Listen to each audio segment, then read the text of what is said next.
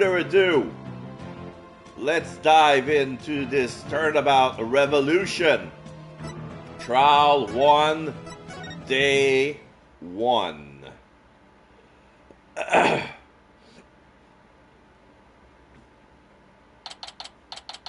May 17, 10:08 a.m. District Court. Defendant lobby number 3. Just so you know, I'm not going to take sides. Message received loud and clear. Good, because I don't like this one bit. You and Daddy should be on the same team. Sorry, Trucy. Wow, she's really mad. I'm sorry too, little lady. This is all my fault.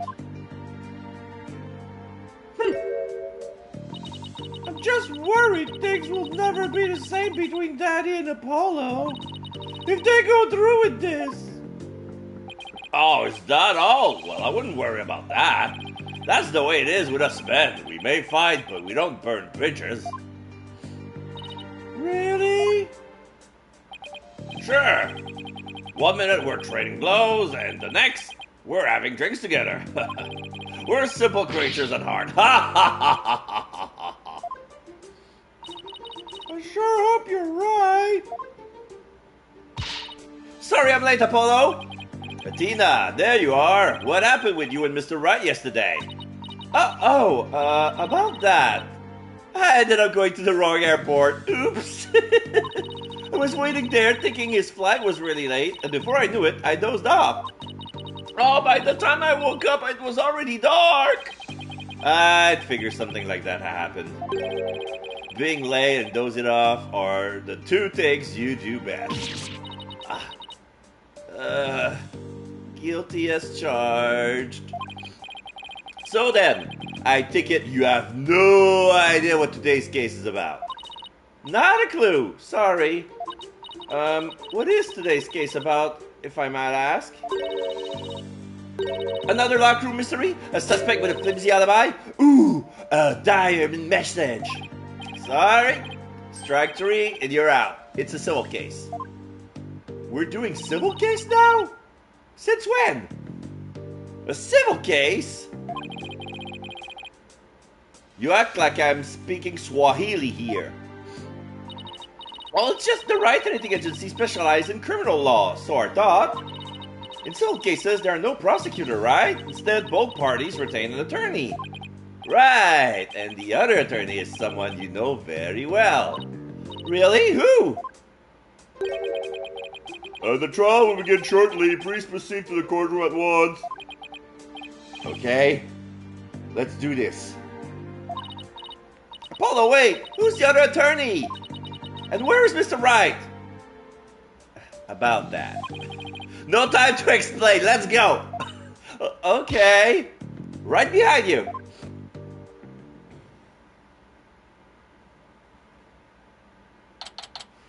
Oh boy, is she gonna be miffed. May 17, 10:30 a.m. District Court, courtroom number 6.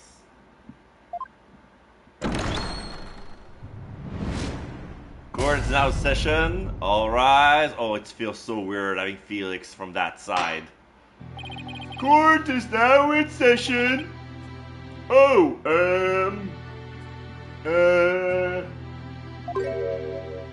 yeah, Apollo and Phoenix on the other side. Athena is like shocked. Is this some sort of practice session? Wait, it's not a criminal case. It's not murder. It's not a criminal case. Oh my god. I gotta call my wife. Honey, guess what? No, I'll pick milk later. No, guess what? Guess who died today? No, not him. No, give up. Nobody died today. This is a civil case. A civil case. I'm so happy, darling. I just wanted to share it with you. Okay, kisses. I'll bring milk afterward. Thank you. Bye-bye. A mock trial, perhaps? No, it's not, Your Honor. It's the real deal, Your Honor. So then you two are the falling out? I won't have you using my courtroom for that, you know. It's nothing like that, Your Honor. Exactly. It just so happened that we have different clients in this case. I see. Well, here's to hoping that this has no adverse effect on your working relationship. Got it? You can't say that again. I had no idea we'd be going up against the boss today. You sure this is a good idea, Polo? What? Do you want to switch side? You can go visit Apollo if you want. Go see Phoenix. I don't need you. Go see Phoenix. Fuck off.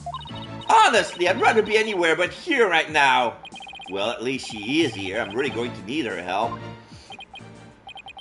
Mr. Justice? Yes? Don't expect me to pull any punches just because you're the opposing lawyer. As I said, the kid gloves are off. And come what may, they will stay off. Same here, Mr. Wright. If it's a fight you want, it's a fight you'll get. Serious face, ... Apollo, serious face, ... Robbo. Oh, what's this? Apollo gets Phoenix. Aren't they working at the same firm? Yeesh, you guys are really chomping at the bit, aren't you? Okay, now, I don't mind a good fight between co-workers, but just keep this civil case civil, okay? Now then, if the plaintiff would take the stand, we may begin. The plaintiff being Paul Addison. Right, left, halt! Vote Paul Addison. Reclaim the glory of Karain. Noble judge, members of the gallery, good day to you. I am Paul Addison. This is but a start of my epic campaign, and you have all the honor of witnessing it.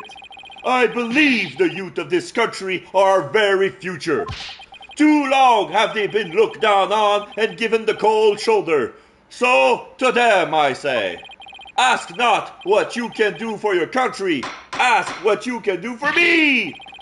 Mr. Addison, what is this crazy contraption you're riding in? It's my custom-made election-winning campaign mobile. Beautiful, isn't it? It's a letter. You're at the witness stands, not a campaign podium, so come out of there this instant! The gall of this. Alright, standing up.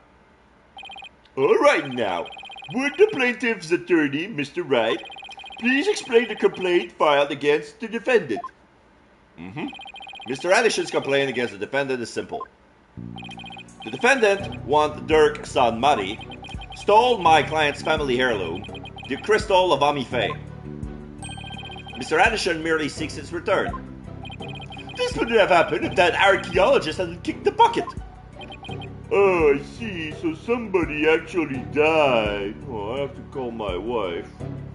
Beep, beep, beep, beep, beep, beep, beep. Yes, honey? It's me again. No, somebody actually died. It's still a civil case, but I'm pretty sure that this, like the other time, it's gonna turn into a criminal case and we're gonna have to court a trial against somebody's murder. Alright. Yes, I won't forget to bring the milk home, honey. Kisses. Goodbye. Beep. Well, Mr. Justice, let's have your opening statement, if you would. The defense asserts the item in question is the Founder's Orb, a sacred relic from Kurayan. Go on. It seems someone asked an archaeologist, Dr. Archbuff, to study the orb. Dr. Buff determined that it was a Kurainese national treasure known as the Founder's Orb. The very orb that was stolen from a treasure room in Kurain several weeks ago.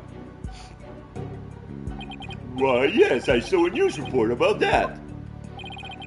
The theft of a Kurainese national treasure caused quite an uproar in the kingdom. Well, we believe that it was not, in fact, a theft in the traditional sense, but rather that it was spirited out of Khura'in by someone for Dr. Buff to study. You don't say. And? Around that time, an acquaintance of the defendant learned of Dr. Buff. He made contact with the doctor, who agreed to hand over the orb. Apparently, the doctor wanted nothing to do with once it learned it had been stolen. It seems you even have a transfer agreement between both parties. Mr. Sanmadi also agreed to return the Founder's Orb to the Kingdom of Khura'in, once the doctor verified it was the real thing. I see, so this dispute centers on whether the item in question is the Founder's Orb or the Crystal of Amife. That in turn would determine the object's rightful owner. I would rather bring my A game. Going up against Mr. Wright won't be a walk in the park. Come to think of it, the name Durka Sanmadi sounds awfully familiar. But I can't recall where I've heard it. Oh, it's probably your imagination, Your Honor. He's just a tourist, after all. My imagination, you say? Are you sure about this, Apollo? You're lying to the judge. He's a wanted criminal in Khura'in, isn't he? In Khura'in, yes. Here, he's just a tourist. I'm not lying. Very well. Let's begin the proceedings. Bailiff, would you bring in the first witness? So it's gonna be Paul Addison? No. Lady with ribbon on. Oh, it's Emma Sky. I was about to say, like, who wears these shoes? She doesn't wear any socks. Like, those are very lady. This is the first time I see Emma Sky's shoes. That's why. Emma? Show some manners. We're in court. Oh, I know. It's just... This is a civil trial, so I was surprised to see a detective take the stand. I had her do some digging on Dr. Buff.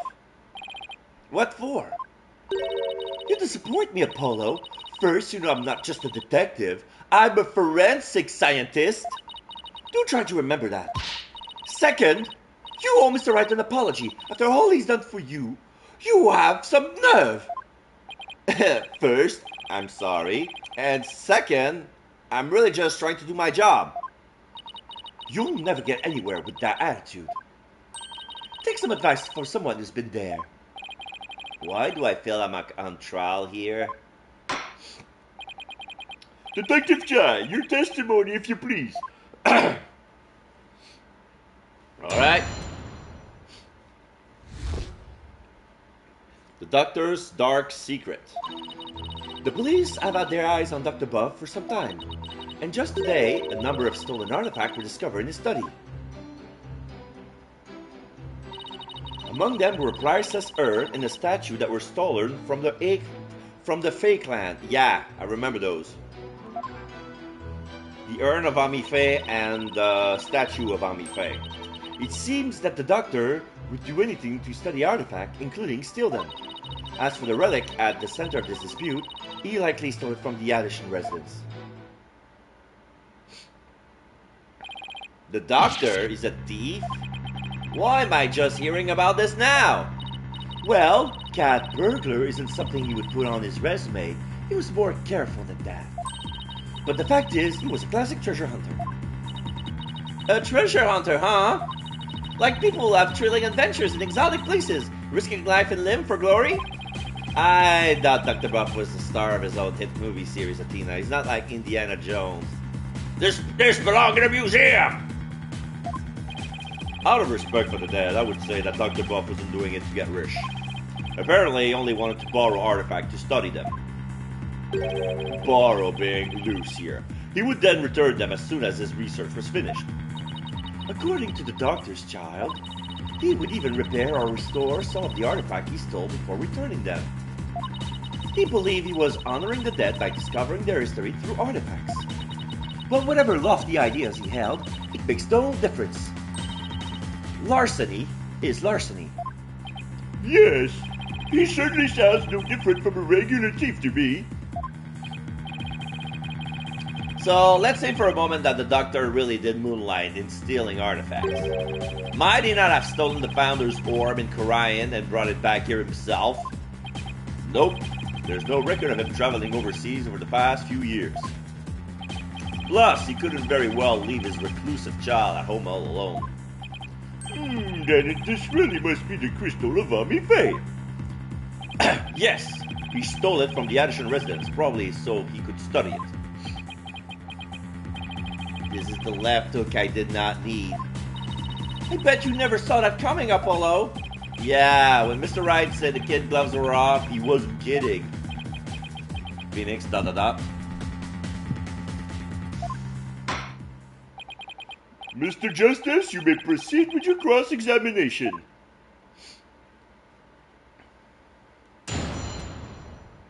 Oh, that feels weird, having Apollo versus Phoenix, having their face clashing. The Doctor's dark secret. The police have had their eyes on Dr. Buff for some time. Hold it! How exactly did Dr. Buff arouse the suspicion of the police anyway? Chalk it up to good old-fashioned sleuthing. After investigating countless artifact thefts over the past few years, the police finally zeroed in on him, and the Doctor became their prime suspect. A number of those artifact theft occurs in Korian Village too, if I might add. And they started right around the time the Doctor moved there. But he was never arrested. I think there was nothing concrete linking him to a crime. No, which is why we were never able to get a search warrant in the first place. It's hard to arrest artifact thieves unless you catch them red-handed. Still, the police have it under constant surveillance. And just today, a number of stolen artifacts were discovered in his study. Hold it! Are you sure these allegedly stolen artifacts are the real deal? Well, they're not fakes, that's for sure. Take the urn, for example. Apparently, it's an extremely intricate work of art. Its design, cracks, and other features would be impossible to replicate perfectly. Actually, I've had a few run-ins with that urn myself. Yeah, the broken that says I am, and at that time there was pink paint that splattered out over it, the speckled urn of Amifei. So I was shocked to see it there in the Doctor's study. I can't say without a doubt that urn was stolen from the Fae clan. I see. Detective Sky, please continue with your testimony if you would. Among them were a priceless urn and a statue that were stolen from the Fae clan. Hold it! Were any other stolen artifact found beside those belonging to the Faes? Yes, for instance. Remember the large relief on the wall? It was chiseled out of some ancient ruins in the kingdom of Korian several years ago. Oh, chiseled out? Didn't that damage it? Well, he did restore the parts that were so faded could barely see them anymore. It seems he intended to return it someday, so one could say his intentions were good. So yeah, he stole it to restore it. Right. But good intentions are no get-out-of-jail-free card, that's a fact. If I might add, with respect for the deceased, the quality of the restoration was apparently exceptional. It seems the Doctor invested a lot of money in hiring an extremely talented specialist. He sounds like a good man who took a wrong turn somewhere. I guess Sarge takes them. I guess Sarge takes after him in that way. Any further questions? If not, it seems the Doctor would do anything to study artifacts, including steal them. Hold it! Had these alleged thefts been going on for some time? At least 5 years, as far as we can tell. All the recent thefts have been local, but before moving to Korian Village, she had been stealing from ruins around the world. Dr. Buff was an international criminal? This data lends itself to but one conclusion. Dr. Buff was a thief. As for the relic at the center of this dispute, he likely stole it from the Addison residence. Hold it! Where's your proof? You claim he stole a family heirloom from the Addison residence, but claiming something doesn't make it true. Unfortunately, it is true. How can you be so sure? A police report was filed concerning the theft 1 year ago, in fact. What? A whole year ago? August 25th of last year, to be exact. The report states, and I quote, "The crystal of Amife was discovered to be missing. From the Addison storehouse at 10 a.m., their storehouse lock has been picked." Signed, Paul Addison Wimperson. Well, a year-old report certainly lends the plaintiff's claims credence. The doctor really could have stolen the crystal of Amife. Not only that, Your Honor, but the founder's orb was only found to be missing several weeks ago. That is nearly a year after the crystal's theft was reported. Therefore, I believe we must consider the orb and the crystal to be two separate items. Paul Addison Wimperson? Not the most awe-inspiring tail end, is it? I see why he cut it. Not that he inspired confidence without it. Still, I'd probably do the same in his shoes. Robbery report added to the court record. Filed a year ago by one Mr. Paul Addison Wimperson for the theft of the crystal of Amife. A police report was filed about the crystal's theft a year ago. Okay, let's see all... I want to check all my evidence to see where's the contradiction here.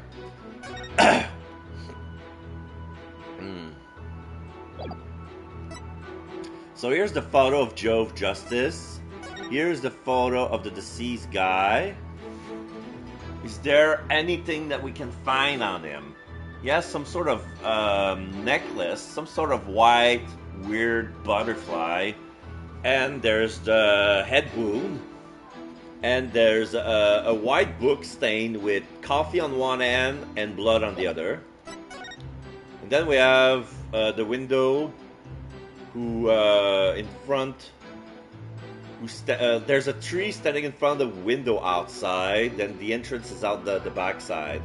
Then we have the spiral case, the coffee bar on the corner left, the bookshelf on the corner right, the desk on the far right, and the statue exterminate in the middle of the room. Research notes. Okay, so this is the hint about how to open the founder's orb box. Orb transfer agreement. Sarge drone. Email. Oh yeah, the email. I decided for the pattern. Have yet to crack the riddle. The opaque crystal orb is the key. Dr. Buff, how is your research coming along? Okay, so here's a proof of Dr. Buff contacting another guy. Paw 711. Then we have the reading glasses. He cannot read without these. Okay, so they were on his desk. So if he wasn't wearing them, well, he was... Yeah, when he was deceased, he was not wearing them. So he couldn't see shit. The doctor wore this raincoat, the glowing moss, and then, okay. The crystal of Amife was discovered to be missing from the Addison storehouse at 10 a.m. The storehouse lock has been picked. Signed, Paul Addison Wimperson. Okay, that's all it says. The theft of the founder's orb was only reported a few weeks ago, so the crystal's police report was filed way before the orb was found missing. That suggests the stolen relic is the crystal of Amife, as Mr. Addison Wimperson asserts. I doubt the police report is a fake. After all, Emma is the one who submitted it as evidence. Still, I feel like something we learned in that police report is important somehow.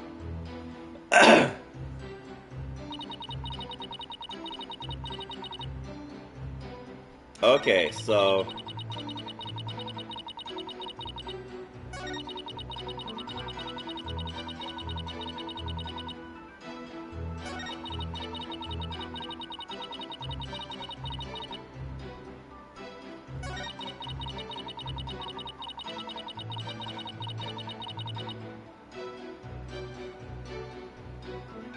What am I presenting to object?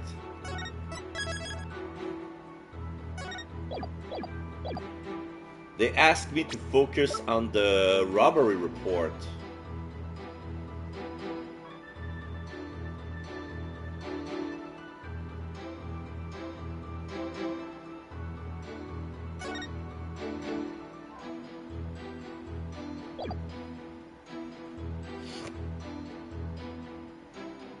Okay, so the...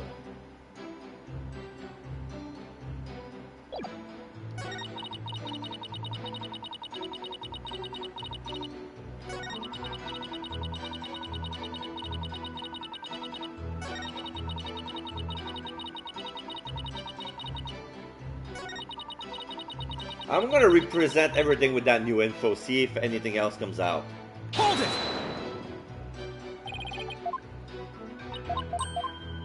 So if I press this, if there's gonna be new text, it's not gonna be fast stuff. Okay.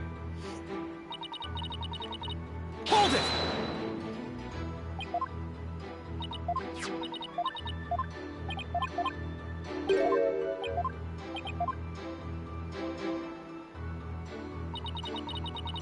Hold it!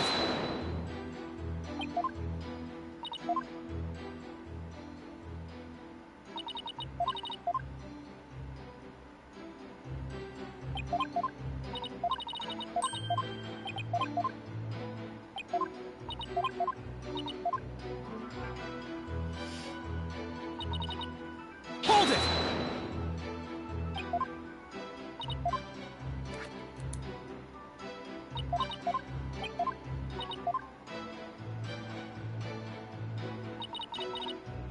Hold it! This report the police report may say the crystal of Ami Faye, but how do you know it's this relic right here? Because Mr. Addison has stated as much. Well, I'm not buying it. Apollo, I was thinking. The plaintiff's legal name is pretty distinctive, Paul Addison Whipperson. Do we have any evidence related to his initials or his name? Paul!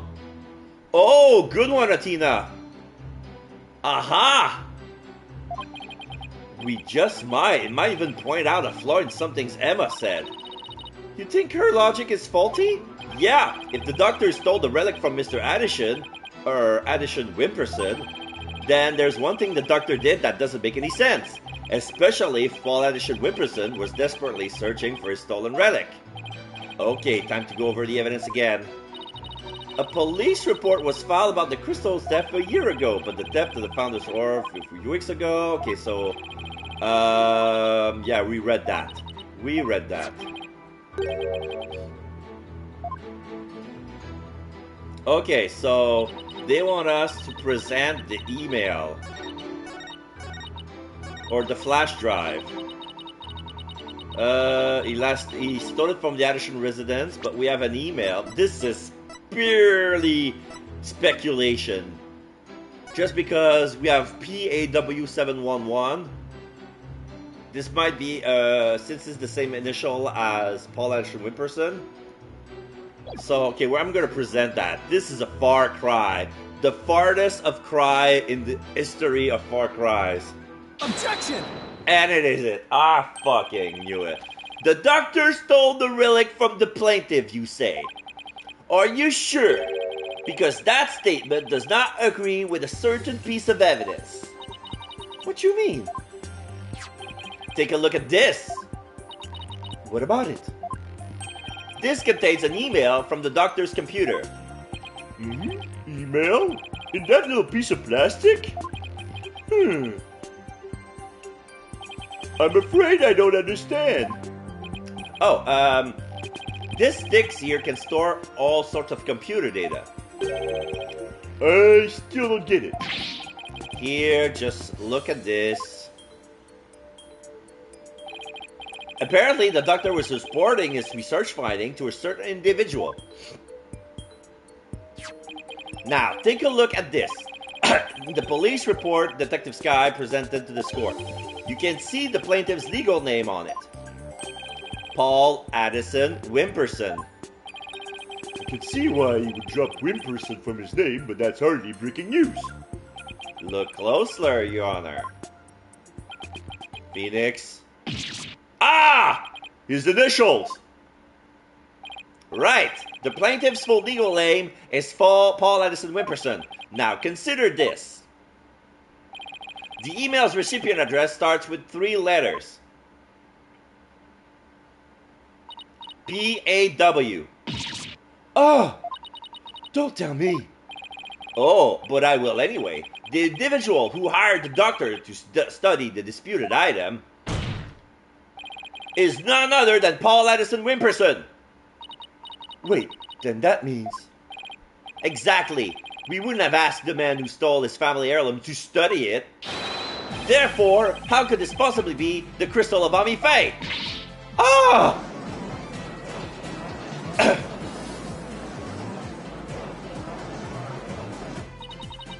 We never checked the doctor's email. We couldn't even figure out the password to his computer. Of course. You didn't have his son. The plaintiff willingly left the orb in the doctor's care so he could study it, at the behest of his benefactor. Wait. Then what about the police report?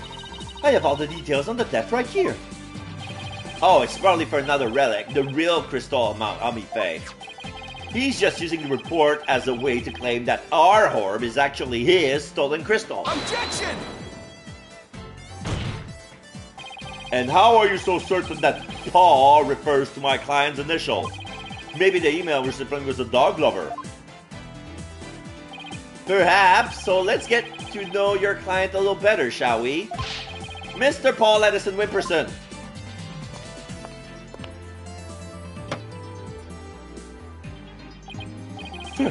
I suppose shutting down detractors is all part of a politician's job. Answer me this, Mr. Addison Wimperson. What is your shoe size, your favorite food, or your birthday? Your birthday, because he has numbers. The birthday. If he says November 7th or 11th of July, he's dead. What is your birthday? My birthday is July 11th. Pang! What's it to you? Oh, I see. You can address birthday gifts to my office. But full disclosure, I only accept gifts values at $1,000 or more. Phoenix saw right through that. He knows why we asked that. Oh, or maybe not. The judge is like, dot dot dot. Why has everyone gone silent? How can anyone be that self-centered? Oh, right, politician. Did everyone hear that? He said July 11. July 11, or rather 7-11, matches the number in the email address, Paul 711. Both the name and birthday are a match. I hardly think that's a coincidence. Wait. Why, you sneaky little... Looks like someone finally decided to join the conversation. Would the plaintiff care to explain? I would like to say that this is quite... Quite what? Quite a thing you've said. Dot dot dot. Any other thoughts? No further comments. I stand by my previous statement. And he leaves. Hold it! Whoa, I'm not done with you. You can't just walk away. Even politicians have to explain themselves in the court of law. Who do you think you are? I'm afraid I simply don't know how it happened. I can't possibly explain matters outside of my purview. Perhaps it was a mistake on the part of my secretary. Oh, no, you don't, you slippery eel. Mr. Wright, would you care to respond? Phoenix, dot, dot, dot. I won't argue your assertion. My client lent the treasure in question to the doctor and asked him to study it. It seems that much is a fact. Now we're getting somewhere. However, it has no bearing on the issue of ownership. How so? Mr. Addison, I fully understand your position here. You had to add the fact that you sent the crystal out to be studied. Your family would have been very upset if they had found out. It's a family heirloom after all. You've got to be kidding me!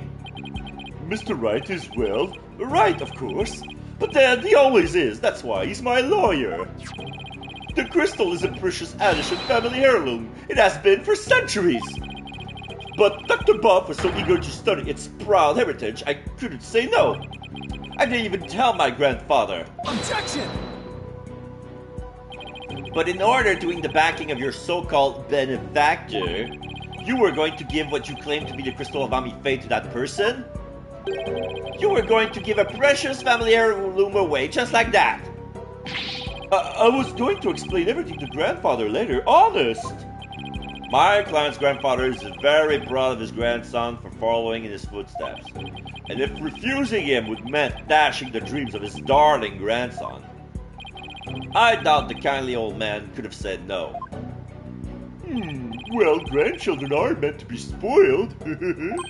That's what grandfathers are for. Your Honor, please. Please.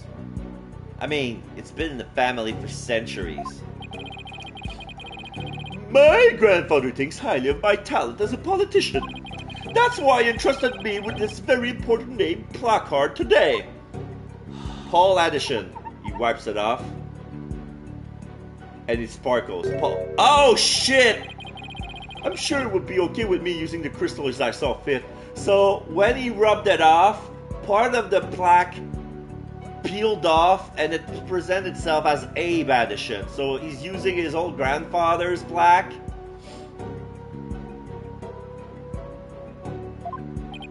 Grr, Grandpa spoiled little brat. I think the judge is buying it, Apollo. No surprises there. He always going on about his own grandchild, after all. Excuse me, can I leave now, Mr. Wright? I believe my work here is done. By all means, Detective Sky. Thank you for your assistance. You're welcome. It's nice to testify at a civil trial once in a while. See you around.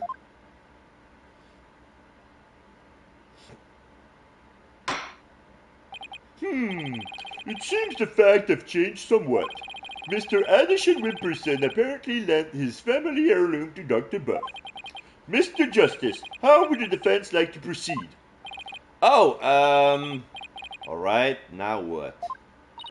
Apollo, let's hear what they know about this so-called crystal of Amife. Maybe we can find some inconsistencies in their statement. Right. Okay then, Mr. Wright, if the item in question is really in an Addison family heirloom, then let's hear all your clients knows about it. Of course. Mr. Addison Wimperson, please tell the defense everything you know about the crystal's origins. All right, now then listen and learn. This is the tale of the crystal of Amife and the illustrious history of the Addison clan. Are you ready? Our story begins back in the old country when the Addison family reigned supreme. Yeah, witness testimony. The illustrious history of the Addison clan. My ancestor was praised as a benevolent ruler. He protected the spirit mediums, a minority back then, from the rest of the locals. Some discriminated against them, you see, while others tried to abuse their power. As thanks, Amife gave the crystal she had specially made as a gift to him. I am a descendant of that great lord. As such, my political power and influence is backed by centuries of history. Well, that devolved into a great load of self-aggrandizing propaganda fast. As you can see, the crystal of Amife is an heirloom of the esteemed House of Addison. And you have proved that it has always been in the Addison family? I have someone who gave a statement to that effect. My client's neighbor, one Yves Shineto, age 85, gave the following Yves?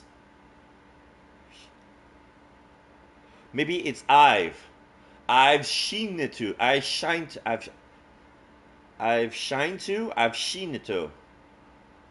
seen it though.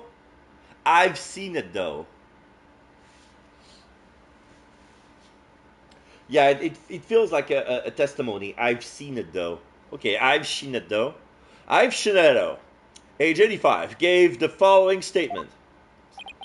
The additions showed me the crystal back when I was but a lad. Objection! Can we really trust the memory of an old man? Mr. Justice, would you care to explain that statement to the judge? I didn't mean, what I was trying to say is, oh, I put my foot in my mouth. Mr. Justice, never underestimate the memory of your elders. Got it? I may forget my verdicts the next day, but the memories of my past are as clear as day. Therefore, I find Mr. Yves Sheneto's statement to be perfectly credible. Wow, did you see how Mr. Wright got the judge on his side? That's definitely a trick I want up my sleeve. You're not helping, Athena. You may cross-examine the witness, Mr. Justice. Well, I got my eyes on you.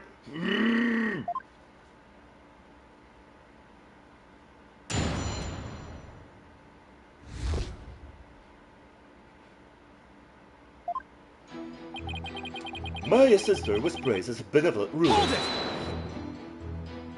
That object you set down there, is it something of importance to you?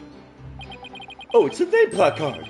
This one here belonged to my grandfather, Abraham Addison. I had it custom made during this distinguished political career. Oh, he had it custom made during his distinguished political career. Okay, so he's carrying out the placard. So he taped over his name, the first initial. No, at least the first name. Wait, what's this?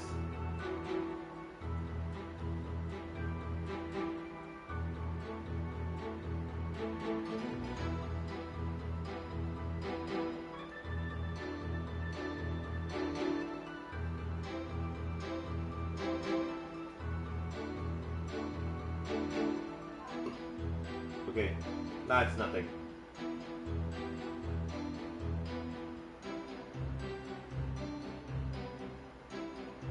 Okay, I'm done. Alright, sorry.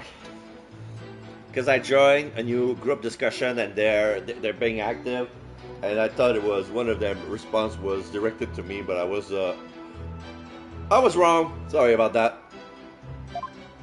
Okay, so he's gonna wipe it, and then we're gonna see the pole peeling off. It's special because it was crafted from the finest Italian plastic.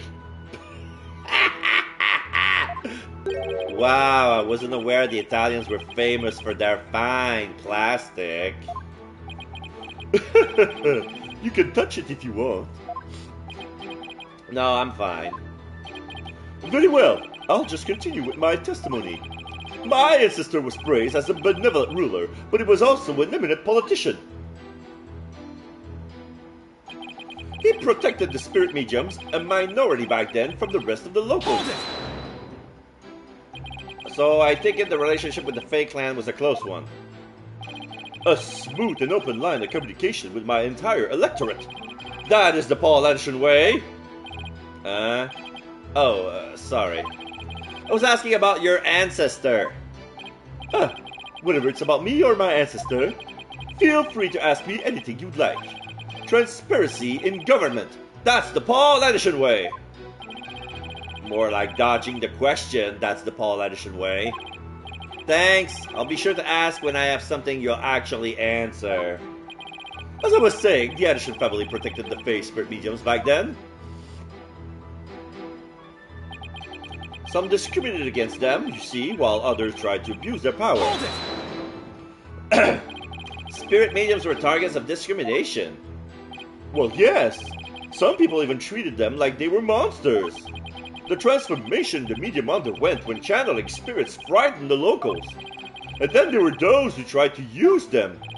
You mean they sought to control the channeling powers of the mediums? Discriminated against a minority is absolutely despicable. A vote for me is a vote to end discrimination. I vow to root it out wherever it may be. That is my promise to you. He's totally ignoring your questions. It's like you're a moderator at a political debate. Yeah, and only he cares about his talking points. As thrilling as your campaign is, could we please get back to your testimony? As you wish. Now then, as for the crystal of Ami Faye. As thanks, Ami Faye gave the crystal she had specially made as a gift to him. Now we see the picture of the orb. Hold it! You said she had it made, so then it was made in Japan?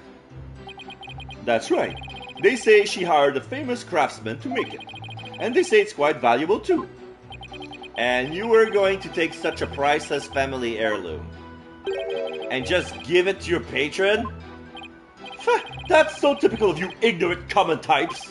Making difficult decisions when the chips are down is what being a politician is all about. But only when it's in service of your own political career, you mean? The crystal is a testament of my ancestors' remarkable achievements. And furthermore, I am a descendant of that great lord. Hold it! So tell me, Mr. Addison Whipperson, are you famous in Karain Village? You could say that, but I find my popularity to be rather bemusing. Bemusing? Yes, my campaign posters keep going missing as soon as I put them up. My avid supporters and female fans are likely taking them home to hang in their bedrooms.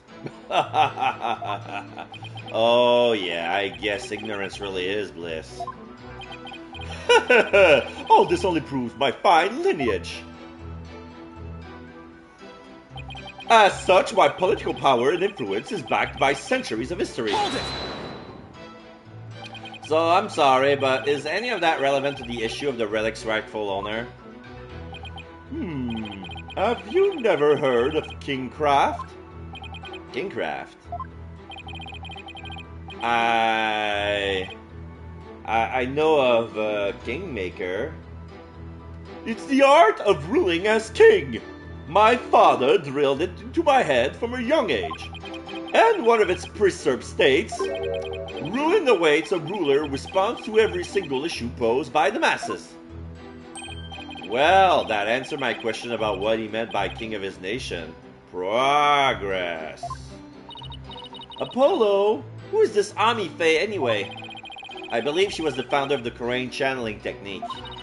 The plaintiff claims she had the crystal made for his ancestor. That would mean it was made in Japan, right? Yeah, I suppose it would. Is that the contradiction? Oh, wait! If it's made in Japan, our founder's orb is made in Karain. Wait.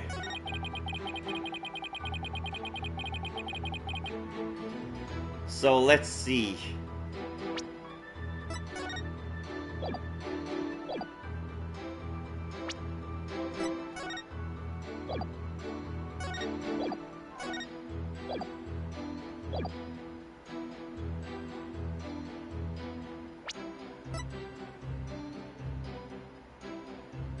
Okay, let's try this.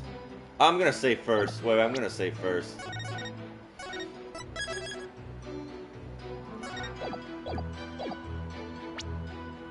Objection! Nah, that wasn't it.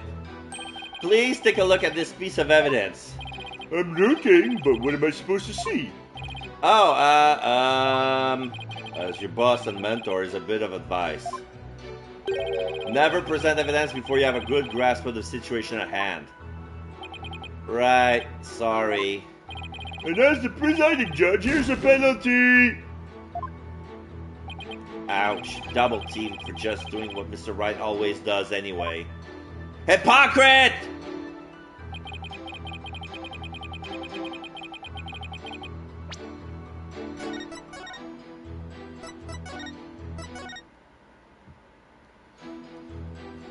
Okay, so that's not it. I'm a descendant of that great lord.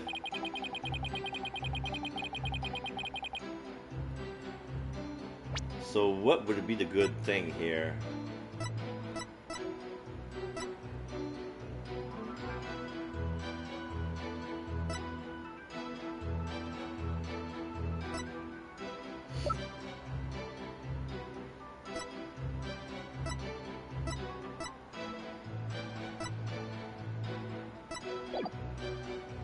Hold it!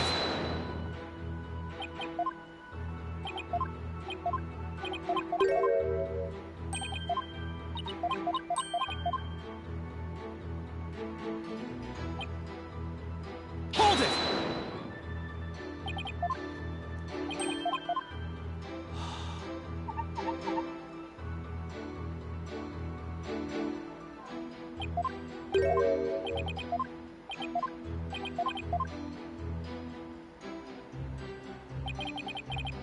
Hold it!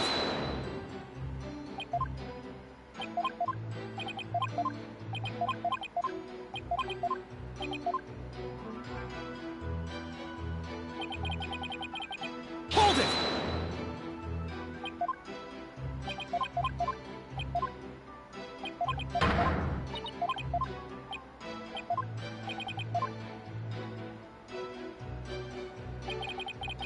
Hold it!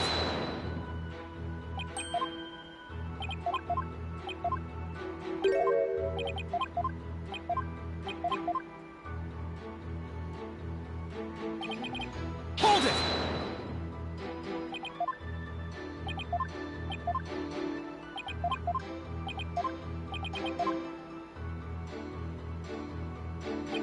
Okay, so double pressing doesn't work here.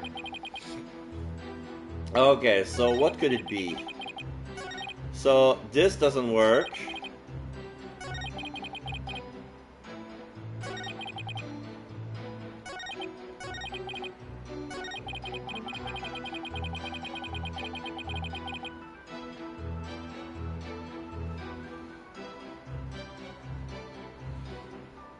I want to check something.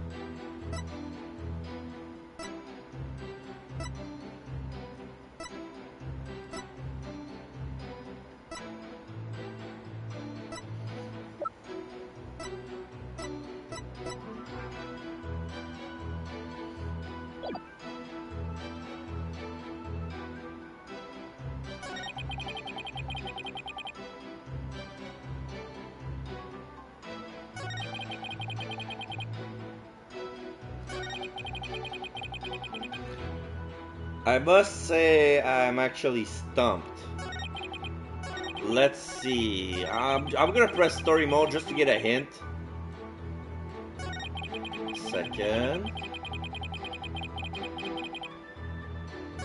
Third.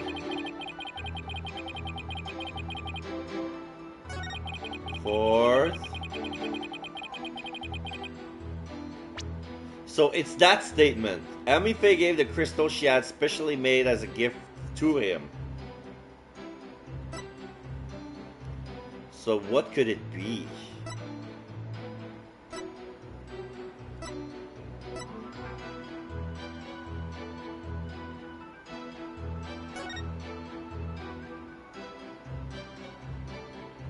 Oh, okay, I get it. It's the research note. The research note claimed that the motive on the crystal and on the treasure bark, it's a Mitama motif from Korean founding period. So it cannot be from Japan. So it's gotta be the research note. Objection! Yes! Alright. You stated that Ami Faye had the crystal made for your ancestor.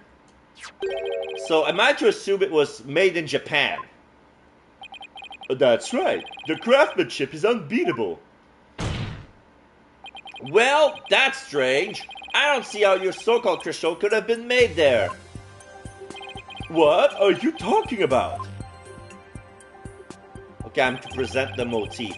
It's quite obvious if you take a closer look at this. These here, the little Mitama symbol over there. Take that! Take a look at the distinctive design here. According to Dr. Buff, it's a Mitama motif dating back to the early days of the Kingdom of Kurain.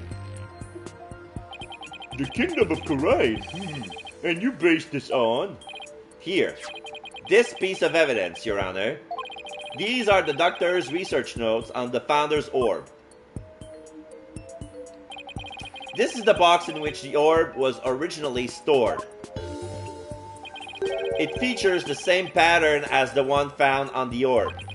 They do look like the same pattern. Therefore, I assert that the disputed item must have been made in the Kingdom of Kurain. Oh! Oh, I broke my placard! Objection! He squeezed it so hard he broke it. Bended Italian plastic. The Kurain channeling technique originated in the Kingdom of Kurain. And Ami Faye is known to have traveled there to train. With that in mind, what's to say she didn't bring that pattern back with her? Objection! But since this is clearly a Kurainese design, not even you can deny the possibility that it was made there in the Kingdom of Kurain. Objection! Anything's possible to some extent, that doesn't make it true. So you can conclude that the orb is from Kurain based solely on that pattern. If it were that simple, I could just as easily say it's Japanese.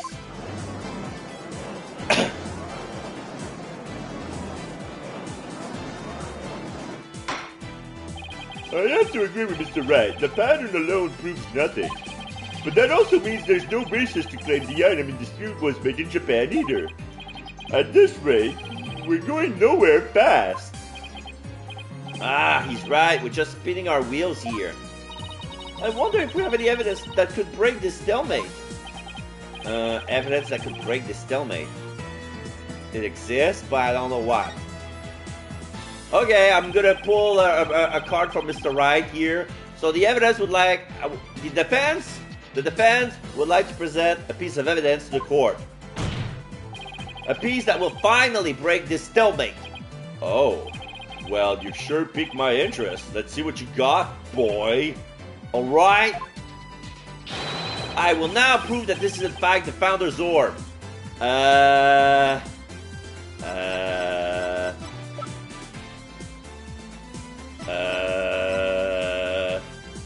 moss?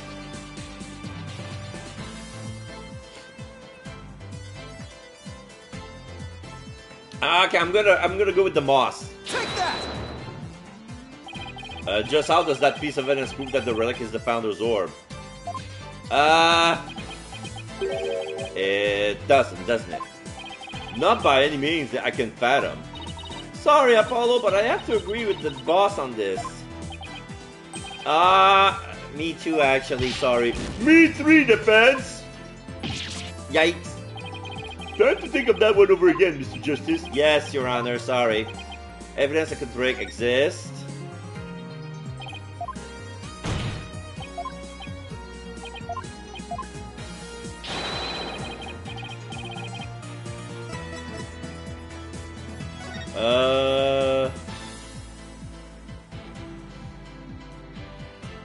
No, not that.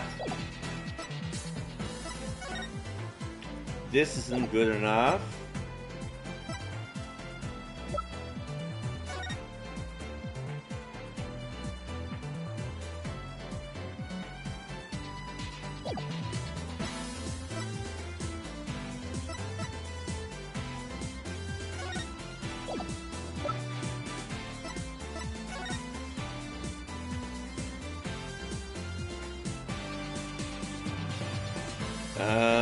No.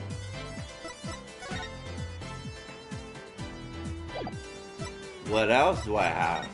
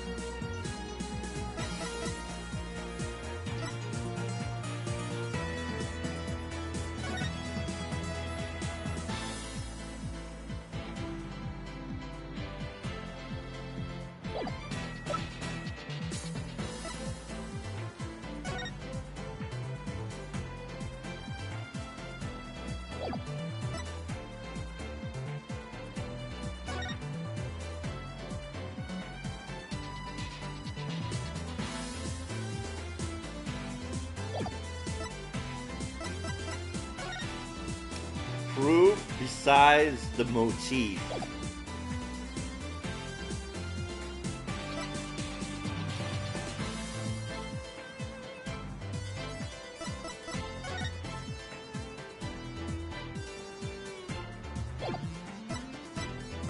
I do not have... Come on.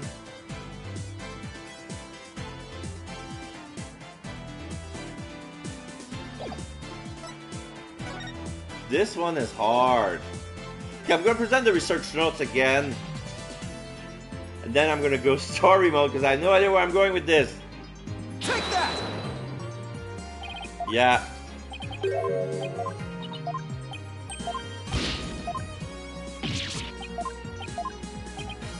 Does not exist. There doesn't seem to be anything we can use, at least not at this point. Well, unless we can find something, this trial won't be going anywhere. Oh, he's taping it back. Phew, that's much better. What's this deal? I have a suggestion. Why don't we consider this from a different angle? I'm listening. What if the Defiant Dragons were really authorized to take possession of the relic? I'm afraid I don't know where you're going with this, Mr. Wright. Consider the orb transfer agreement, which states, I agree to hand over the Founder's orb to the Defiant Dragon if I will come to no harm. What if, as the last part suggests, this was written under duress? That would render the agreement null and void. What are you suggesting, Mr. Wright? While you were on your little cave expedition, I was investigating Dr. Boff's accident. And there was something you overlooked, Mr. Justice. Namely, that his accident might have actually been murder. What? Murder?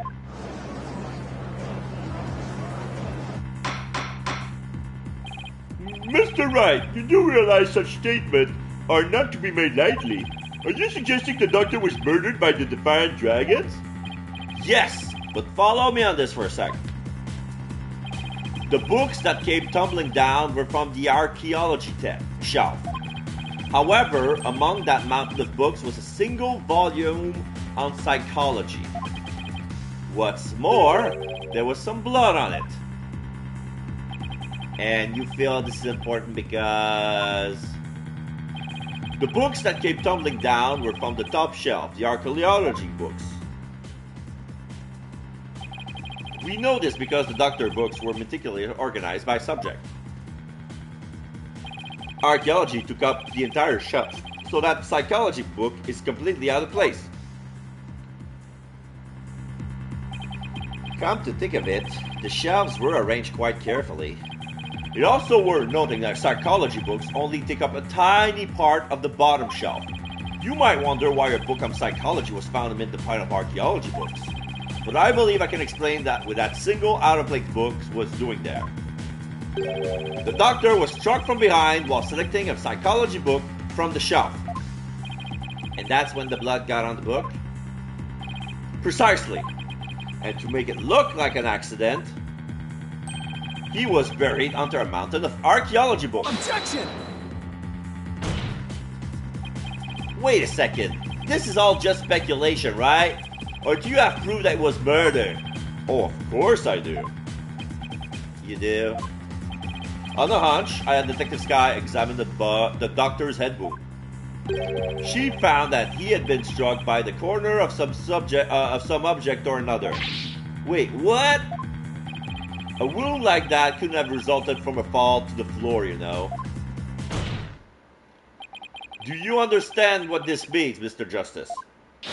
The wound made it crystal clear that Dr. Boff was murdered. What? Well, that wasn't unexpected. Who would have thought we'd break out of the stalemate like this? He pulled the ladder right out from under us. Still, if he thinks that's enough to make me back down, he's got another thing coming. Even if the cause of death was murder, what makes you think it was the Defiant Dragons? You should know better than to hurl baseless accusation. Objection! Oh, did you forget who you were up against, Mr. Justice? You didn't actually think I would come to court without witnesses and evidence, did you? What are you talking about? I would like to request further testimony from the plaintiff. Specifically, I would like the court to hear how he saw one of the rebels leaving the crime scene.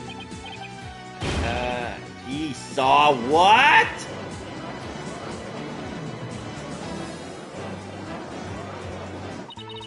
If he can't prove it was murder, that's the end of our client's right to the orb.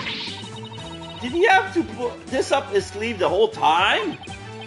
How could Mr. Wright do this to us? He was just waiting to spring this trap.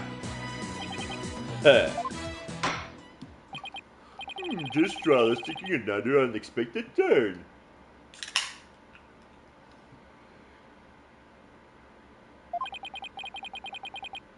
But I must mention, Mr. Wright, that you have yet to identify the murder weapon. The object used to commit the murder was not located at the scene of the crime. The murderer likely disposed of it elsewhere. Dr. Buff's autopsy report added to the court record, struck with the corner of some object, time of death between 10 and 11 p.m. Well, I never thought we'd be deliberating the issue of murder at a civil trial. All right, Mr. Anderson Whipperson, your testimony, if you please. Placard with tape. Prepare to be dazzled. Dazzled by charismatic oration forged in the crucible of campaign battles.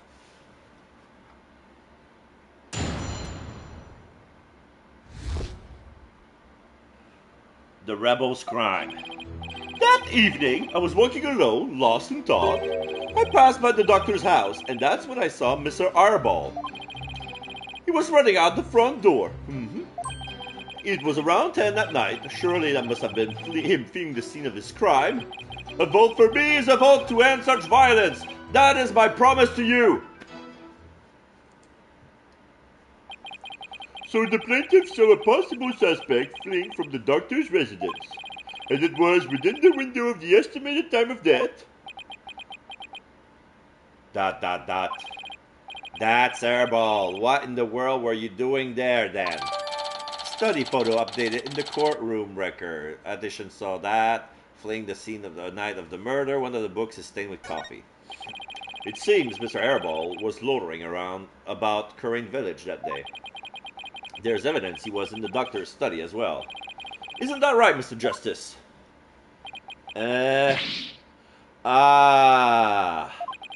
You mean the suitcase? Exactly. He must have been in quite the rush to leave that behind. Oh, and by the way, Your Honor, Mr. Airball just so happened to be sitting in this gallery today. See? That's him trying to escape as we speak. Bailiff! Don't let that gad man get away! Right, you backstabber! Why are you doing this to me? Alright, the counsel/defense may question the plaintiff/witness once more. Please proceed, Mr. Justice.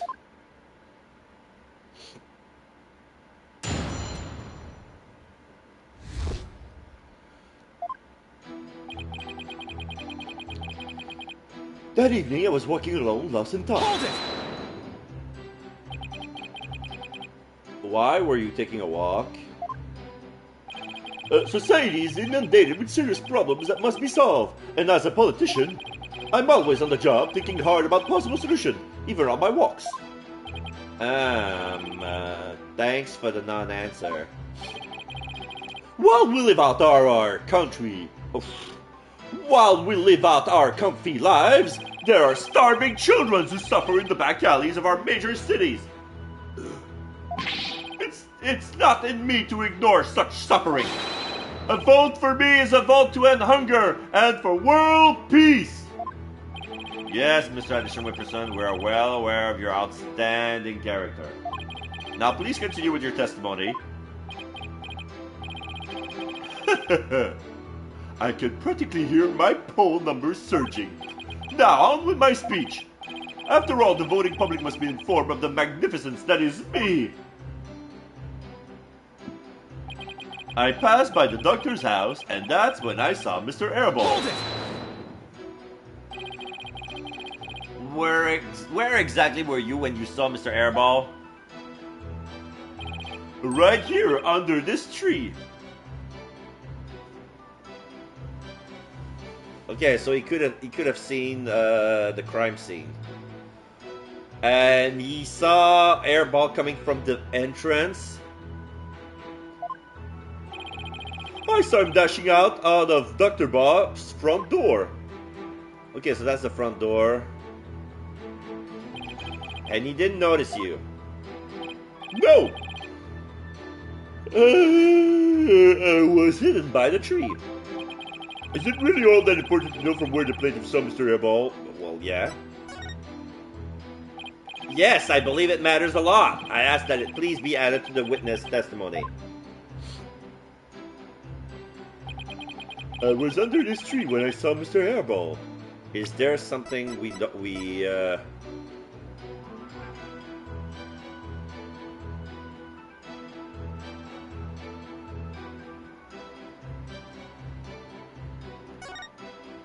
Okay, so there's the bookcase, the large window, and the second floor area. Hold it! What were you doing under that tree? A lack of lateral thinking. That is a politician's downfall. What? That is why, if I'm elected, I promise to think outside the box. The question was, what were you doing under the tree, Mr. Addison Wimperson? I suppose I can't expect a plebeian such as yourself to understand my grand design. Oh yeah, try me, overload of plebs. Mr. Addison Wimperson, I believe the court is well aware of your grand political vision. Now, let's have the rest of your testimony, if you please. I can hardly wait for the upcoming election. He was running out of the front door. Hold it! Did you notice anything unusual? Yes, his behavior was incredibly suspicious. His eyes were darting all around as he ran off in total panic. As soon as I saw that, he knew he had done something, and it probably wasn't good. Despite that, you still didn't report it to the police? Who would have thought he had killed Dr. Buff? Not me, that's why I didn't report him. So the witness didn't notify the police. Is that an important statement, Mr. Justice? Yes, it is.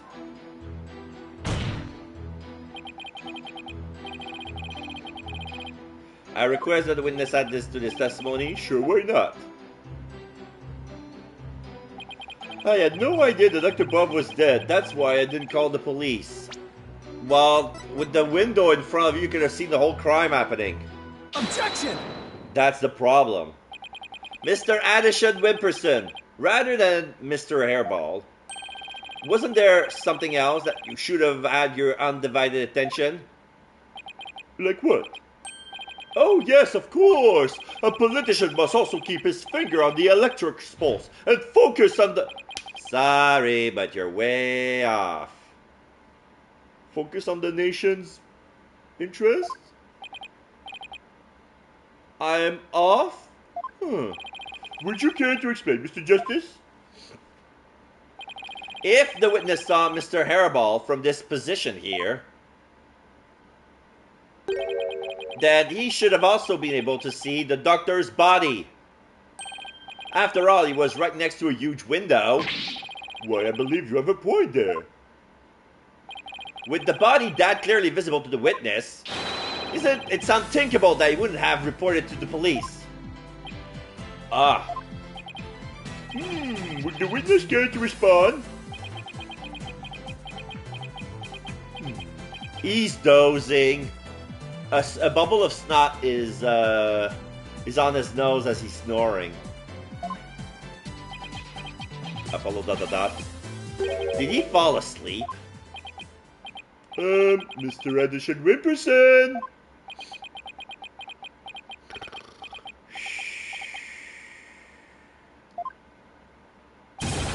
Mr. Addison Wimperson! there are any sides to any issues. What did I ever do to deserve this? In any case, I would like the court to acknowledge the inconsistency in the witness's testimony. Mr. Addison Wimperson, did you really see Mr. Hairball? Yes! ...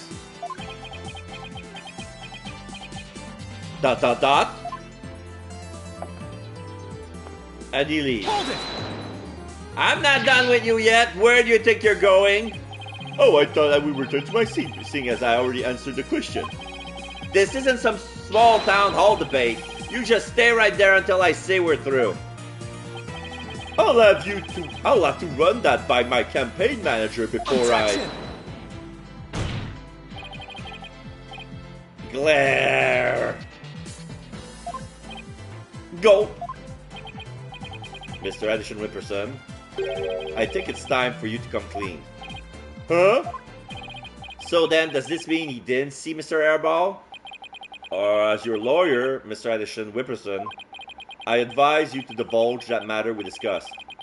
Silence is no longer an option. Are you sure about this? I'm in the midst of running for office. I can't afford to let any strange rumors get out.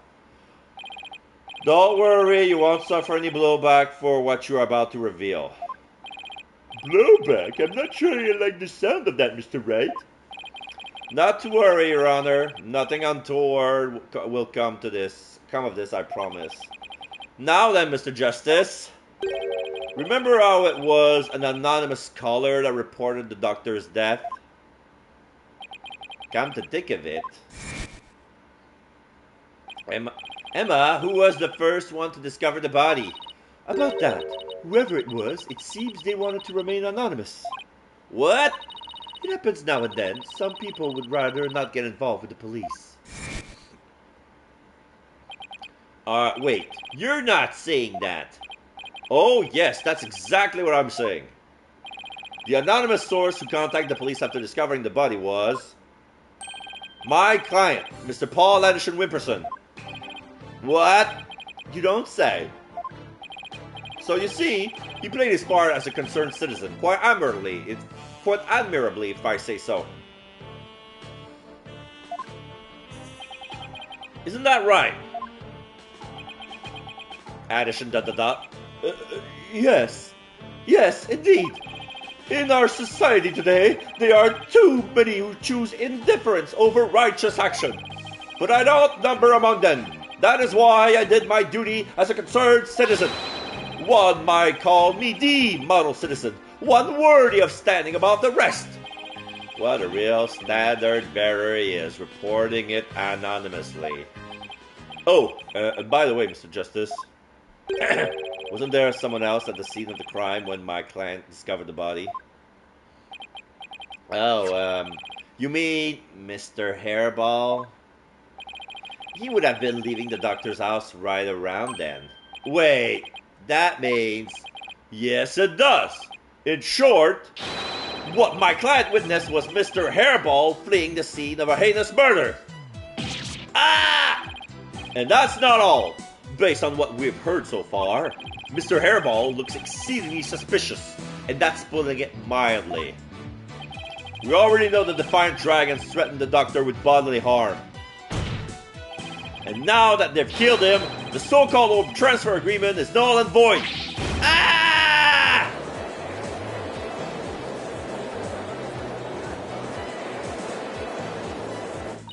Apollo, if we don't come out with some sort of a counter-argument... And what sort of evidence do you have? Can you actually prove that it was Mr. Hairball who killed the doctor? That move I've desperate written all over it. It's all I've got, so I'm going with it. Evidence? I suppose it's true that I don't have any. I knew it! But I do have another witness. You do? You should know I always come fully prepared, Mr. Justice. And my new witness will provide testimony proving Mr. Hairball's guilt. Yeah. A new witness? I wonder who it could be. Very well. Bailiff, please summon our new witness. In the meantime, the court will take a brief recess. I would like both sides to use this time to prepare properly. Understood?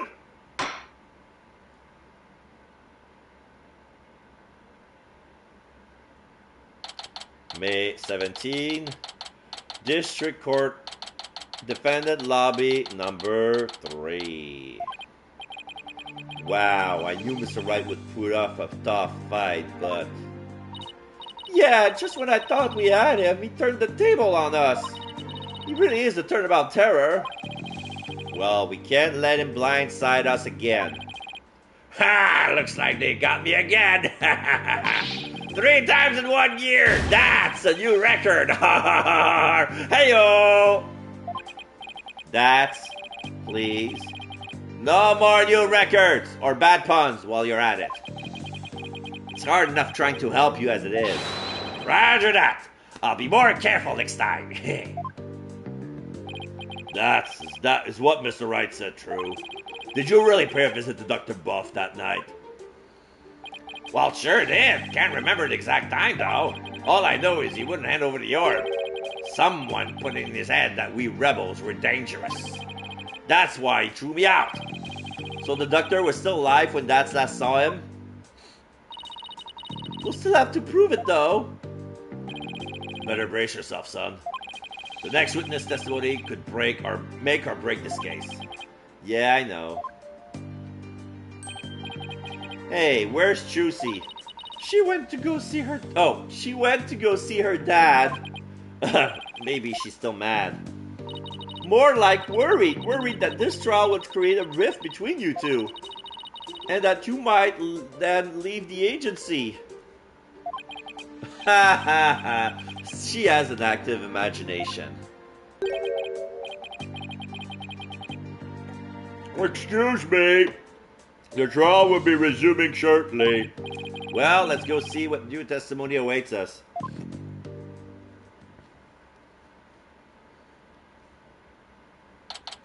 May 17, District Court, Courtroom number 6.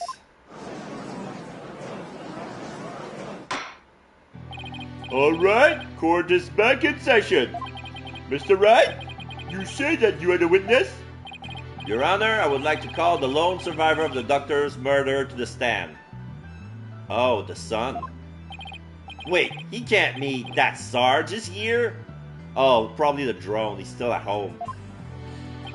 You mean Dr. Buff's reclusive son? How did you get him to cooperate? Nothing a little persuasion couldn't handle. The poor child only agreed to help if it meant catching the killer.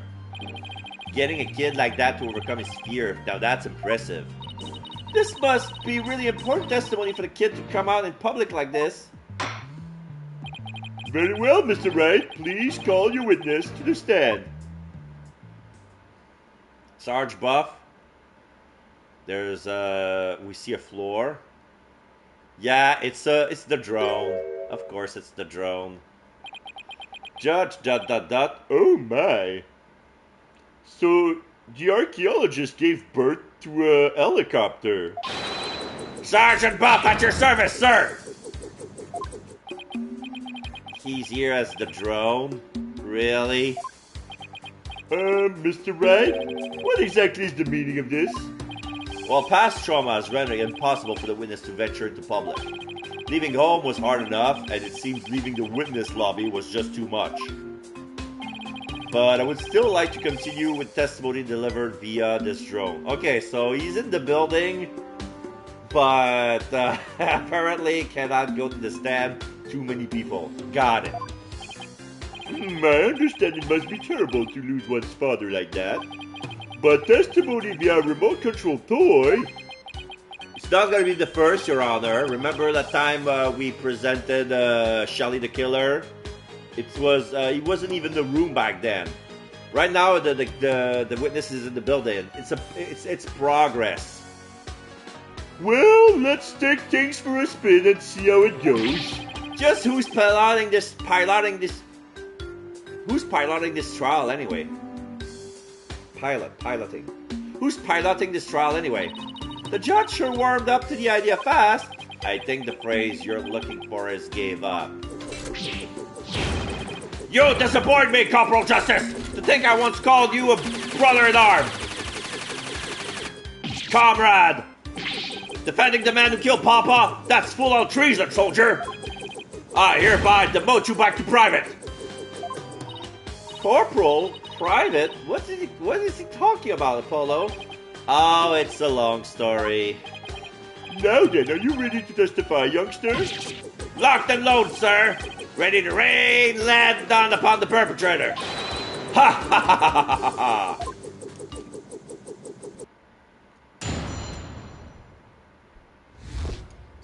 What happened that evening? Papa met with someone the night he died. I didn't have eyes on the ground as I already mounted my siege defense, but I did hear him arguing with someone in his study. From my window, I saw the one designated Daz getting ejected from the premises. After that, the men lingered around the perimeter for some time. He must have regrouped and killed my Papa in the study later. I just know it. So he was thrown out, but later returned and committed the murder, did he? Yes, Your Honor. So the man my client saw really must have been the fleeing Mr. Airball. Objection! Objection! Right, you backstabbing no good. I didn't kill no one. It's the enemy. Ready all missiles and fire! Whoa, whoa, whoa, whoa, whoa! Ah! Ha ha ha ha! Capitalist pig! I'll turn you into pork stroganoff. And that's just a taste of my ultimate anti-swine weapon. Whoa, it fires missiles too? Real missiles? Yes, well, the witness is all yours, Mr. Justice. I want to say, why is weapon allowed in the court of law, but we've seen it infraction so many times. Objecting would be moot at this point.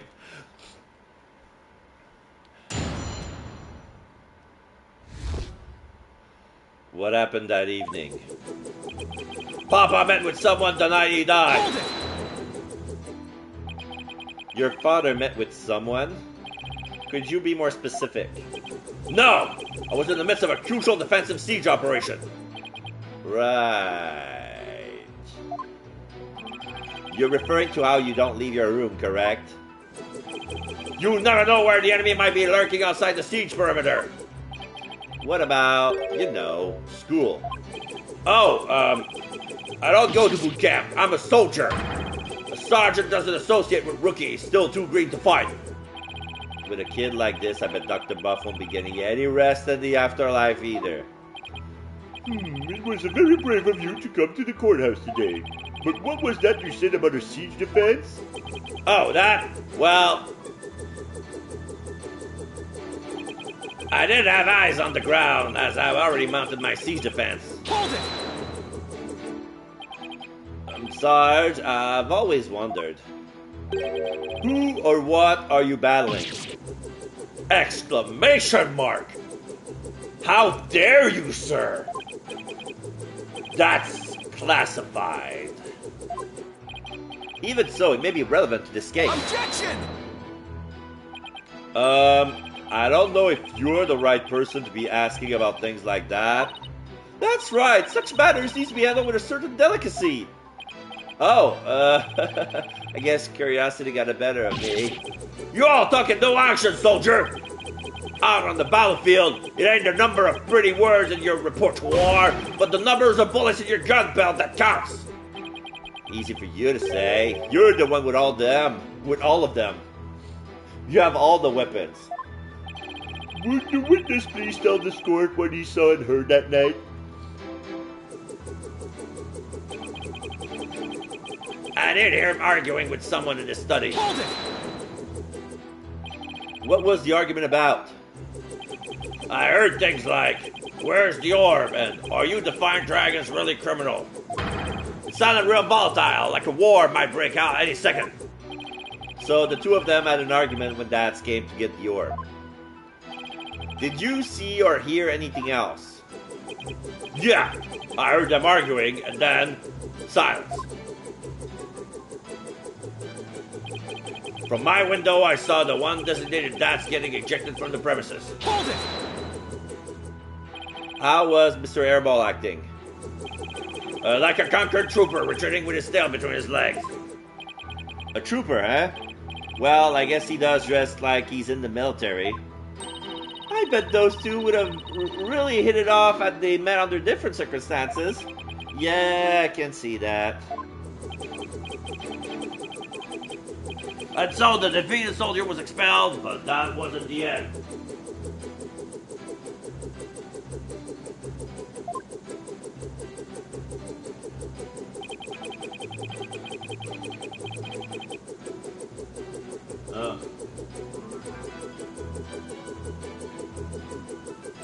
After that, the men linger around the perimeter for some time. That does seem suspicious. He kept hiding behind trees and telephone poles and stealing glances at our house. Well, he couldn't exactly leave without the orb. I bet he was angry that I'd been kicked out.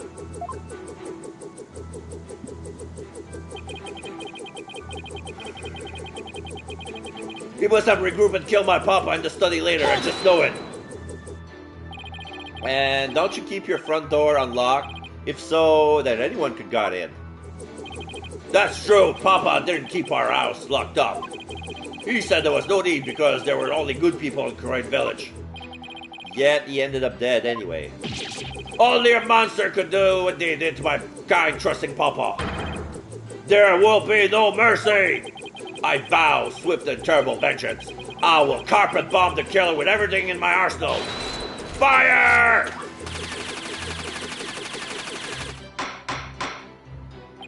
Well, I sympathize with you, witness. You will refrain from firing Gatling guns in this court. So Sarge saw that too. Just when I thought things couldn't get any worse. I wonder why he hung around after being thrown out. I hate to say this, but if Das is proven to be the killer, we'll lose the orb to the plaintiff. So our only option is to prove that the Fire Dragon had nothing to do with the murder. Papa met with someone the night he died. Okay. Eyes on the ground, mounted siege defense. I think they were arguing.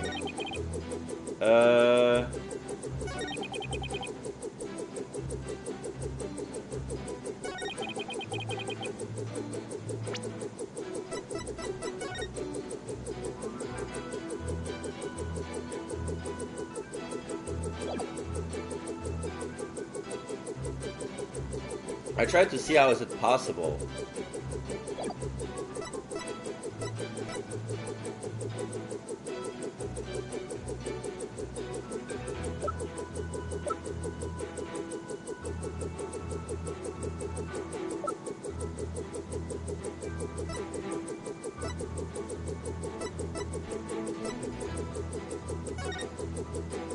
Time of death, May 15, 10 to 11 p.m. Cause of death, cerebral hemorrhaging after being struck on the back of the head with the corner of an unidentified object.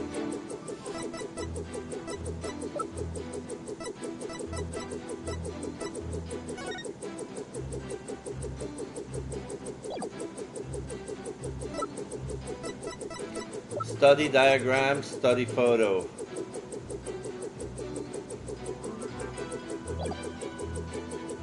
I have a feeling that in order for him to come back,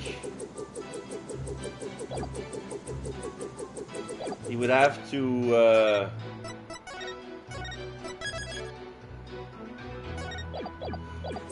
maybe it's me not grasping the map completely, but something is off. Objection! Yeah, it's not that. Please take a look at this piece of evidence. I'm looking, but what am I supposed to see? Oh, as your boss and mentor. Okay, we read that already.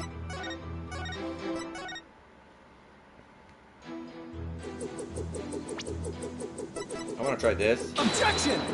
No. That statement contradicts with this piece of evidence. And just how does it contradict with this evidence, Mr. Justice? Could I have about 5 minutes to figure out the answer to that? The defense will figure it out before it presents its evidence next time.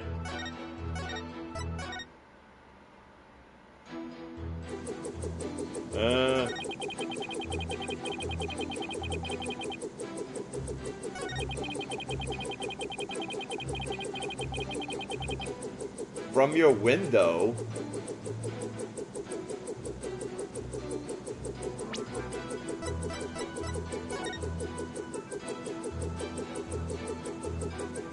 If the second floor is actually his room, he doesn't have a window. Objection! Oh, wait. Did I... What did I do?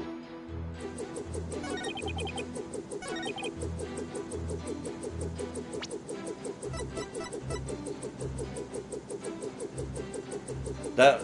Objection! Okay, I did it already. I wasn't sure. There's something off about that statement. It seems perfectly reasonable to me. No, something's definitely not right if you listen really carefully. A gambler once sang, "You've got to know when you hold them, then you know when to fold them." Oh, I love this one. Know when to walk away, now know when to run.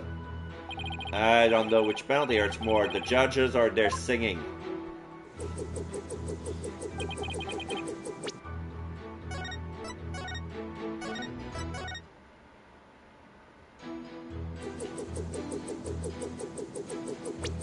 Is there something?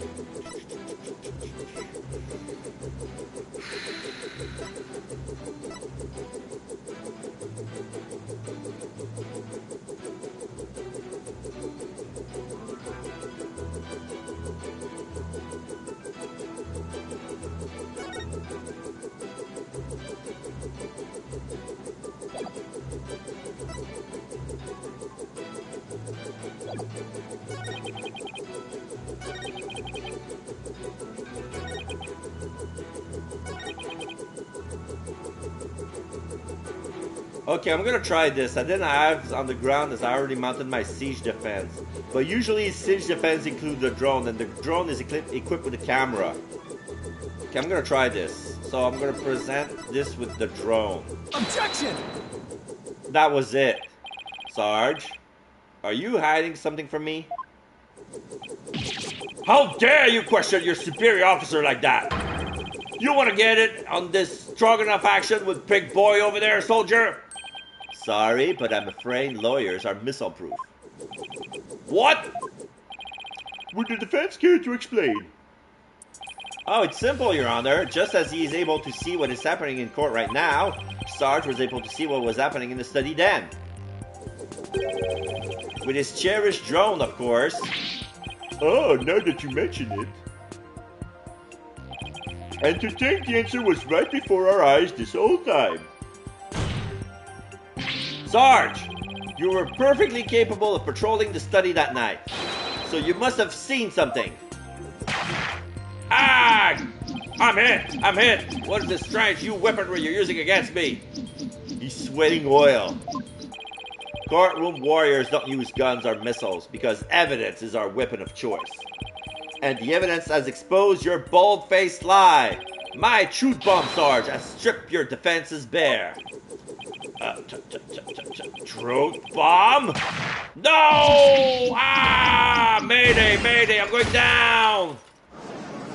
Yep, the drone fell. Oh my, are you alright? Sputter. Evidence. Never have I seen such fearsome ordnance. Tell it to us straight, Sarge. After all, you want to help your father, don't you? Papa! Yes, you want to find out who killed him, don't you? So please, tell us what you saw that night. It's...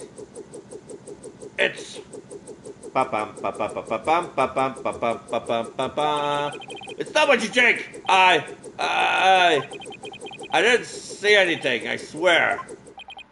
You sure? You seem awfully stressed for someone who didn't see anything. Yeah, missile!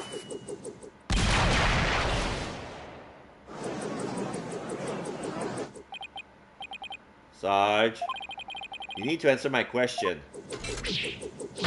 Shut your pie hole, maggot! It'll be a scorching day in Siberia before a lowly private like you orders me around. What's with him in Siberia of all places? But if a scorching day is what it'll take, then maybe it's time to turn up the heat. Athena, you think a therapy session might help? Well, it could help alleviate some of his anxiety. Noise level 100%. I'm picking up a lot of discourse in Sarge's voice. That usually means the patient wants to say something but can't for some reason. And in Sarge's case, I imagine whatever's plaguing him is pretty severe. In that case, I'll leave it to you and your mood matrix magic. You got it! Your Honor, I believe I can be of help here.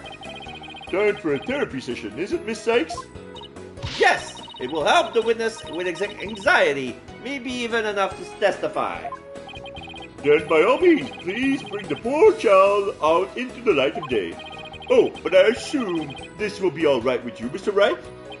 Why not? It's not like we all haven't been through this before. What are you butting in for, lady? There, interface in this battlefield for you, sexist! Objection! I beg to differ, Sarge. This G.I. Jane's always ready for a fight in the courtroom. And wait until you see what I have got in my arsenal. Analytical psychology. With it, I'm going to blow a big old hole in the armor you've built around your heart. Ah! First evidence, now analytical psychology. Where are these WMDs coming from? Well, if it's a battle you want, bring it on! You may have started this war, but I'm going to end it. Corpse woman Sykes! You got it, Sarge. Time to seek out the agony buried deep in your heart. Brace yourself. Mood Matrix, on!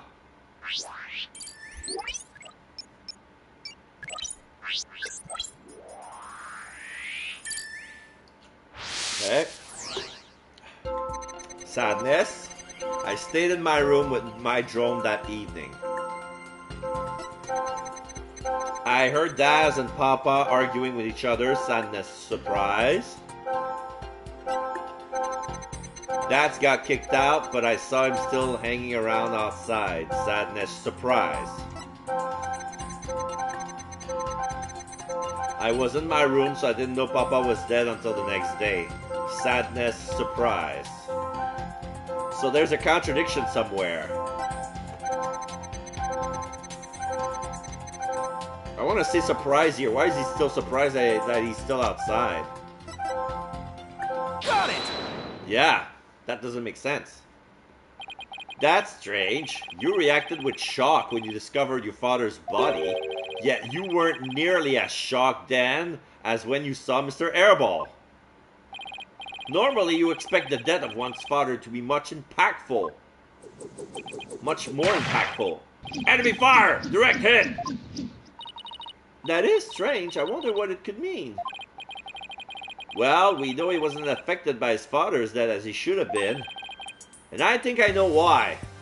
Oh? Sarge, you weren't as shocked as seeing your father's body as seeing Mr. Airball because you are scared, Mr. Airball. You already seen his body. Something else shocked you. I want to see that something else shocked you. Did something else shock you when you saw Mr. Airball? Something even more shocking than your father's death? Like what exactly, Apollo? I don't know. Maybe a mouse or a cockroach? I don't know. The fact that he's a defiant dragon? Ew, gross! Foolish cannon fodder! Vermin are powerless in the face of my deadly arsenal! All popping full of lead! Sounds kind of messy, don't you think? Ah, then I'll develop new weaponry! Maybe a flamethrower would do the trick! Sure, as long as you keep it from vermin use only. Guess it wasn't something like mice or cockroaches after all, huh? No, but it was worth a try, especially to see your reaction. Okay, what else could it be?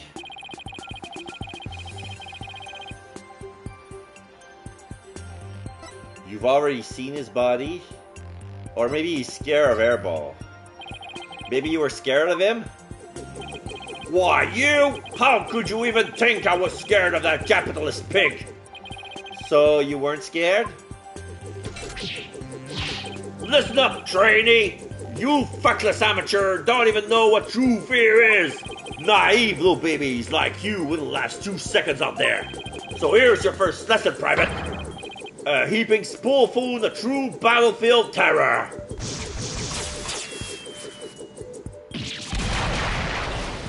Ah! I think that means you were wrong, but there's no need to look so bitter about it, Apollo.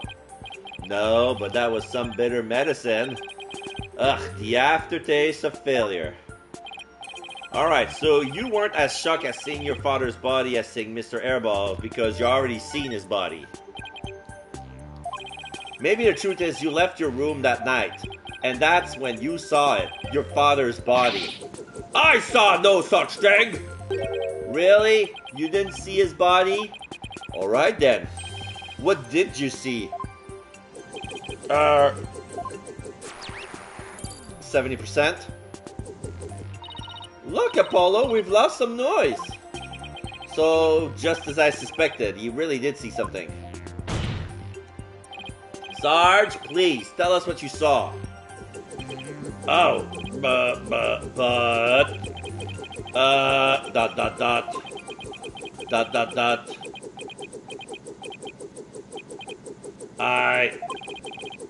the moment I saw it, I couldn't bear it.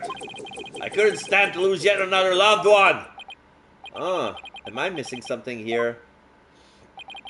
Is that why you weren't very shocked when you found out your father was dead? Because you had already sensed that he was a goner somehow? Maybe. Please, Sarge, what was it you saw on the night of your father's murder? Oh, I saw. Whoa! I'm haywire. What's happening? I don't like where this is going. The drone is flying out of control, and there's parts of electricity coursing through the armor. Yeah! No more, please. Fling. Eek! Help! Oh, Widget is gone. I've confiscated your little toy. The battlefield has no place for unauthorized equipment. Widget! Apollo, I can't continue the session without him. Calm yourself this instant, witness. I hereby order you to submit to your therapy session. What in blazes? You stole my gavel! Order! Look at me! I'm judge, jury, and executioner now! Bang, bang, bang, bang. I hereby convene a military tribunal! He's being a child.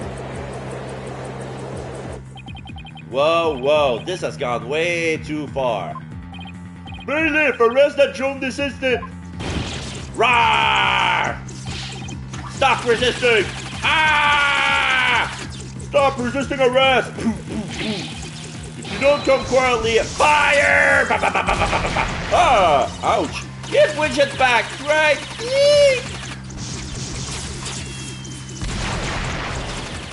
Fade to white. ...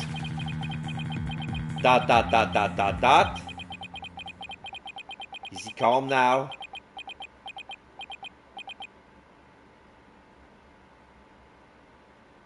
Okay, she got Widget back.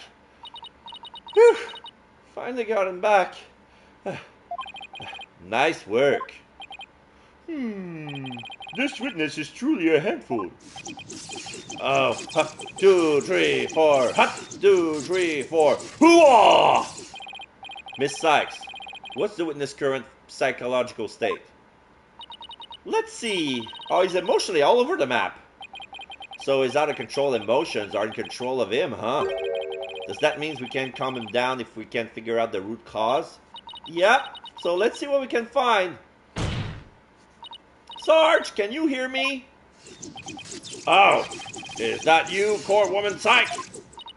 I'm here. Now I want you to take a few deep breaths. Just try to relax. Try it with me. Breathe in, breathe out. Breathe in, breathe out. In, out, in, out. And now, let your emotion take you where they will. Go on, just in and out. Whoa! Hoo-ah! All forces attack! That's the least relaxing breathing exercise I've ever seen. Okay, so this is overwhelming of sadness and shock. That was still hanging around here after he got kicked out when I heard more fighting and I got worried about Papa. Info update. I left my room, but suddenly I got dizzy and passed out. I remember a flame lining up in the room and Papa grinning with delight. That's when he must have been killed. If only I hadn't passed out. What's the fire about? A flame in the room. The flame... Okay, so hearing his father argue had made trigger his PTSD. And remember the time that his mother died in the fire. So I'm gonna say flames. Got it! What's the root of his turmoil? It's the flame. That's it! Sarge! You were overcome with shock and fear when you saw those flames, weren't you? Was I? Yes, just 6 months ago, you and your mother were caught up in the arsonist blaze. So it's no wonder you would be extremely scared of fire. Yes, that does make sense. And maybe, just maybe, your subconscious fear of fire was what caused you to withdraw from the world. What do you mean, car woman psych? In the outside world, you were bound to come across all sorts of fire. Candles, cigarettes, even the grill at the dinner. Even if it's not that often, just the idea that you might see them grew bigger and bigger until you couldn't shut it out. Exclamation mark. I think you might be onto something. Candles, cigarettes, Just thinking about them sends a chill down my spine. wow, the things I take for granted. Now I see, I was afraid. Afraid of the fire. Strange, I didn't even realize it myself. About that fire, Sarge, can you tell me what it was burning? Just stay calm and maybe something will come to you. Oh,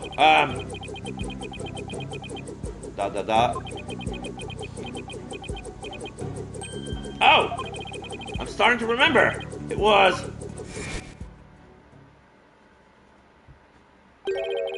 that relic.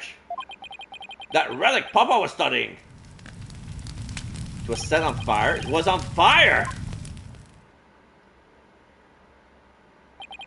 The orb was on fire? Uh-huh. I'm still kind of fuzzy. But yes, the orb was burning right in front of Papa. And there, in the flames was...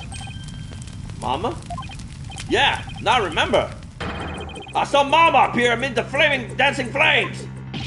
Wait, what? Info update. The soul of his mom inside the orb is like, I'm burning! This is weird. Noise level 30%. What's going on here? Maybe it's a memory from the fire that killed his mother. He might be confusing it with what really happened when his father died. So let me guess, more therapy? Yup! But this time it seems there's an inconsistency in his statements. And I think we should be able to prove it with the evidence at hand. I hope this inconsistency is the key. Proving that the relic really is the Founder's Orb. So... Daz was still hanging around after he got kicked out. I hear more fighting, got worried about Papa. I left my room, but suddenly I got dizzy and passed out. I remember a flame lighting up the room, Papa grinning with delight. The relic was on fire and I saw Mama's face inside. Info update. That's when Papa must have been killed if only I hadn't passed out. Okay, so the info update is that the doctor was holding the orb when it happened.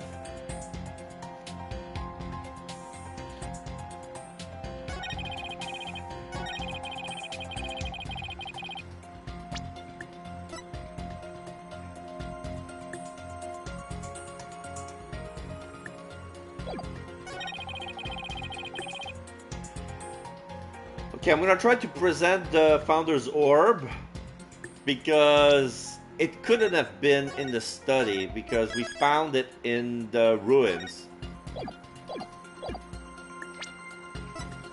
Objection! No. Maybe it's not this one. There's an inconsistency in Sarge's testimony. Is that so? Would you be so kind as to point it out to the court? Well, if you're going to put me down the spot like that, I admit my confidence is waning. I could say the same about my confidence in you, Mr. Justice. I wish you would, Your Honor.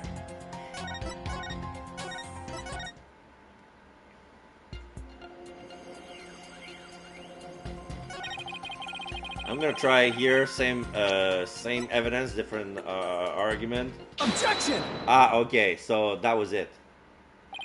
Don't blame yourself, Sarge. After all, even if you hadn't passed out, the outcome would have been the same. What do you mean? I'm talking about the time of death. Your father wasn't killed right after you left your room. What? Explain yourself at once, Private Justice. You said you saw your father burning the orb, right? But that night, we went out to hide it. He went out to hide it in the cave. So what you saw, Sarge, was something that happened before your father left to hide the orb. Ah! So you see, you didn't pass out right before he was killed. You passed out right before he left for the cave to hide the orb in the ruins within. So, even if I hadn't passed out, that's right. The outcome would have been exactly the same. That's because your father, Dr. Buff, was killed after he returned from the ruins. And therefore, Sarge, there's no need for you to blame yourself. Oh! I see. Ah. ...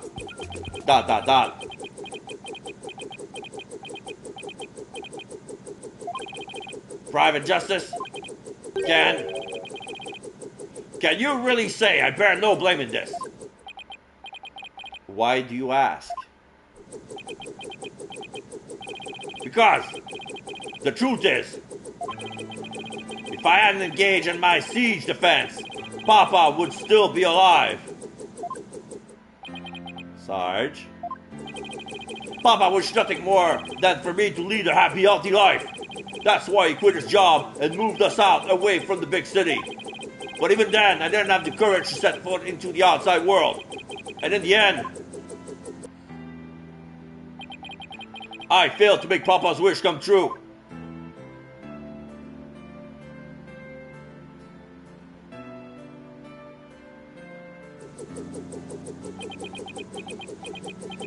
Sarge, ...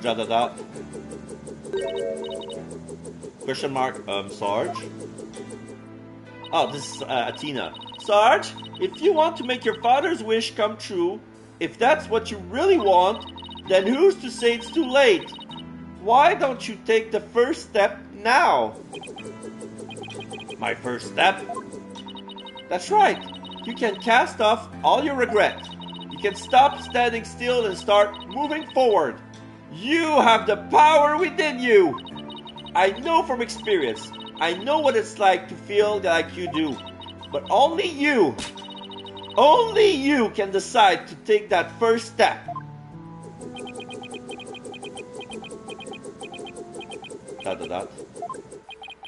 If you don't change your tactics now, Sarge, the victory you seek in the war you're waging will always lie beyond your grasp. Sarge, ...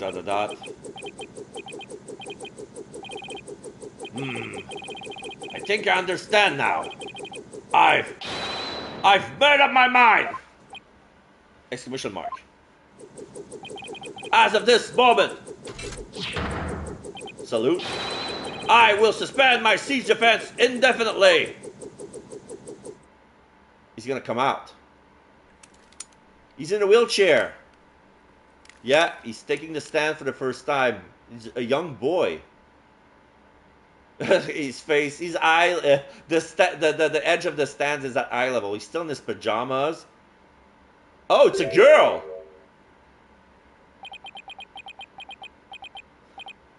Huh? Who would have thought? Sergeant Buff, reporting for duty. What? I thought you were a guy. You're definitely not the gruff drill sergeant I envisioned. Well, my mama was in the Russian army. I was just as shocked, but it certainly explained a few things when I found out too. May I introduce you to Miss Army Buff, age 12. Army, A-R-M-I-E. Army. Okay, Archie Buff and Army Buff. Now she's hugging the drone like a plush. No way. Careful, soldier! Don't forget I could blow you away at a moment's notice. She's just too cute. So, have you always been in a wheelchair, Sarge? Negative! Only since I was injured in the fire 6 months ago. Your voice sounds awfully different from before.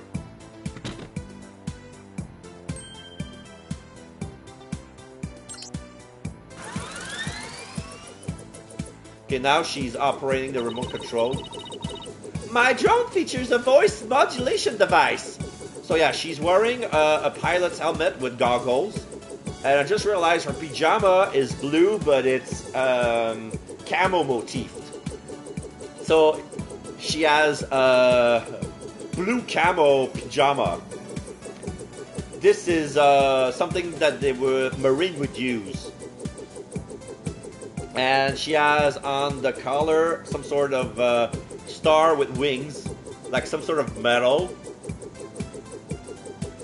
So yeah, that's why we assume it was a guy, because the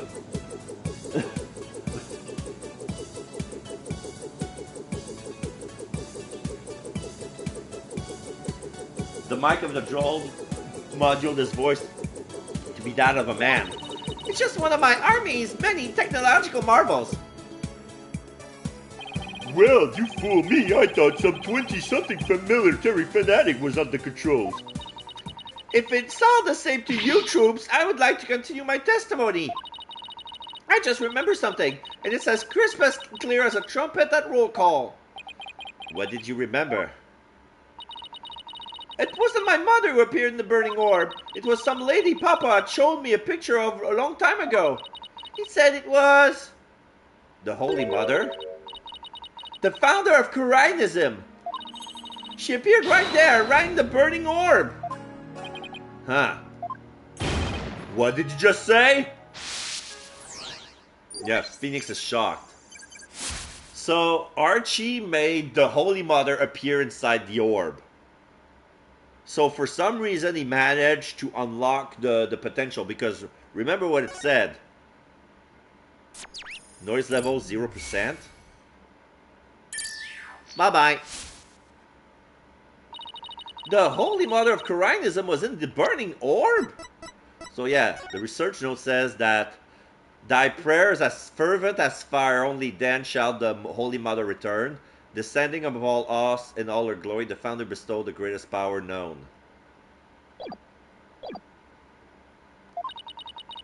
What does that even mean?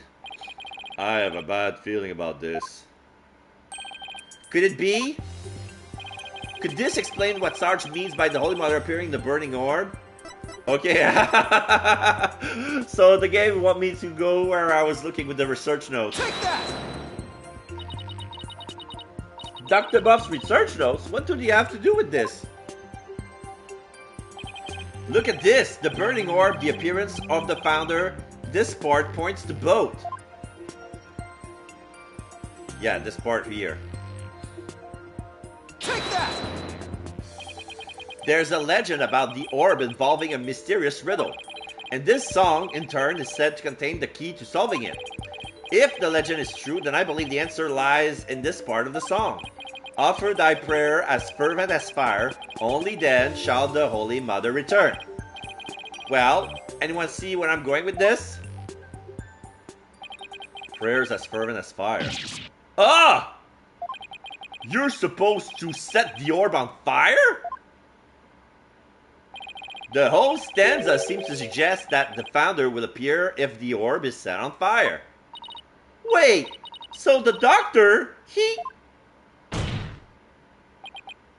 Yes, Athena. He had solved the ancient riddle of the founder's orb. Oh my! So that definitely proves that this is the founder's orb and not the crystal of Ami Faye. Papa was a great archaeologist, so I believe in him.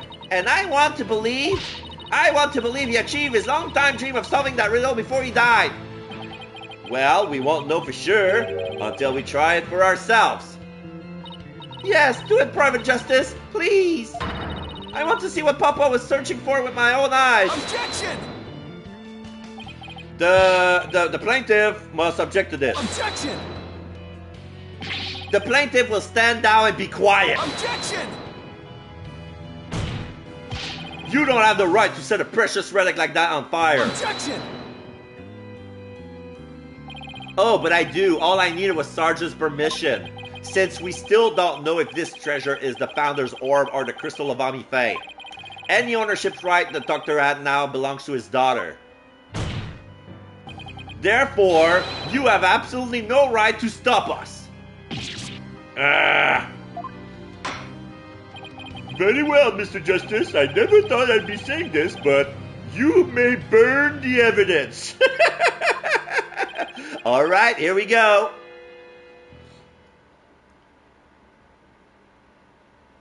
Lighter. Underneath the orb. Let's see what happens. The inside moves. The opaque part is fading away. Apollo, look, the inside of the orb is melting. There's something in there. Yeah, there's a statue of the Holy Mother with her face. Oh shit, this is the face of the Holy Mother. Dirk, isn't she? Her garb leaves no room for doubt. It's the founder herself. Face and all. I don't understand. The greatest of taboos in Corainism is the depiction of the founder's face. Yet here it is, hidden within this orb. Founder's orb? Heating the founder's orb revealed the statue within. Founder's orb updating the court record. Oh shit. That if we have her face, and if her name is really Ami Faye, we can channel the Holy Mother now. The greatest of taboos. Sorry, Mr. Wright, but as you can see, the issue is crystal clear. This figure is the Holy Mother, founder of Corainism. And based on that, this must be none other than the founder's orb! Objection! Be that as it may, Mr. Arable still may have killed the doctor. If so, it would render the orb transfer agreement null and void. Don't play dumb, Mr. Wright. The truth of the matter has already been proven. Dr. Buff wasn't killed right after Sarge saw Mr. Airball. It happened after the doctor came back from hiding the orb. And you have no proof that Mr. Airball was still around at the time. Your claim that the Defiant Dragons were behind the crime doesn't hold water. And that means the orb transfer agreement is still perfectly valid.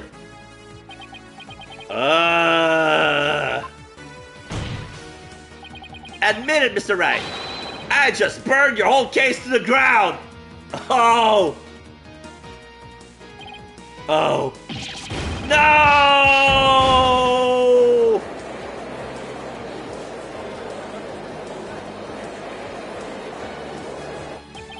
I won? Did I actually won? Order! Mr. Wright, would you care to respond? Respond? I didn't think so. Wait, did we just win? Did you actually beat the Turnabout Terror? You're amazing, Apollo! Don't you just stand there, Ryan. Do something! Well, I don't think there's any digging out of this hole. Mr. Addison Wimperson, I think it's time for your concession speech. I have proven without a shadow of a doubt that this is the Founder's Orb. The facts don't lie, but you obviously do. How's that for a campaign slogan? Why, you contemptuous peasant!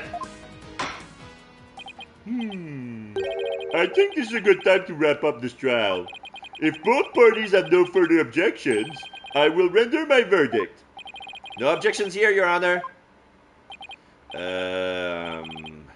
No, hold it! Hold it! You can't do this! The crystal is mine! I'll lose the election if I lose that crystal! I'm sorry, but there's really nothing more I can do. You haven't forgotten about our little chat, have you? Exclamation mark. I have a feeling that Phoenix was working with Paul Addison because he got him by the balls for some reason. Some form of blackmail or something. What's going on here? Objection! Your Honor, I object to the defense's last claim. What? I don't believe they have truly proven that the relic is indeed the Founder's Orb. Objection! Mr. Wright, I don't think even you could bluff your way out of this one. What possible argument could you have to claim that this isn't the Founder's Orb? About that. Oh, of course. Apollo ... Oh no, he can't possibly have it on something. The defense's assertion is incomplete, and this is why. Their claim that this relic is the Founder's Orb is based on a legend. And that legend claims that the Founder will return when the riddle is solved at last. Right. And that's what happened. The Founder was revealed for all to see. But Mr. Justice, what about the rest of the legend? Huh? According to the legend, once the Founder returned, she would bestow spiritual power onto the person who solved the riddle. You're kidding, right? Well, Mr. Justice, do you feel great spiritual power coursing through your vein? No. But receiving spiritual power and stuff, it's all just mystic mumbo-jumbo, right? Maybe so, but you're the one basing your claim on said legend. And what we saw here does not fully fulfill it, does it? No, but...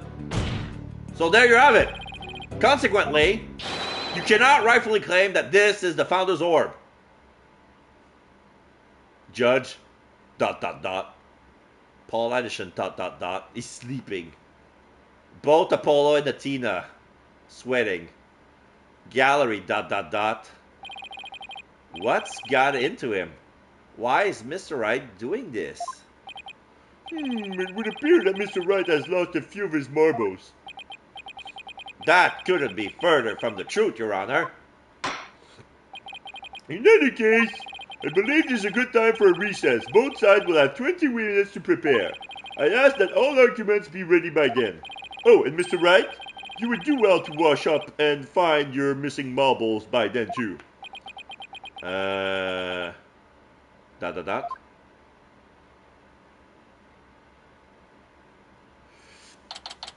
May 17, District Court, Defendant lobby number 3. Mr. Wright sure acting funny.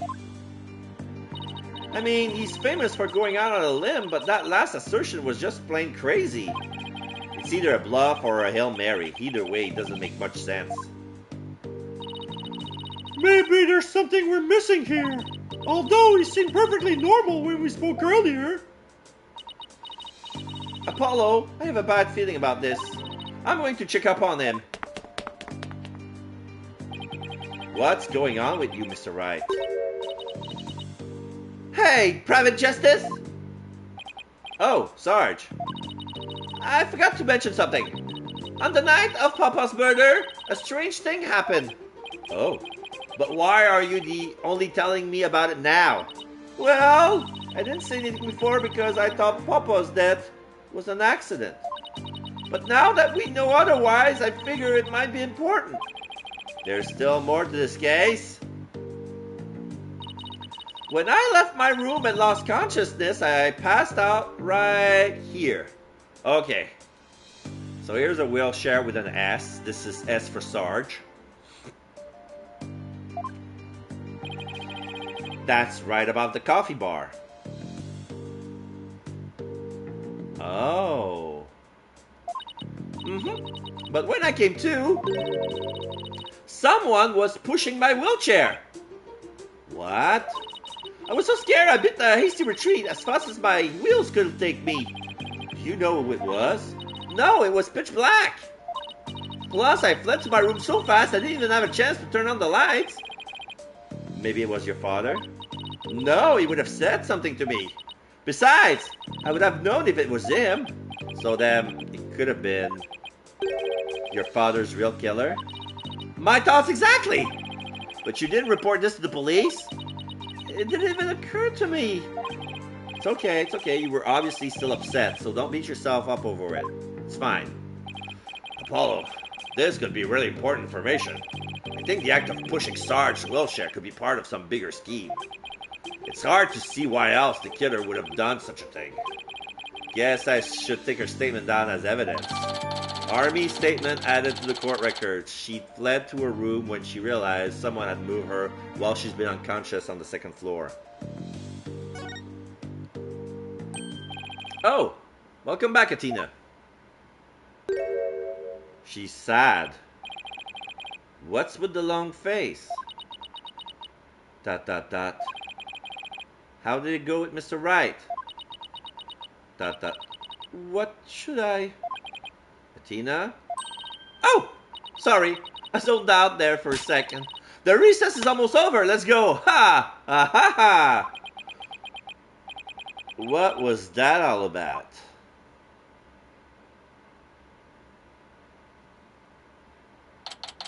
May 17, District Court, room number 6.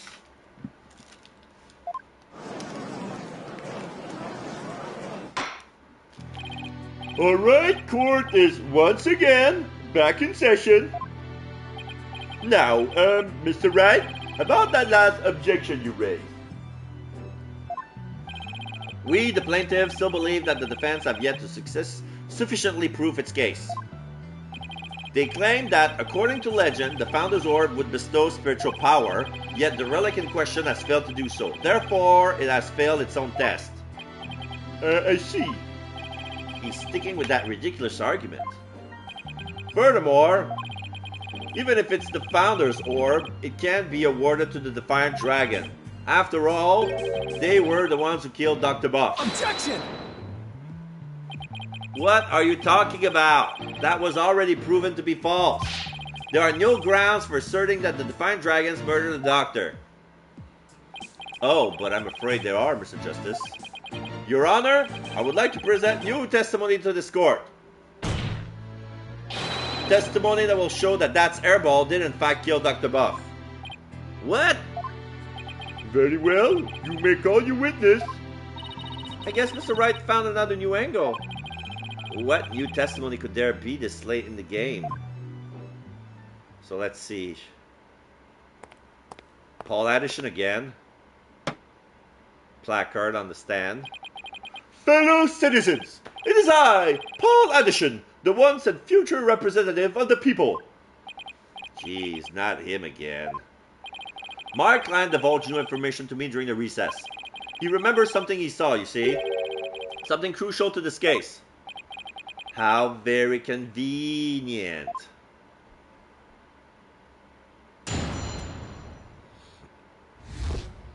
That's crime. It was around 11 at night when I was out on the mobile meet and greet around the village. That's when I saw Dr. Buff being murdered from outside his study window. Mr. Airball snuck up from behind and struck him on the head. His weapon of choice? A suitcase. A big, strong man like him would easily swing a heavy suitcase into someone's head.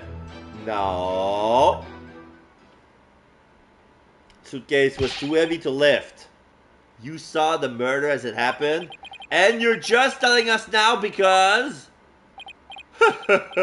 I saved the best for last. It's a tactic known for all the political greats.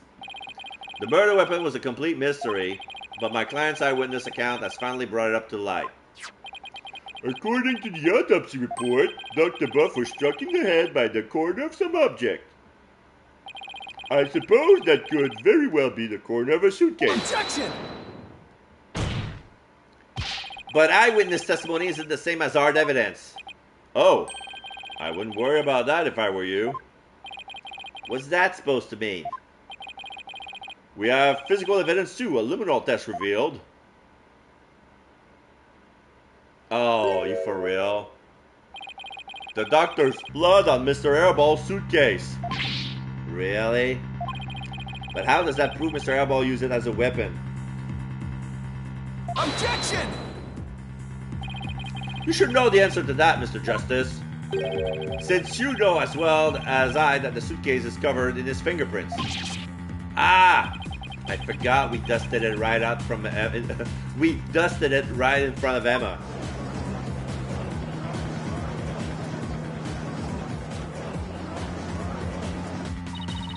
The turnabout terror strikes again. This is quite convincing testimony and evidence. Nevertheless, you may proceed with your cross-examination, Mr. Justice.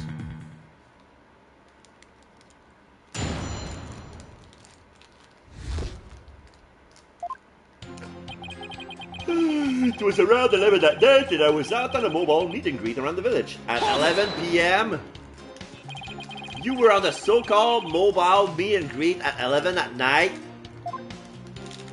That's right. It's the perfect time because everyone is at home. Everyone is sleeping. You should have seen how the villagers' eyes teared up when they heard that what I had to say. They teared up because they were still yawning from being woken up.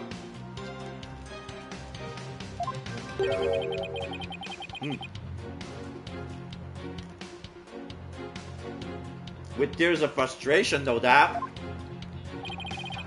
You weren't riding around in your palanquin. That's right. Some village idiot reported me to the police. I've been banned from using after dark. No wonder what with all the noise he makes. So what exactly did you see then?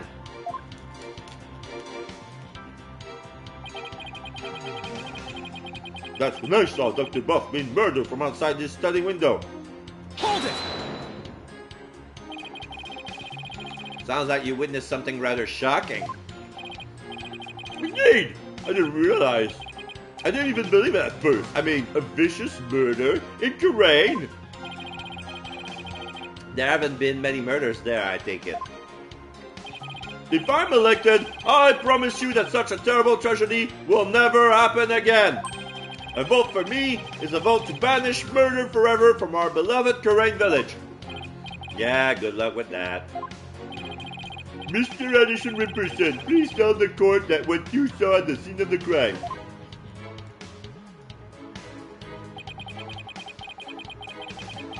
Mr. Airball snuck up from behind and struck him on the head. He snuck up from behind? So you're saying the doctor never even realized Mr. Airball was there? That's right. He was utterly absorbed in the book. I see. What did you see Mr. Airball do next? He climbed up the bookshelf ladder and dumped a bunch of books down on the body. I believe he was trying to make it look like an accident. But that idiot didn't realize I could see everything from outside the window. One of those statements doesn't feel right. Your Honor, I believe the witness made an important statement just now about the crime clearly visible, doctor reading a book, that is an idiot. Okay.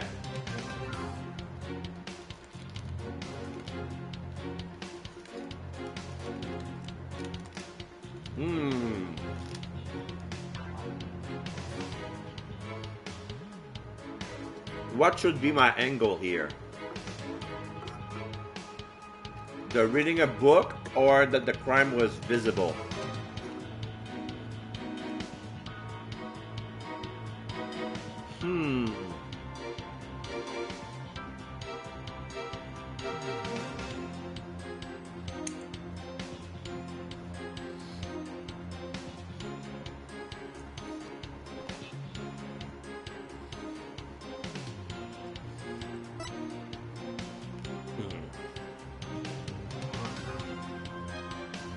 Okay, I'm gonna go with the reading a book. Seems more relevant. The doctor was reading a book at the time of the murder. That's vital testimony. Very well, the witness will please add that statement to his testimony. The doctor was standing in front of the bookshelves, absorbed in a book. Hold it! You watched a murder commit a crime and did nothing to stop it? That doesn't sound like a good way to score points with the voting public. I'm a politician, not a superhero. I'm under no obligation to risk life and limb. He sure is quick to deny his obligation when there's nothing in it for him. I'm getting tired of listening to his endless campaigning and flimsy rationalization. About your testimony, Mr. Anderson Whipperson. You said Mr. Airball struck the doctor from behind while he was absorbed in a book. Yes, that's exactly what happened. His weapon of choice, a suitcase. Hold it! Are you sure? Positive. I saw it with my own two eyes. Yet, despite your certainty, you kept quiet about it until now. No, I was waiting. I knew there would be a perfect chance to talk about it later. Information must always be disclosed in a strategic manner. That is one of the lessons of kingcraft as taught by the Addison clan. Is there a lesson by chance in the Addison Kingcraft guidebook of being honest? Anyway, I saw Mr. Hairball commit that heinous crime. A big, strong man like him could easily swing a heavy suitcase into someone's head. Hold it! I would have to agree that suitcase is really heavy. Wait a second. How did you know it was so heavy? For all you knew, it could have been empty. Objection! My client witnessed the crime in progress, so naturally he saw Mr. Airball's training to lift what was obviously a heavy suitcase. I can't say I'm a fan of you trying to discredit my client by tripping him up, Mr. Justice. But I'm doing what you always do, Mr. Wright. Dr. Buff was struck from behind while he was absorbed in a book? He must have been really into it. It doesn't add up. What doesn't? That Paul Addison is lying, I'm sure of it. Okay, so...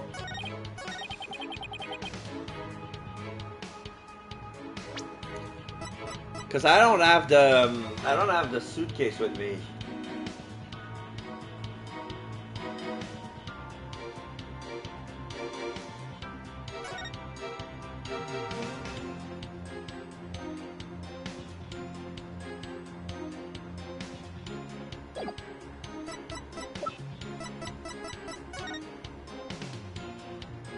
Back of the head with the corner of an unidentified object.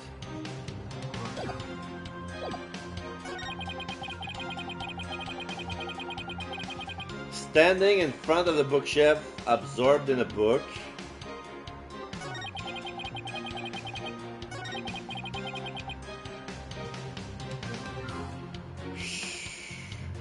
Hold it! Whoops. Objection!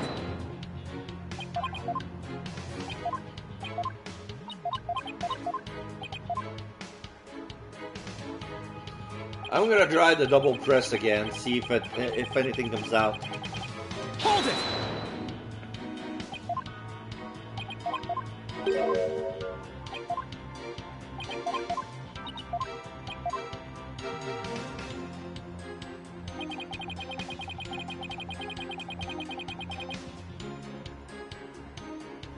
Outside the study window. From outside the study window, he could have seen.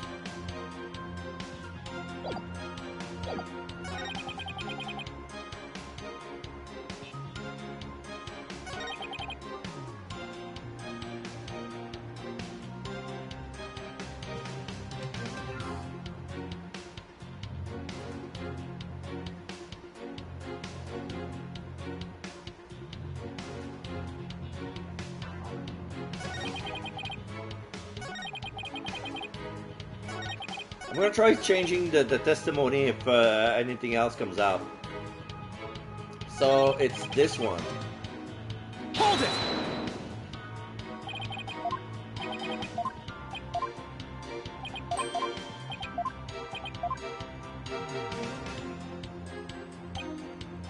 Hold it!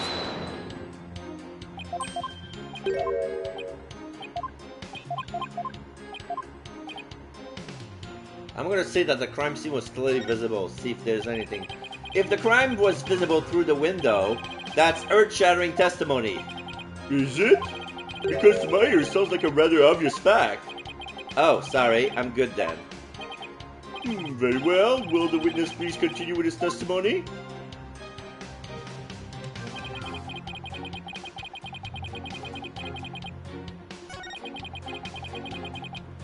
Oh shit! Now the statement disappeared. 246. Hold it!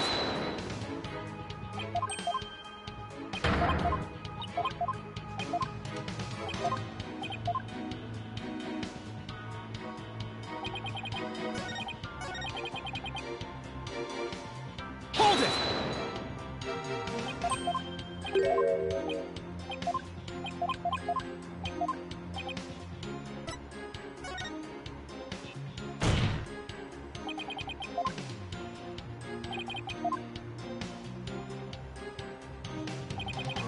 So this has to be it.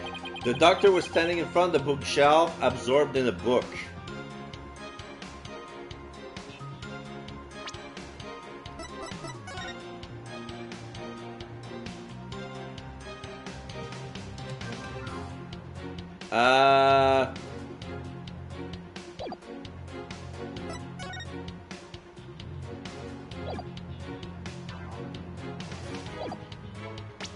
I'm gonna save here. I'm gonna try some testimonies. Some evidence to see, I'm gonna start with this one. Objection! Yeah. That statement contradicts.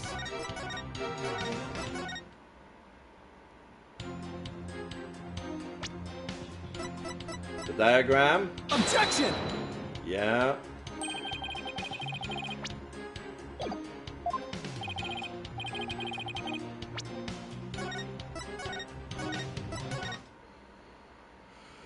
Okay, so what's left?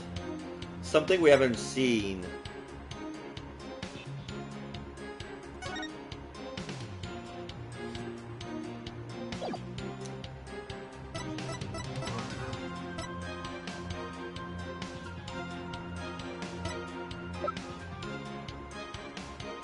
Oh, he didn't have his glasses on. Objection! The doctor was standing in front of the bookshelf, absorbed in a book, you say. I'm sorry, but it seems your testimony is completely unreliable. That's quite a bold statement. Well, let's hear you back it up. I challenge you to prove that I am anything but 100% reliable. It would be my pleasure. Lately, it seems the doctor's eyes has gotten so bad he needed reading glasses. However, his reading glasses were over on his desk. So you see, there's no way he could have been reading in front of the bookshelves. Oh! I'm sorry, Mr. Addison Whipperson, but I'm going to have to ask you to explain this discrepancy to the voting public. Gah. You what? I'll explain it, you lowly cur. I simply made a mistake, you see. The doctor was actually sitting at his desk when Mr. Airball hit him over the head. But then the doctor would have been facing him. Surely would have seen him and tried to run. Dr. Buff was nodding off. I could tell because his eyes were closed and he wasn't moving. Sounds more like what you would do. Then how do you explain the fact that he was struck in the back of the head? Isn't that something that should be possible from the front of the desk? Oh, about that, he bowed his head when he nodded off. Yes, that's right. That's when he was clobbered. So that's what you saw. Well, Mr. Justice, that sounds like a perfectly reasonable explanation to me. Do you have a problem with the proposal that the doctor was struck while nodding off? Yes, I have a big problem. There is a problem, a very big problem. The witness statement doesn't hold up under the slightest bit of scrutiny. Is that so? Then will you please show this court what evidence you have to justify this? Gladly, Your Honor. This shows the problem with the witness claim that he saw the doctors nodding off. Let's see. If he was nodding off, he wouldn't be able to see it, right?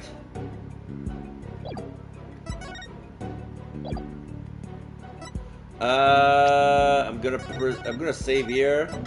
I'm gonna present something. So I'm gonna present the diagram. Take that! A diagram of the study? Mr. Addison Whipperson allegedly viewed the murder from here. And the doctor was allegedly nodding off here. The bookshelf is hiding this. But from this vantage point, the bookcase would have blocked the witness' line of sight. Why, yes, I believe you're right. Ah! My placard! It's broken even more! The fact remains my client knew that the suitcase was the murder weapon. So he definitely had first-hand knowledge of the crime scene. I'm afraid I have to agree with you there, Mr. Wright. But then we have to ask ourselves, from what vantage point did he see the murder?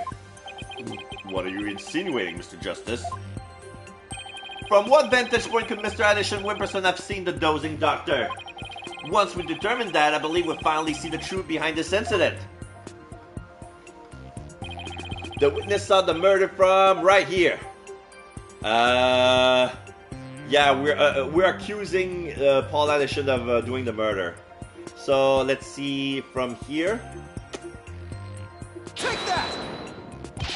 You've got to be kidding! But that's... It is indeed, but everything only makes sense if the witness was there in the study.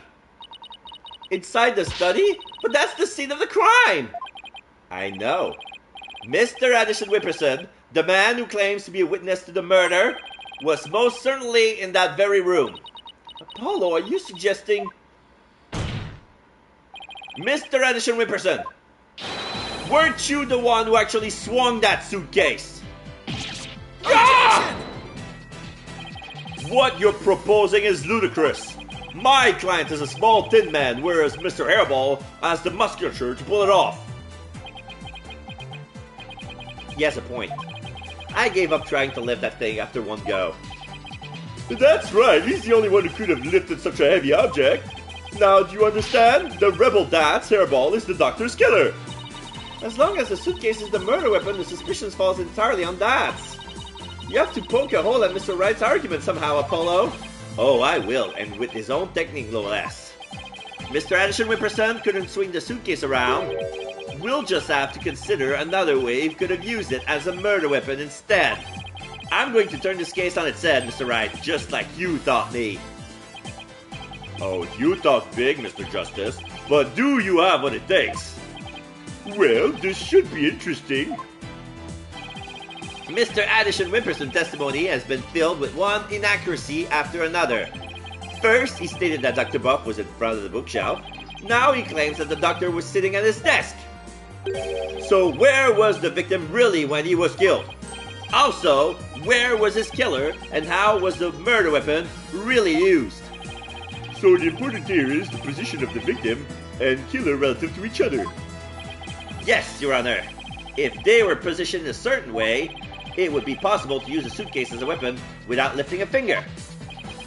You can't mean. I would ask the court to recall the study's layout. It's quite distinctive, as you can see.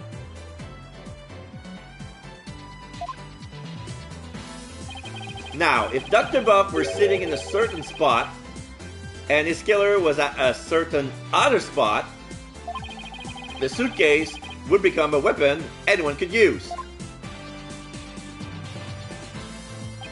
Very well, Mr. Justice. Where was Dr. Buff's killer at the time of the crime? You know what? I think I know what happened. I'm gonna save here. So, I believe that what happened is that the killer was on the second floor where Sarge fainted. And the victim was at the coffee bar. So there was a psychology book next to the coffee bar, because there's some books in there as well. So he would just have to drop the suitcase from the second floor into the victim's head. He can carry it, he can roll it out with from the staircase into the second floor and push it down. And then a corner would hit on the guy's head while he was reading. And that would explain why there's a coffee stain on the book as well as the victim's blood. So this is where I'm gonna try to pin down. So Dr. Buff's killer was here. Let's see here. Take that! There? Oh, that's... This should wrap things up nice and pretty for you, Mr. Wright. I would ask the court to recall the study's layout. But this time, instead of thinking in 2 dimensions, let's think in 3. Only then can we clearly see the killer's method at work. Okay, now we see a 3D. Oh, this is a very high second floor. The killer didn't have to swing the suitcase. He would have just to drop it. If he used gravity to his advantage, that is. That's right. It was the plaintiff, one Paul Anderson Wimperson, who used the suitcase. He pushed it from the second floor, whee, pop, and sent it hurling down onto Dr. Buff, who was sitting at the coffee bar. Yarg! The psychology book had been at the coffee bar, no doubt. The doctor must have set it down there after he finished reading it, or the like. But his blood got on it, which is why the killer thought to hide it in that mountain of books. Objection! That's quite an entertaining theory you have there, Mr. Justice. But there's no evidence that the murder took place at the coffee bar. Oh yes, there is. I'm not so sure about that, Mr. Wright. I would say that evidence of the murder occurring at the coffee bar exists. The evidence does exist. And I'm going to show you. You are? This right here is proof that the murder took place at the coffee bar. The coffee stain on the book. Take that! This brown stain was determined to be coffee. What's more, it was still a bit damp when we saw it yesterday morning. Ah! One look at the book speaks volumes, I'm afraid, Mr. Wright. It tells us the doctor was having a cup of coffee at the coffee bar. That's when the suitcase came hurling down, striking him on the head, causing both his blood and his coffee to spatter on it. Ah! Well, Mr. Anderson Wimperson?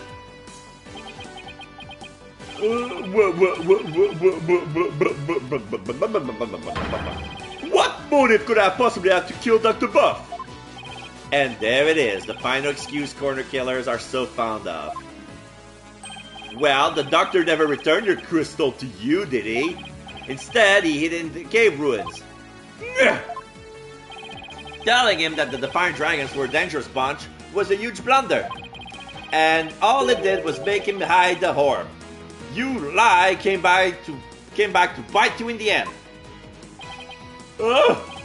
Even worse, the doctor saw the news report, so he knew the relic was at the Founder's orb. Being the conscientious researcher he was, he knew he had to return it to his rightful place. And that meant keeping it out of your hands. You were so angry that he refused to return the relic to you that you killed him with your own hands. Isn't that right, Mr. Anderson Whipperson? My placard!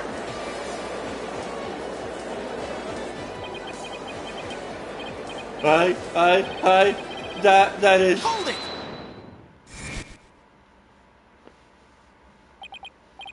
Apollo! Don't! Please don't accuse my client of murder! Huh? What do you mean, don't accuse him? Why would you even say that, Mr. Wright?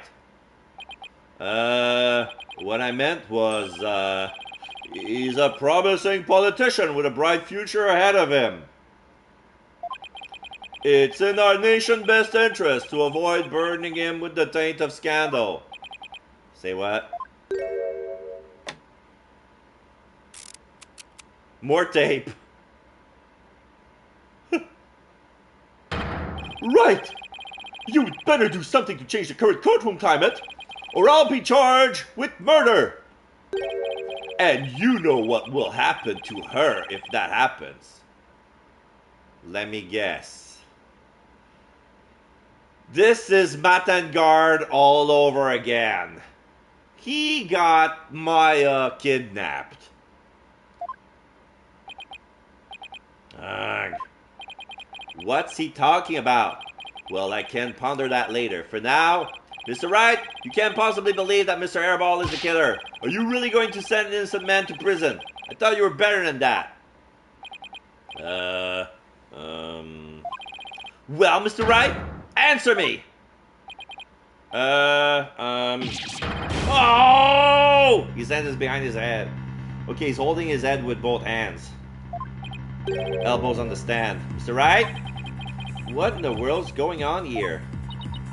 Athena, ... If you won't say anything, then...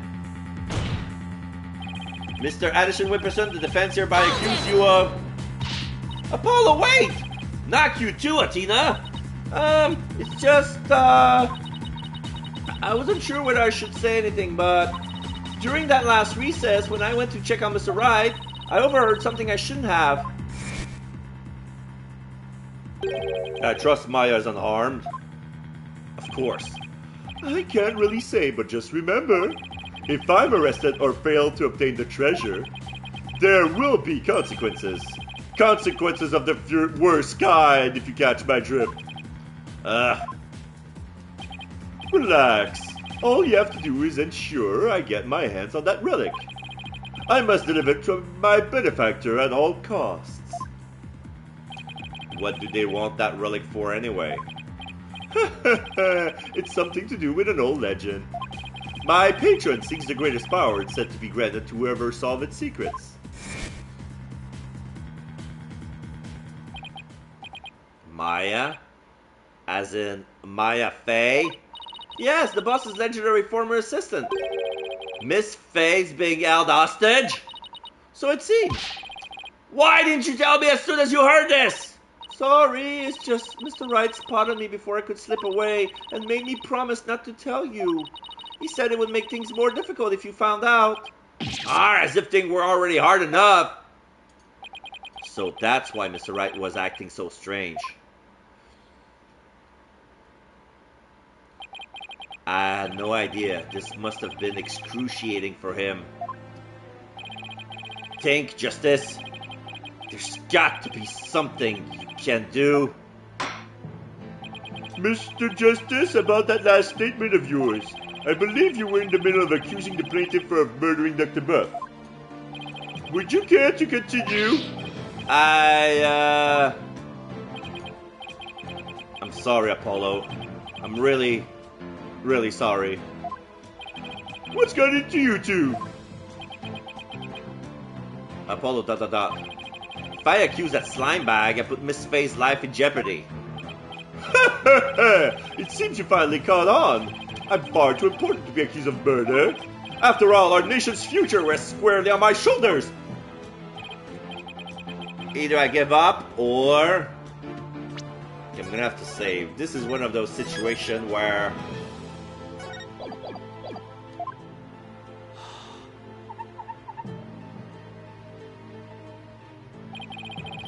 once I present the crystal to my patron, my victory is assured. then one day I'll become president and then king. I'll have every politician at my command. Now retract your accusations. I can't kowtow to him, but the defense would like to retract the previous accusation. What was that? Whose objection was that? Dirk! Apollo! Dirk? I don't know what's going on here, but a lawyer should never look the way you do right now, with defeat and resignation written all over your face! Exclamation mark. He showed his palm with his dragon. A dragon never yields. Clench his fist, put it against his heart. Even when wounded, a dragon bites down hard and never lets go till its dying breath. It glares, it roars, and it latches its jaw firmly onto its prey until the bitter end. That's what lawyers do to get to the truth. Dirk, a dragon never yields. He's right. It's all over if I give up now. If Mr. Wright's hands are tied, it's up to me to do what must be done. He saved my neck so many times. Now, it's my turn to save his.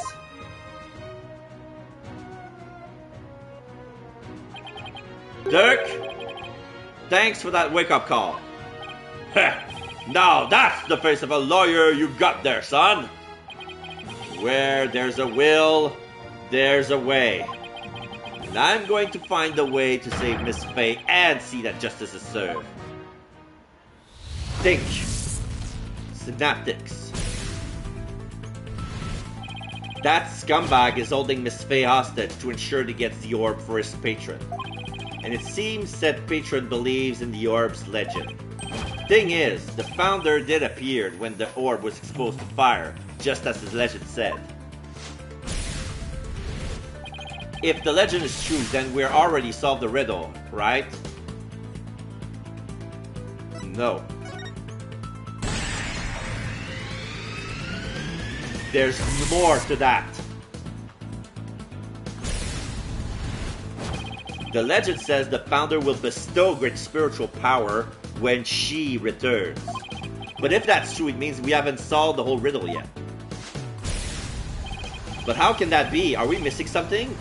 Wait, maybe the part about the founder returning should be taken literally.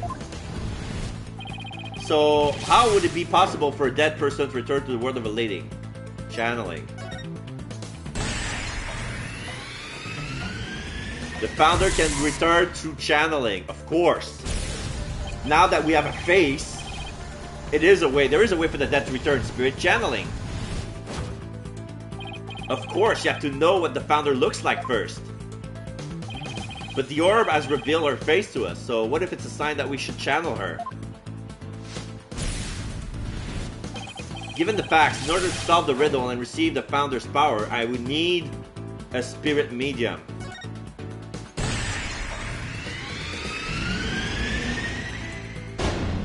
A medium is needed to obtain the power. Pearls! Get your ass over here! The ability of a medium to channel spirit is the final key to unlocking the orb's secret. That means Mr. Addison Whipperson's patron will need one too. And that's probably the Queen. Once that slimy politician realized that he won't be able to lay a finger on Miss Faye. Ah! Of course, Faye's a medium, so Addison needs her. Ha ha ha ha! I got it. Everything's going to be okay, Mr. Wright. Because Mr. Paul Addison Whipperson can't afford to harm a hair on Miss Faye's head. Huh? Mr. Addison Whipperson, it seems you've chosen the wrong person to take hostage. What do you mean? Your patron seeks to solve the orb's riddle, and thereby receive great spiritual power. However, only Maya Fey can truly give them what they really want. She can. What do you mean, only Maya Fey? Think about what the return of the founder really means. She would have considered it more literally. After all, the orb was made in the kingdom of Khura'in, the birthplace of spirit mediums. Ah, I think I see now. You need to know what the deceased looks like in order to channel them. But in Khura'inism, depicting the face of the founder is taboo. However, her true face was hidden in the orb. So maybe the orb is telling us to try channeling the founder. Exactly. Through a spirit medium, the founder can quite learn return. Hello, blind pizza guy. You're right in the middle of a confrontation of between Apollo Justice and Phoenix Wright. This is a civil case where we are actually fighting over the claim of the founder's orb. Phoenix is Phoenix client is a politician who wants to run for mayor, and he's from a lineage of a previous ruler of Khura'in, and he says that the orb is the crystal of Ami Faye, and he needs to give the crystal back to his patron, who remains anonymous. But we suspect it's actually the Garon dynasty. Apollo is representing the Defiant Dragon because we met Dirk, and he has a claim because the orb was last seen with an archaeologist who came to validate the authenticity of the founder's orb. Remember, the founder's orb was the treasure that was stolen in the very first chapter of this game. We found the box, but the box was already empty, remember?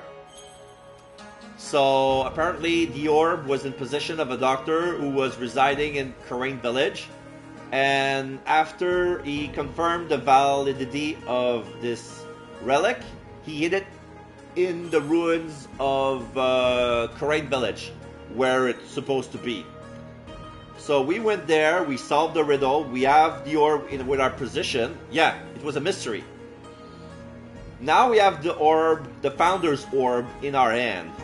Like, it says Holy Mother written all over it. So we have the founder's orb, but Addison claims that it's a heirloom that belongs to them. Like, Ami Faye gave the crystal as a gift to his ancestor, who were like defenders of a medium, because back then mediums were ostracized and bullied because, you know, because of their power. And the Addison family will also protect the Fae from being controlled. Like some other people would want to use their special power for their own gain. But right now we're turning things around, and we figured out that Paul is doing a Matangar move. He actually kidnapped Maya, taking it hostage, and saying that give me a not guilty verdict, or no, make sure the because it's a civil case, you know. Because there's been a debt involved in all this, but it started as a civil case. There's no attorney. It's us against Phoenix. It's attorney versus attorney. and he wants to have the crystal in his hands, or else Maya gets it.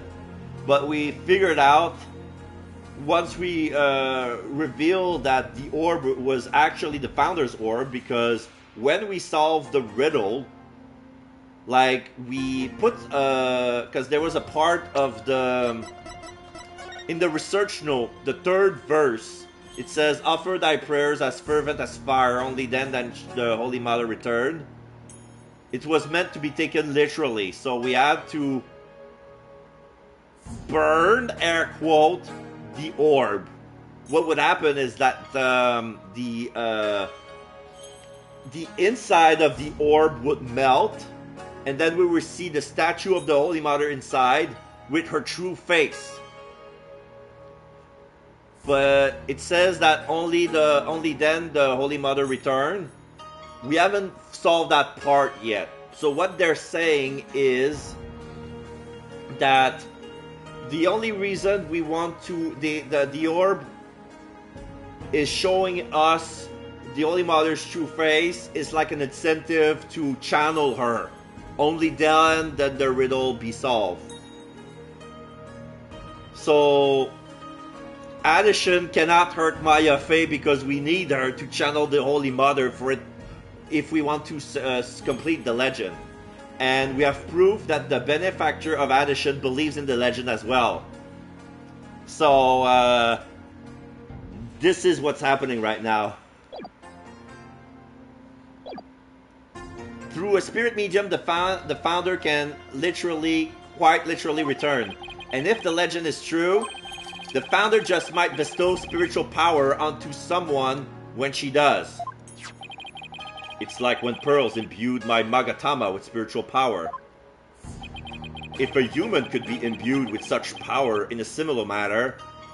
So yeah, basically, the patron wants the founder's orb so that they can gain the ability to channel spirits. So if the legend is true, like this is a way from somebody outside of the Fey clan to be able to channel spirits.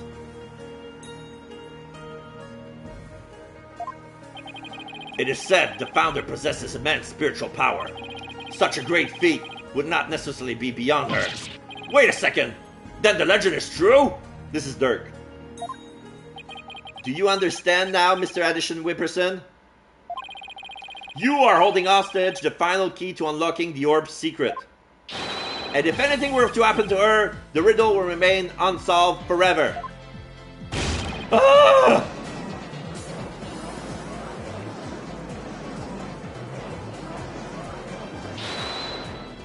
Hold it! There's always Pearl Fey. I could simply ask her to help.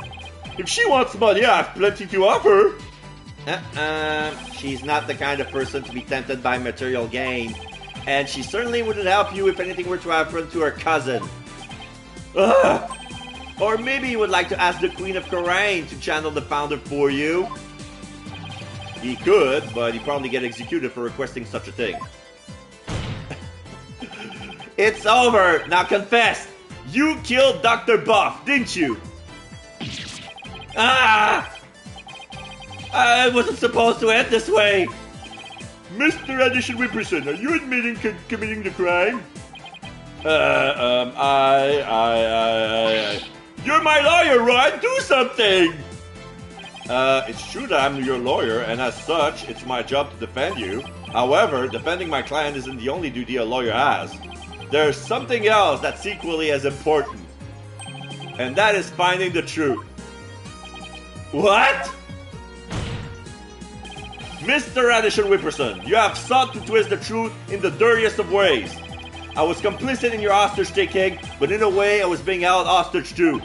Even so, there's still hope for me to make things right. And I owe it all to you, Apollo. Mr. Wright, I can't allow a murderer to walk away scot-free. Therefore, Mr. Addison Whipperson, I must resign as your attorney. No! My placard! It's broken now. Does this mean I'm under arrest? no? Fade to white. Is he gonna run away? Dot dot dot. Dot dot dot. He's putting more tape on his placard to fix it. Dot dot dot dot dot. Well, I have nothing to confess. What? I said I have nothing to confess. I don't and I won't, especially not to a plebeian like you. This guy doesn't know when to give up. Besides, there's no truth to these allegations. I mean, look at the suitcase. You won't find a single print of mine on it. All that means is you wipe them off, taking care to only leave Mr. Airballs.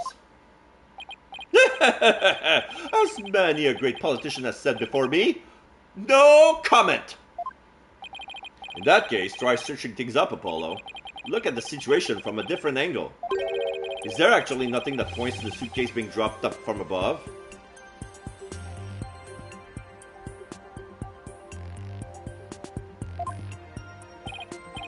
Evidence that points to the suitcase being dropped from the second floor. There is. There is. It's Sarge's testimony, the child. We found I was about to say the son, but it's actually the daughter. Because at first, it's a shut-in who was traumatized because they lost their mother to a fire 6 months ago. And they became a shut-in after that. Because they had developed a fear of fire. So they kind of built a defense siege because they're a military buff. They were speaking through an helicopter drone with a voice modulation that made him look like a man in his 20s. But it turns out to be a 12-year-old girl. And her name is Army, A-R-M-I-E, Army Buff. Ha ha ha ha ha. Her father, Archie Buff. The archaeologist. So, Pawns! So, she made a testimony during recess that she was in a wheelchair since then. She hasn't recovered yet. She hasn't recovered 100%. And, yeah. And, she remembered being unconscious because she saw her father setting the orb on fire. And that made her lose consciousness. And when she woke up, she felt pushed. Like she was on the second floor and she felt that somebody was moving her wheelchair as she was waking up. She know it wasn't her father because the guy wasn't responding. Like she would tell like when it's her dad, you know. So somebody else moved the wheelchair when she was unconscious, and she fainted on the second floor because that's where her room is. So this is the proof that somebody was on the second floor because they made her move. So that's the only evidence that we have that the suitcase was dropped from the second floor because she had to be moved. If the killer pushed a suitcase from the second floor hallway over the coffee bar, that would place him right around here. Ah, maybe, just maybe.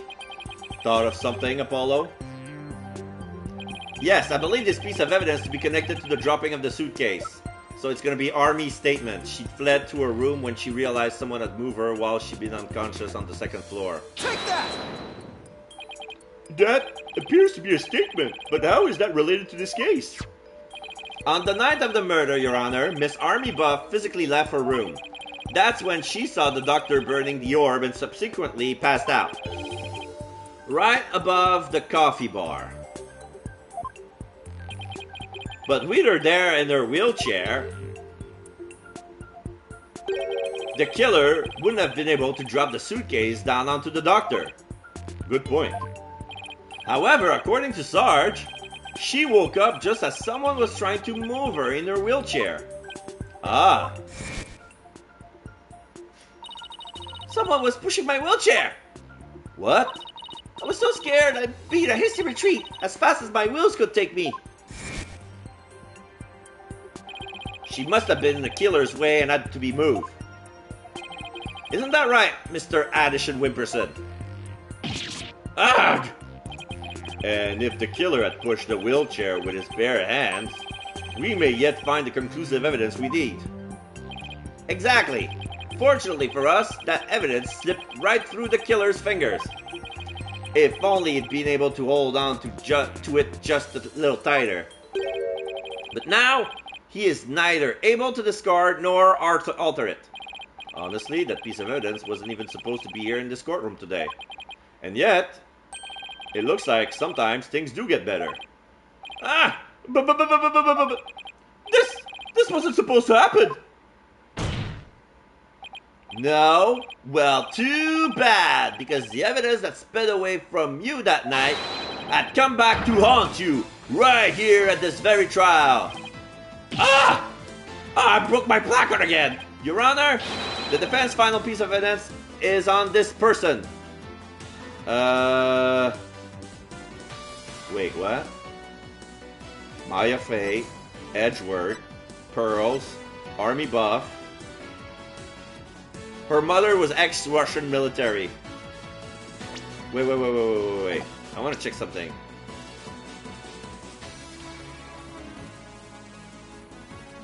Oh, I get it. It's on the wheelchair. The fingerprints of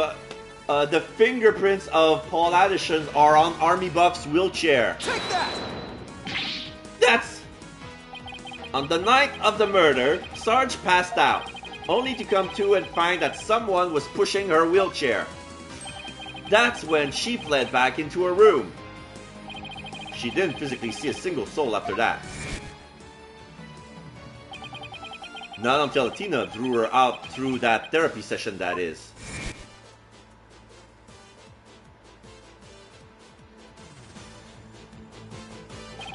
While the killer was able to wipe the prints on the suitcase off, the same cannot be said for the prints that got away. My fellow Corinians! Well, Mr. Paul Addison Wimperson, try to explain your way out of this one. The podium is all yours. Alright, so he's gonna break down now. Paul Addison, savior of Corrine. I am not a crook. My political career, it can't end like this. I'm destined for great things. Something's wrong. This isn't real. It's a dream. No, a nightmare. Ooh. Election results. What? Wait, really? Winner. Huh? I won? No way! Banzai! Breaking news. Paul Addison and his son murder charges are stripped on his actual win. Huh? No. Please. Wait! Don't go! No, please! Whoa! Grandpa! He's crying. His placard is destroyed now. Beyond repair. Okay, you said something. Okay, is it gonna stop? Okay, it stopped. Okay, now I can read what you just said. Okay, and she would have to drive it manually away from the guy and fight with him a bit, which caused him to have his handprints all over those little bars in the back. Yeah, the handles on the wheelchair. Like, if he pushed her away, his handprints are 100% on the handles of the wheelchair. On the back of the wheelchair, that's for sure. So yeah, there was a little dream, like there was a little TV screen in front of him, and there were like there were the people who were carrying his palanquin behind him, like he's gonna be like he won, and then scandal, and then he was like, no, Mr. Addison Wimperson, are you alright? Bailiff? Get him to the first aid station on the double. Yeah, he fell. Well, this was yet another unexpected turn of events. In light of everything that's been revealed, it seems the relic is indeed the Founder's orb. And it seems Mr. Paul Anderson Ripperson can be considered a suspect in Dr. Buff's murder. Apollo, I want to thank you for everything. Exclamation mark. Thanks to you, I didn't have to keep bending the truth. I don't know what I would have done without you. Oh, shucks. Don't mention it. You were amazing today, Apollo! Well, I couldn't have done it without Dirk.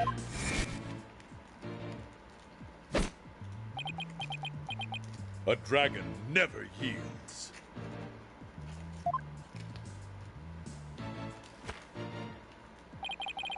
Even when wounded, a dragon bites down hard and never lets go until its dying breath. It glares, it roars, and it latches its jaw firmly onto its prey until the bitter end. That's what lawyers do to get to the truth. A dragon never yields. Every lawyer should take that to heart. Speaking of dragons, I got another for my birthday a couple of weeks ago. You have 7 dragons! Wow!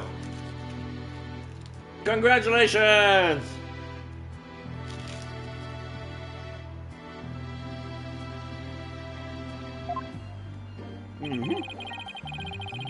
As it seems both sides have no further objections, would Dirk somebody please take the stand? Name is Ember, she's an elder. Oh, nice. An elder ember dragon. This court awards the orb to the Defiant Dragons per the stated transfer agreement. Yay! So there's not a not guilty verdict because he wasn't accused of any murder. But now, yeah, the court favors the defense, to the defendant.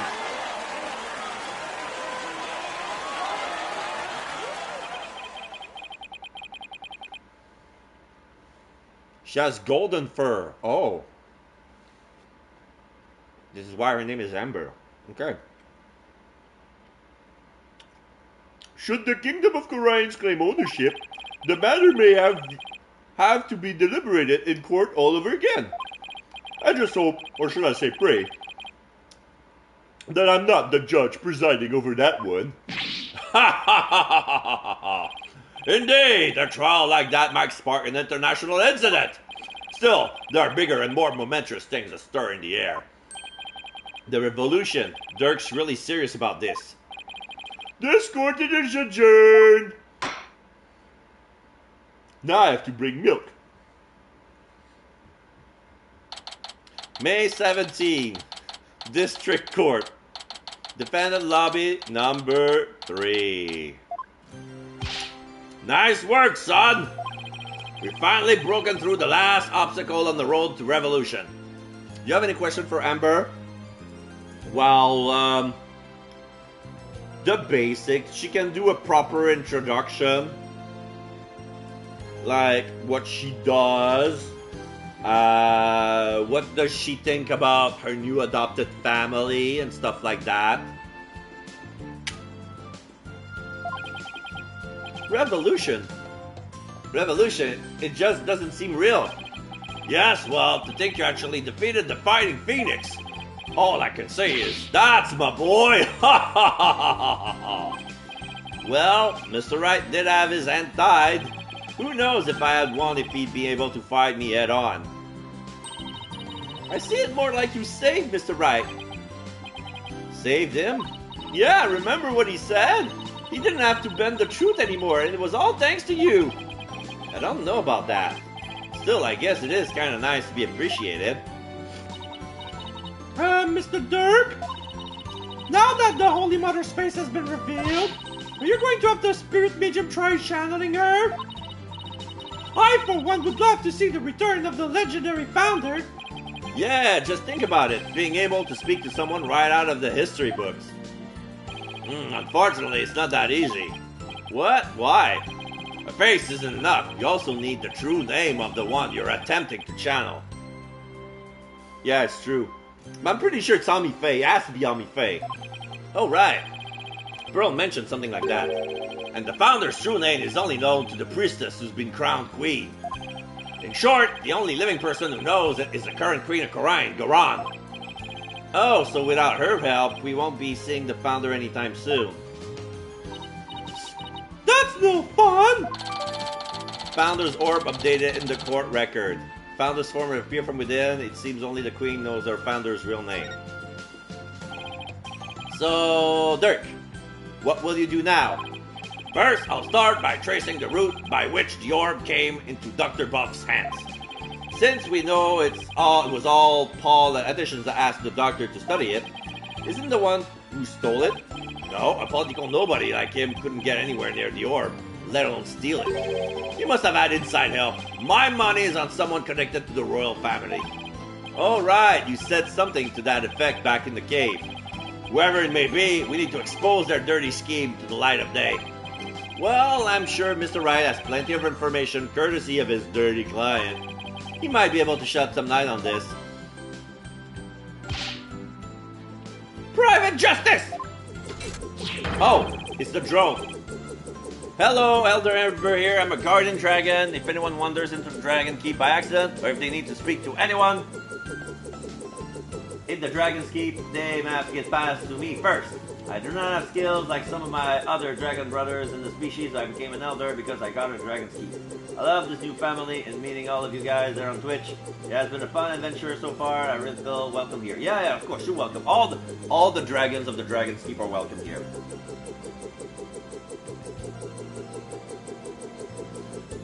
So yeah, Sarge, that was fine work you did at the trial today. You did your sergeant proud. Back at you, Sarge. Took real courage to leave your room like that. It's all thanks to you and Corp Woman Sykes. Now we see her piloting the drone with her remote control. With my siege defense over, I can finally sally forth. But the battle's only just begun. One for me and me alone to fight. To lose your mother and then your father, what a terrible thing to endure. Yeah, being wheelchair bound doesn't help. Army. Private Justice? I've been thinking. It's about time I stood on my own 2 feet. Oh my god, she's gonna stand up. After all, I no longer have Papa to coddle me. Huh? I'm afraid I don't follow. Take a good look, soldier. This is one small step for man, and one giant leap for me. Okay, man, I'm a little disappointed with that audio with our helicopter drone thing. That could be, wait. Should be a lot lighter pitch and a lot louder. Well, that thing has also a Gatling gun and some missiles. Just saying, like it's a war helicopter.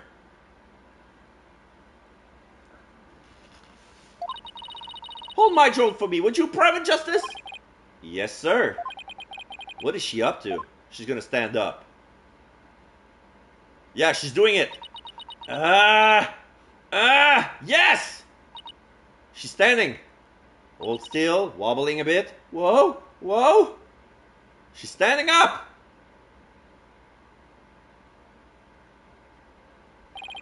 She's standing! What's this, Sarge? You mean your legs? They're... The doctor told me I was ready to walk again months ago. But if I admitted I could walk, I knew I would have to leave the house. So I faked it. Makes sense, but... I kept pretending I couldn't walk. I mean, still at one time I actually used to have an Apache helicopter drone. The gun, the missile didn't actually function. But... it was still heavy enough to create quite a noise when it flew. Okay. Well, the design is not much. It's like an Apache helicopter if you try to draw a face on it. Like, I'll try to, like, it has a big nose. It has some engines underneath the rotor that looks like eyes, and the exhaust looks like a nose. And in the bottom, where the wheels come out, there's actually an extendable arm. Kind of looks like one of Inspector Gadget's fake a robotic arm that coming out of his hat. Like he can do the drone can do a military salute with that arm. I kept pretending I couldn't walk, but I know Papa is watching over me now, and I would hate to disappoint him. So from this day forward, I'm going to march forward on my own 2 feet. What a brave kid trying to move forward like this. But it must be so hard this soon after her father's death. Don't you ever stop. Just keep on walking, comrade. Stay brave, because there will be days when you'll want to stop, but I have faith you'll find a way to muster the strength to push through them. It's like a spring-loaded arm pops out of the bottom next to the landing gear. Yeah. Like a retractable arm. Not very springy, but yeah, you get it. Yeah, you can do it. Yay, Daddy's back! It's a bit sad. Phoenix ... Mr. Wright! What's that look on his face for? Oh, Apollo. Is everything alright with Miss Faye? Oh, she's safe for now. Well then, we better go save her quick. Where is she anyway? I'm afraid I have some bad news. Is she back in Karain? Maya's not here in the States. She's still in Karain. And she's still being held hostage by the mastermind behind this whole thing. Inga. The mastermind! That's right. Paul Edson Whipperson was nothing more than a pawn. Maya's true abductor is in the kingdom of Karain. What? I don't understand, Mr. Wright. What in the world's going on over there?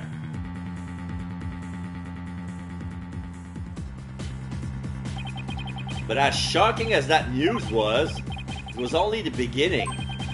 The beginning of something big. Big enough to shake Karain to his very core. Revolution. I was being swept up in a mighty wave that nothing could stop. Of course, at the time, I had no idea what the days ahead had in store for us. To be continued. So, is that the second part of episode 5? Because we're still in Turnabout Revolution. Last stream, it was episode 4. It was quite short, and it was basically while Phoenix was still in Karain, and where Apollo was still being Trucy's assistant.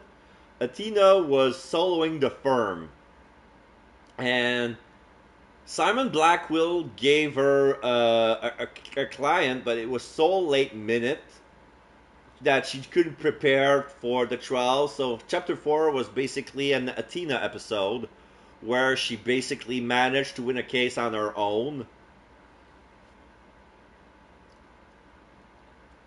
Blackwell was a witness to the case, but after a while he was standing next to her, so it felt weird that Blackwell and Sykes were working together.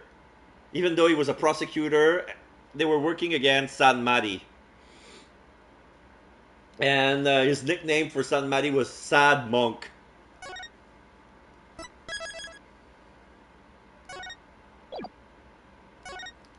So is there a chapter 6? No, it's still the continuation of chapter 5. Yeah, so May 17, District Court defendant lobby number 3. Yeah, that's funny indeed. I recommend you could watch it if you have any spare time.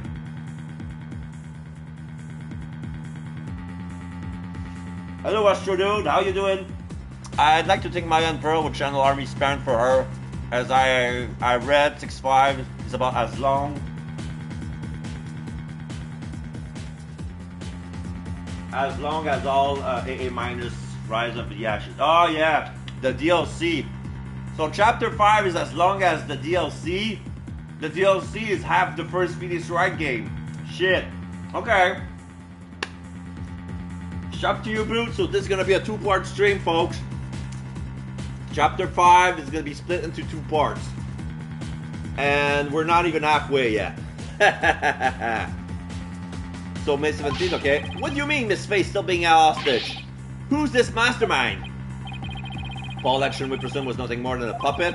His benefactor was the one pulling the strings. But I have no idea who they are. So all we know is the person he was trying to give the orb to? Right, he was just following orders. Whoever it is, it seems they really want to get their hands on the orb. So then, Miss Faye's abduction is the work of this so-called benefactor too? Right again. Whoever they are, they're in Karain. Along with Maya. I wonder who they could be. Right, this Maya, the spirit medium you've been talking about. She wouldn't happen to be that blonde-haired young lady you defended back in Karain. That's her. What do you ask? I see. I think I know what's going on here. I've got good news for you, right? Maya is somewhere safe. That much I'm sure of. I'm afraid you've lost me. So that's who the little snot's patron is. It's all starting to make sense. That fool has no idea I'm here in the States with you all. Dirk, you mind filling us in? Oh, Phoenix phone. No caller ID. I wonder who's calling. Shit. This is no good. Don't answer. It's spam. It's a bot. I said don't answer. Hello? Mr. Phoenix Wright, yes? Let me start by thanking you for taking such good care of my subordinate. Who is this? I believe you know me as Mr. Addison's benefactor. Ah! Sounds like they're using a voice changer or something to disguise himself. Of course, I knew it. Where's Maya? Is she safe? I had my ears on today's proceedings. What a shock it was to hear that the key to solving the orb's riddle is the spirit medium. I admit, I did not see that coming. Wait, did they plant a listening device in the ear somehow? Nevertheless, don't think for a minute I will guarantee Maya's space safety. She is not the only medium within my reach, you see. You harm her hair on Maya's head and you'll have to answer to me. Dirk, right? Give it here a sec. Wait! Hey there! How's it going, stranger? Who is this? Why, it's your friendly neighborhood dragon. I just happened to be in the US on a little trip. Minister of Justice Inga Karkul Karain? Inga? What? Maya's kidnapper is Karain's Minister of Justice? I knew that. Dirk! Is that you dirty turncoat? How in the one places is going on here? Oh, you know, just popped over to the States for a little R&R. But enough about me, Inga. That was a poor excuse for a bluff you pulled just now. We both know your threats are as empty as your head. You can't lay a hand on Maya Fey, and I do mean that literally. What is he talking about? You can guess your chances of getting the orb goodbye. Maya Fey and my only, how should I say, insurance, you know, Dirk? Oh, are you gonna pull, are you gonna threaten your own, star prosecutor as well? What? I've got someone near to you right in the palm of my hand, see? Now that one, well, you can imagine what kind of things I can do, right? Exclamation mark, ... Glad you're saying things my way. Meet me on Mamara's tomb tomorrow, 3 p.m. sharp. And you better come alone, got it? If all goes well, the orb is all you need to get Maya Fey back. Dirk, ... Dirk, what's going on? You heard him. I have to get back to Karain at once. What? Why? No time to explain. Are you even going to make it? What if there are no seats left on the next flight? Plus, you're a wanted man. They're not going to just let you go on the plane. Question mark? Okay, I'm gonna take a hint. This is Miles Edgeworth. Let me worry about that, Mr. Justice. Bingo! Chief Prosecutor Edgeworth? What are you doing here? Okay, I'm just gonna bask on his theme song.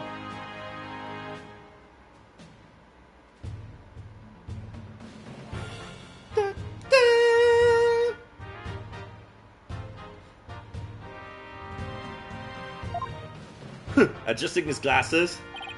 Taking care of the hostage situation. Oh, now that you mention it, Pearl did say that she saw you around in Karain Village. I had him look into a few things while I was on my way back from Karain, including Maya's situation, of course. I always like Team Song. Yeah, it's my favorite. I was astonished to hear she was still in Karain earlier, but it explained why I found no connection between her and Mr. Addison. Sorry to interrupt, but going back to the plane situation? Oh, I've taken the liberty of chartering one for us. It's ready to take off at any time. And I will do what's necessary to hide the fact that Dirk Salvati is on board. Wow, must be nice to be chief prosecutor. Oh, it's good to be a chief. Right? We have no time to lose. We must head for Karain at once. Right. I'm going too. After all, you're bound to need my help. No fair, I want to go too. This isn't a vacation, Trucy. Besides, I'll need you to hold on the fort. But Daddy! No, but Daddy. I guess I should also bring what's necessary. Sorry, Trucy, but would you mind holding on to this stuff for me? Unnecessary evidence foisted onto Trucy. So what's left? Okay, maybe it's not. It hasn't been done yet. Fine, but you better bring me back something besides just more evidence. Oh, so it's everything except the Founder's Orb and Apollo's father's picture, whose name is Jove. Jove Justice.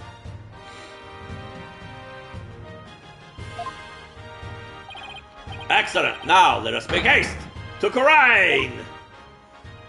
Is there going to be a cutscene? And that's how our sudden trip to the kingdom of Karain began. I never imagined I would return to the country of my youth under such circumstances, though. Yikes.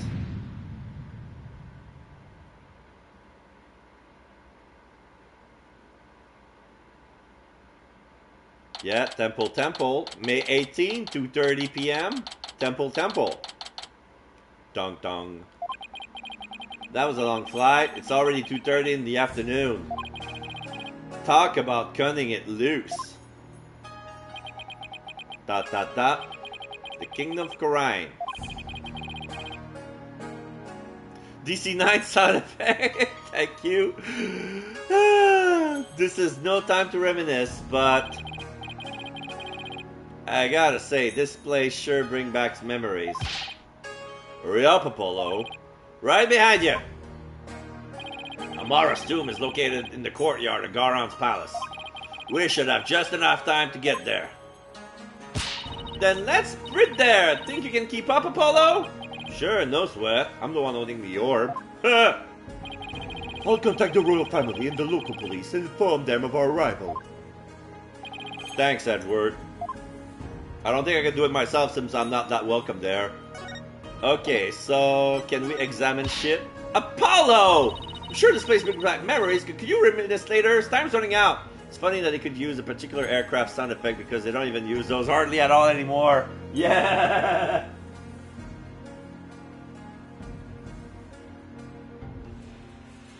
It's almost obsolete because of their fuel efficiency.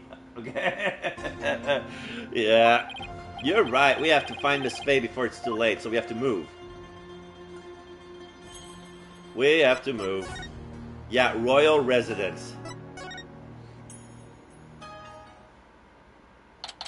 Oh, this is new. May 18, 2:45 p.m. Garon Palace, royal residence.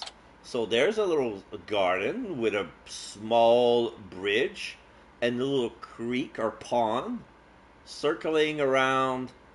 There's a pagoda in the back. On to the right, there's some sort of temple, but I think it's the symbol of the character of justice, because I remember that this character is also Inga's on Inga's badge. I don't know what it represents, but I'm pretty sure it's like order or justice.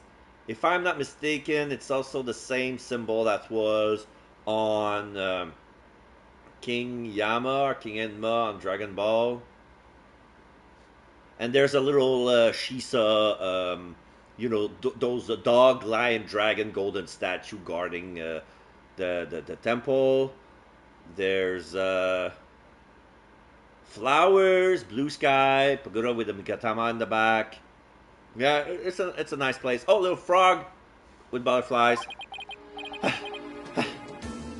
Oh, I saw footsteps in the keeled over vase. There are footsteps on the dirt, and they disappear as they enter the marble paveway. I wasn't made for all the running and climbing and near drowning I've done this week. It's 2:45, only 15 minutes left. See that cylindrical building rising in the distance? That's Amara's tomb. That pagoda, that whole thing is a tomb. Not a mausoleum, a tomb. Amara? Wasn't that the previous queen, the one who was assassinated? Yes, and I'm the one they pinned it on. It will take a few minutes to get to the tomb from there. So, you have returned, barbed head! Ah, it's Rafa. I've seen her before on the news. If I remember correctly, this is the Crown Princess Rafa Padma Karain. What are you people doing here? This is the royal residence. Commoners are not allowed entry without permission. Oh, a prosecutor from the States should have already called and requested permission for us to enter. As to why we're here, your benevolence, have you seen Minister Inga? If you seek my father, I just saw him heading towards Amara's tomb. Yep, was he with anyone? You know, like some shady looking underlings or something? No, he was alone. Why do you ask? Looks like she has no idea about Miss Faye's abduction. You hear that? I think we have company. Stump. This must be the royal guards. Bow down before her glory! So yeah, it's one of those guards. He has a mask. Her Eminence Queen Garan, Grand Priestess of Korining, approaches. Oh, Garan. Okay, we have to bow down. Now here's the queen, the priestess queen. Ah, it's Queen Garan. Garan, ... Guards, surround Amara's tomb at once. Yes, your eminence. Swords. Hudi Hara Garan! Hudi Hara Garan! Oh, now they're blocking the way. What's she doing? Is she going to help us? Excuse me, your eminence. So, our barbed-head lawyer returns. May we presume you are here for Maya Fey, the spirit medium who has been abducted? Oh, yes, you may. Allow us to apologize for the criminal actions of our husband. Oh, no need to apologize for him. Honestly, Inga, adopting a guest in our country, how could you? Father, adopting someone? Your Eminence, what about those soldiers over there? They are the Garan Royal Guard, soldiers who serve the crown and no other. Royal Guard? They are an elite force selected from only the most loyal and outstanding of our subjects. And why have you ordered them to surround the tomb? The police would not come if it's my husband who is committing the crime. We shall have to storm the tomb and take Minister Inga into custody ourselves. What? You mean... Garan, no, his hostage is in there. Dirk! How dare you set foot in the palace? Have you come to turn yourself in? Listen, we need to call a truce for now. Garan Royal Guard, seize this traitor of the crown! As you wish, your eminence. Yeah. This is gonna turn ugly.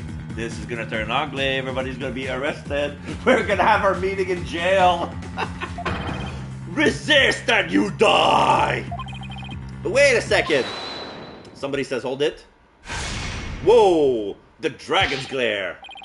Slow down there, Garan. I'm here to conduct a hostage exchange. But if you take me in now, Maya Fey is as good as dead. A hostage exchange? And why would he choose to do such a thing with you? We can talk about that later. Right now, I need to get in there before it's too late. If I can't resolve this in 20 minutes, you can storm the palace. Now then, if you'll excuse me... Dirk, wait! Guards, allow the insurgent Dirk Sadmadi to pass. Barnhead, you have some explaining to do! Right. Well, while we're waiting here, Apollo, why don't you explain the situation? What? Me? While you're holding the orb. Yeah. Leave nothing out, hornhead, or I'll dehorn you where you stand. Hornhead? She doesn't waste any time coming up with nicknames, eh? What's with the attitude? Her father's the one who abducted Miss Fey. Alright, let's talk. Hostage taking by Inca. Do my ears deceive me, or did I hear talk of my father abducting someone? Oh, you heard right. He abducted Maya Fey, and now she's angry.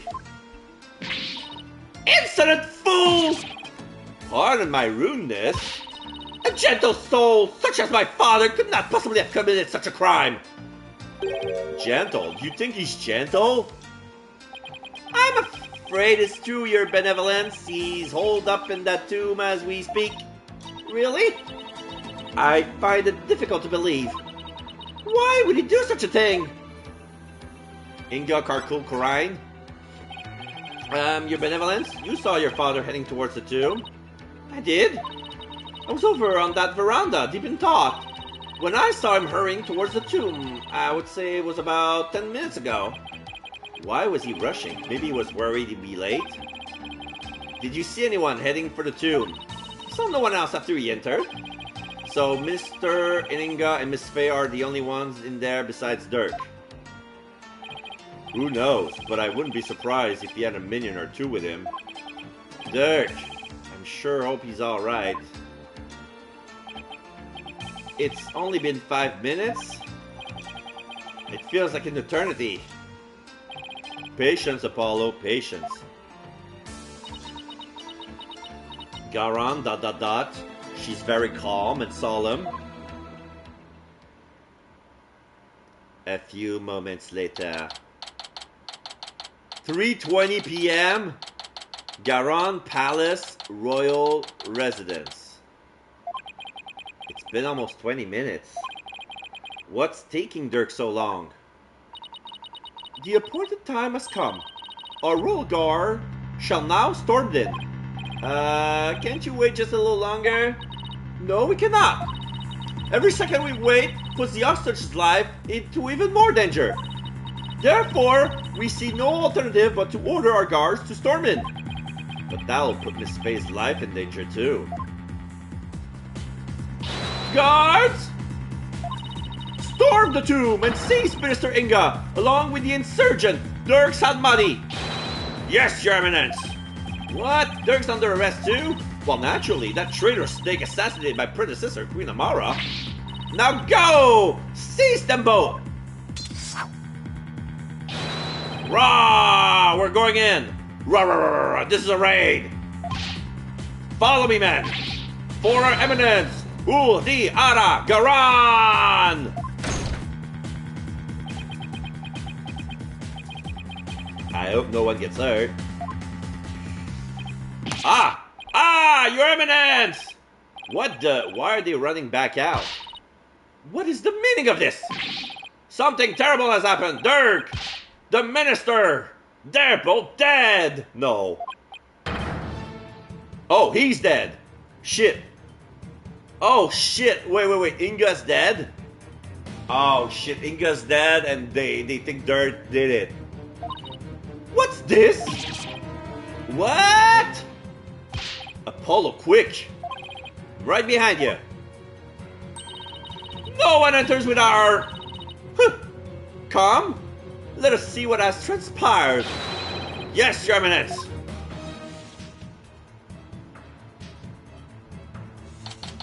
May 18, Garon Palace, Amara's tomb. Okay, so it's a dark place. There's a palanquin in the middle of a room, chained with 4 iron chains that's been nailed from the 4 corners of the room. On each side there are statues with candelabras. There's a big picture of the Holy Mother in the back. On the palanquin there's a big a soul butterfly statue ornating the palanquin. Very big, very golden. And there are 2 murals. On the left seems to be some sort of demon torturing somebody, and on to the right we see a little baby cherubim being born out of a lotus. Must be like the birth of the Holy Mother or something. Like, it was probably, like, the Holy Mother is probably a martyr who died and then resurrected. And, yeah. Where's Dirk? Where's Dirk? Dirk is nowhere to be seen. Apollo, over there. Oh my god. This doesn't bode well for Dirk. He's covered in blood, holding a bloody knife. It's just, he just got done, killed the minister. The body's on the floor. Dirk! Sorry I goofed. T dot dot dot. Dirk, what? What have you done? Apollo? Look. So it is, Minister Inga was fallen. Guard, seize this murderous man at once! Yes, Your Eminence, surrender now or perish, rebel scum! Rebel scum. No, wait! You cannot say no, wait when you're holding a bloody weapon in your hand. Ah!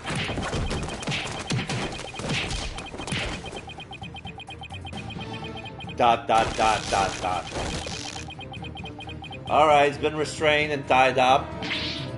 Dirk, they're taking him away. Bonk on the head. Ow! Dirk just threw something at me.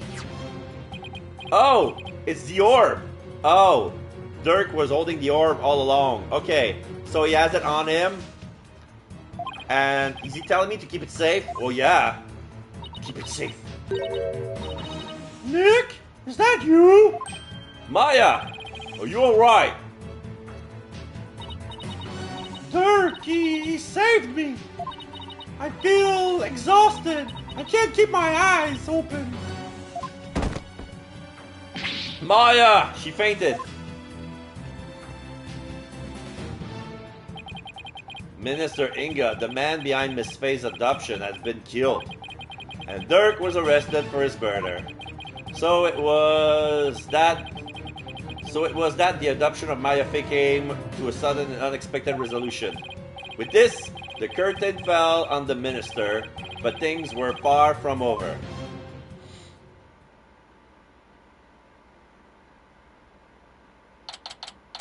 May 18, Garon Palace, Royal Residence.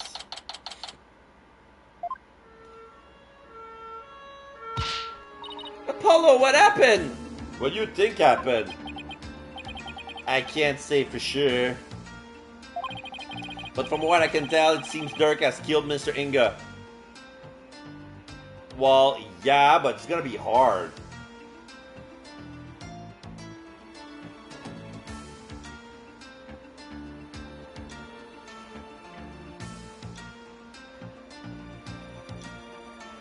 I have a feeling that the rest of the Defiant Dragon are gonna storm the court, try to save their leader. I think that Dirk's trial is gonna cause the revolution.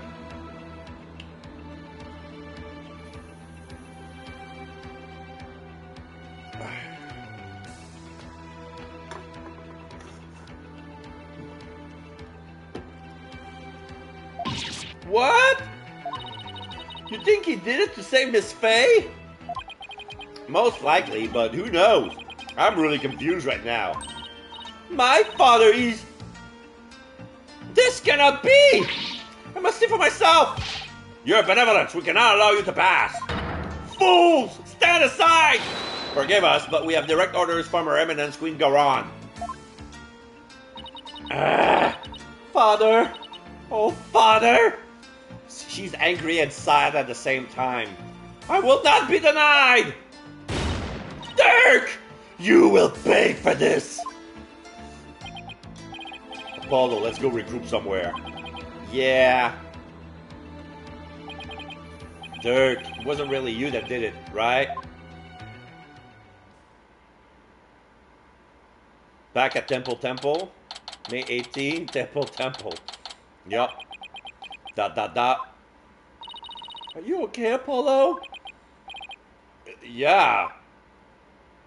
Edgeworth speaking with the local police. So let's sit tight until he returns. Okay. I know you must be in a state of shock right now, but I need you to stay with us, Apollo. He's right. Can't go to pieces now. Thanks, Mr. Wright. I'll be fine! Few moments later. No timestamp. Edgeworth's back. Sure hope we don't have to go against the extra. Why would we go against Edgeworth? If any case, we're gonna go against San Mari because we have to resolve it. This is gonna be Apollo versus San Mari, and we're gonna have to save San Mari, try to bring him back to normal, air quote, because he used to have the will of the dragon, and we feel he's been indoctrinated by the Garon regime, so that's why he's like that. Right? Mr. Justice? I'm afraid I have some bad news. It looks like things will only get more complicated from here. Prosecutor Edgeworth, what's happening with Dirk? Adjusting his glasses? As I understand it, he has been officially charged with the murder of Minister Inga. He has? However, I did manage to get us permission to investigate the crime scene, and I expect we'll be allowed to visit Mr. San Mari shortly. Thank you. Sure glad Prosecutor Edgeworth is here with us. Also, it's just so happened that Detective Sky is here in Karain, so I have asked her to assist us with our investigation. What? What's she doing here? It seems Prosecutor San Mari has grown quite fond of her. He's been ferrying her around all over the place. A few days here, a few days there. They've almost become a team of sorts. Despite what Nayuta says, it seems he thinks highly of Emma's skills. So what now, Apollo? I think I'll go pay Turk a visit at the detention center. I want to go check in on Maya at the hospital. What about you, Athena? Well, if there's footwork to be done, I'd better stick with Apollo and give him a hand. Very well, then I will accompany Wright. Okay, we'll go our separate ways for now. Alright, if anything comes up, you have my cell number. Do you know your way around here, Apollo? It's been over 10 years since I left, but I'll try not to get us hopelessly lost. Alright, can we examine shit now? Alright. So, let's see. Mountain? There sure are lots of temples around here. In fact, it looks like most of the buildings around here are related to Qurainism. Okay. This is said to be a sacred spring and a pathway for Soul to follow. The people of Qurain believe the spring draws Soul to the temple. And by the truth gained in the Hall of Justice beyond, they are memorialized. seems that the legal trials and funeral rites are inseparable in this country. The entrance? Mr. Wright stayed there the entire time he was here, apparently. Why would he stay at a temple instead of a hotel? He says it had to cut costs. Long stays at a hotel really add up, you know. But he had to sleep on the floor with a load of strangers. There weren't any showers either. Wow, that's worse than staying at a used hotel for backpackers. Kinda.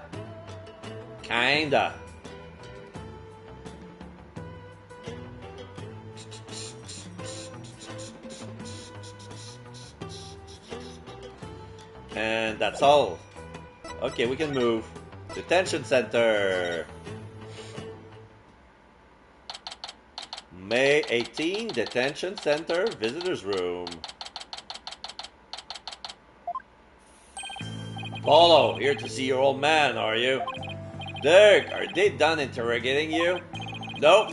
The fun hasn't even started. I imagine they only raked me over the coals, though. I don't know how I feel about the whole no showering thing. I don't think I could stand that. I mean, it's a temple. There are bathrooms, but I don't think they have showers. Like, people just take their baths in the springs, you know? They do wash, but it's not like the facility has a bathroom with a shower or a bath, just a toilet.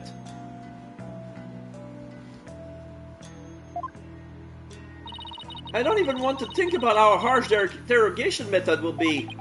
Yeah, but that's nothing compared to what they'll do if they find him guilty. They're branding me a terrorist who killed the previous queen and now the justice minister. If found guilty of these crimes, I'll be facing a very public execution. Public execution? This is worse than I thought. Case in point, who knows what kind of water in the springs, so even if they wash, I can't imagine how filthy the water is. It looks clean, it looks like mountain water. Like, the water source seems to be coming from the rocks. And it looks very well clean, especially in high altitude.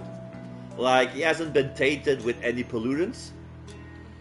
So, I think the only discomfort is going to be the temperature. Like, it feels like it's going to be very cold baths. Like, no hot springs or anything like that. Come on, son. Turn that frown upside down. You'll jinx us. As soon as I get out of here, I'll take you to this tasty ash house I know. I'd like that. I really need to focus on what happened. Time to switch to work mode. Dirk, can you tell me what happened? Oh, there's also something I want you to take a look at. Take a look at. The Founder's Orb? Oh, I see you got it safely out of the tomb. Why did you throw it at me like that? I want you to listen carefully, son. The orb must not fall into Goran's hand. Not ever. I thought Mr. Inga was the one who was after it. He was the one who lent it to Professor Buff to study after all. So haven't you exposed his crime now? I have, but there's more connected to this relic than meets the eye. Much more. And whatever it is, I can't help feeling that it could turn this entire kingdom upside down. You said something like that before. Looks like Dirk's intuition is at it again. Goran will do anything to retrieve this. So guard it well, son, at least until tomorrow's trial. Okay. The incident. Dirk, what happened in there? You didn't really kill Minister Inga, did you? Well, the thing is, I really don't know. I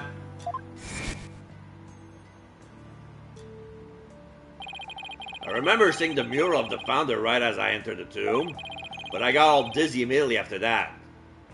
What? He was drugged? The next thing I knew, I was standing there with a bloody knife in my hand with blood on my clothes. Covered in Inga's blood. So you don't remember meeting with him? Nope. The last thing I remember after entering the tomb is feeling really dizzy.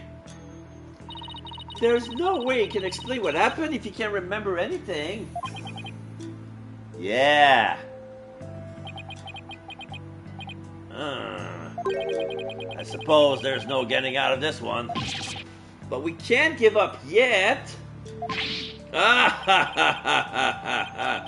was just messing with you, son. Well, stop. It's not funny. Sorry. Sheesh. Nothing seems to faze him, not even being arrested for murder. There's going to be one tough case, Apollo.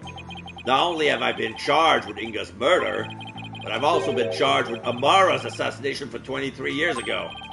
You're on trial for 2 charges? Well, Garan is practically licking her chops just thinking about my public execution. Yeah, apparently he was accused, but he was never tried. So it's gonna be a double whammy. Guess it means we can't afford to lose our heads, huh? Get it? I don't know how you can laugh at a time like this. So, son, I take it you'll be defending me as my trial? Of course, you can count on me. That's my boy. Looks like your nerves are as steely as those vocal cords of yours. No wonder this episode's long because he got 2 trials in one. Of course. After all, you got the Defense Culpability Act to contend with too. Oh, right. If we lose, we die together. Yay! So if you found guilty, then I'll be charged with the same double homicide, huh? Don't tell me you forgot about that. I'll be fine. I'll just have to make sure we win this one. You sure? Because you don't sound very fine. You don't sound very confident. I'll be fine. Apollo, I'll be fine. What was that about an assassination 23 years ago? Oh yeah, 23 years ago. About that incident 23 years ago. That was when the previous Queen Amara was assassinated, wasn't it? Yes! Someone set her private residence on fire. Huh. She lost her life in the ensuing blaze. And you were arrested for the crime? Why would they arrest you, Mr. Sanmani? Weren't you just a lawyer back then? What relation could you have had with the Queen? About that. Amara was... Well, she was my wife. I may not look the part, but I was once a husband to a queen. In short, I was royalty. What? No way!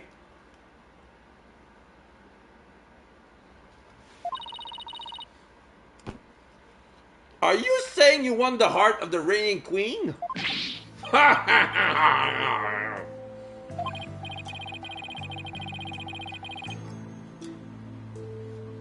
Come on, you're talking to a guy who owned his prowess against witnesses on the stand. Even the queen is no match for this dragon's glare. Wow, you're really something else. So, was the verdict ever reached, Dirk? I acted as my own attorney and won. Until I was accused of fabricating evidence, that is. Then it all went south.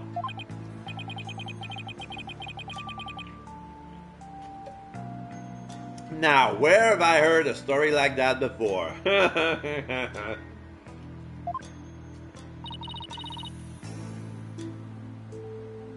So what happened after that? I made a run for it. You ran, but why? I didn't kill him, alright, I didn't fabricate any evidence. But if I had stuck around for a retrial, I would have been found guilty for sure. I couldn't allow that to happen. Amara's true killer would never face justice if I did. So I left my law my law practice behind and went underground. But that was 23 years ago. Are you telling me that after all these years, you still haven't discovered the truth? Yeah, the fact that it was an arson means that the crime scene was reduced to ashes. There's little in the way of evidence left. It's just been brick wall after brick wall. I guess that means it's all up to me to figure it out, huh? Along with Minister Zinger's murder, of course. Think I'm going to be sick. Come on, son, don't look so down. With you on the case, it'll work out somehow. I hope he's right. Say, son, do you remember my office? Sure. I remember that messy, dimly lit room. The file I've amassed on Amara's assassination is kept there. I think it might help you on this case. You remember how to get there? Let me think. There's a manhole by the bazaar. I recall going in through a manhole. How can I not dirt? I hate it. I always get so dirty getting there. And that stench! That old case is important too, but I should probably focus on the minister's murder first. I'm afraid your time is up. Oh, Nayuta! It's time for the prisoner's interrogation. Buddha pose. So begone, you putredated criminal abetting lawyer! Wait, don't tell me you're the prosecuting attorney. What? But that would mean... Is there a problem here? You bet there is. He's your father! And your point is? My relation to the accused is irrelevant. The fact remains, I am a prosecutor. No, that's not what I don't think I'm getting through to him. Nayuta. Long time no see, son. How you been? ...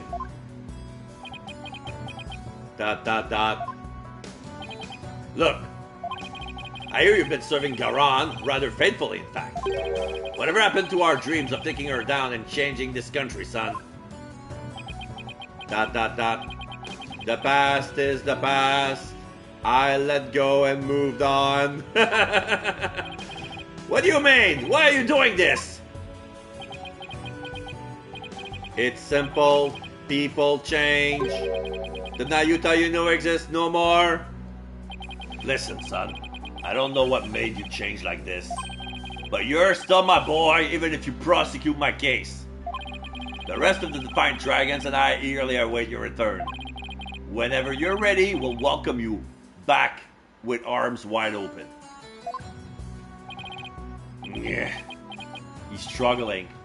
As I said, I've moved on. Now let us waste no more time for flowers that blossom simply from talk of the past. Nayuta. Why do I get the feeling there's something he wants to say but cannot? Guard, move the accused to the interrogation room. Yes, sir! This way, you rebel scum! Ow, watch it! Not so rough, will you? Nayuta. Is he seriously going to prosecute his own father?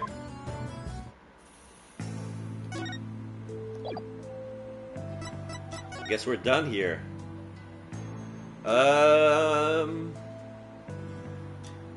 Royal residence or Amara soon? We cannot go to the bazaar yet.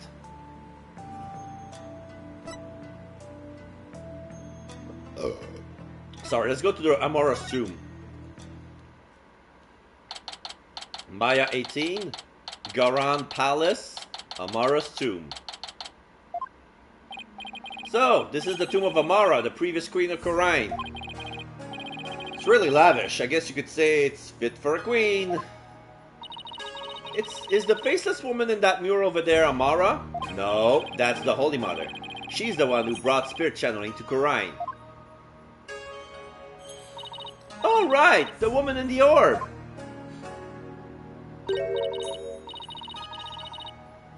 Question mark? Oh, it's you two getting right down to business, I see. Oh, Emma! Hi, Emma. We heard you gave us a hand if we needed it. Yep, Mr. Edgeworth asked me to help where I could. So, it's been quite a while since you've been back in Khura'in, I hear. Yeah, more than 10 years, in fact. Well, you sure didn't waste any time. I mean, you're already mixed up in the murder. You're as big a trouble magnet as Mr. Wright. Please don't say that. My luck's already bad enough as it is. Emma? I hear Prosecutor Sant-Mari has requested your services again. He seems to have really taken a liking to you. Huh. You mean his ephemeral holiness? Much, much, much, much, much, much, much, much. I don't mind that he approves of me and my abilities. It's just, his people skills need some serious work. But when he manages to smile and compliment my work, it's hard to say no. Plus, working on investigation overseas. Okay, she stalks too fast. Slow down. Slow down.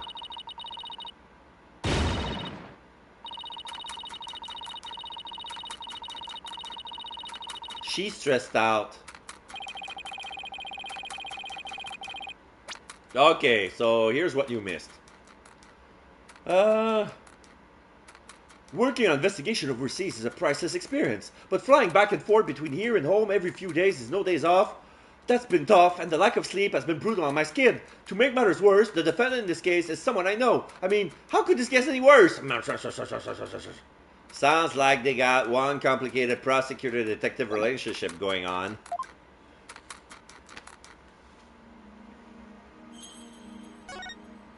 The incident.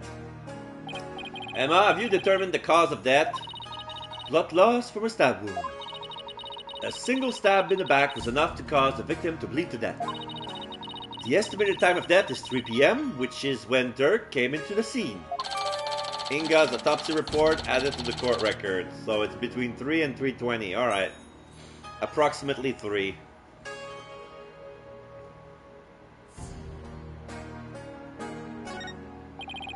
Any suspect besides Dirk? Blood loss from the stab wound in the back. Okay. No, he, Maya, and the minister were the only ones here. And Maya's been tied up until she was freed by the Queen's Royal Guard. Could someone have been hiding somewhere in here? Not likely. I was told this tomb was searched from top to bottom right after the murder. And during that time, the Royal Guard set up a perimeter to prevent anyone from escaping. In other words, the crime scene was completely sealed off? It would appear so. No way for a third party to escape without being spotted, so... Great, it's another one of those convoluted locked room mysteries. Victim. About the victim, Minister Inga. He was the kingdom's Minister of Justice, correct? Yes. Inga Karkul Kurain was the second most powerful figure in Kurain. Plus, he was married to the Queen. Seems strange that someone of his status would abduct someone. Apparently, he only told a few of his most loyal subordinates about his plan. That way, there were little chance of the police or even the Queen finding out. What was Inga's hoping to gain by getting his hands on the orb? That I don't know, but I'm working on it. I got a theory. I think he wanted the power of spirit channeling. So that way he will be represented as royalty and not being, you know, the husband of the Queen, you know?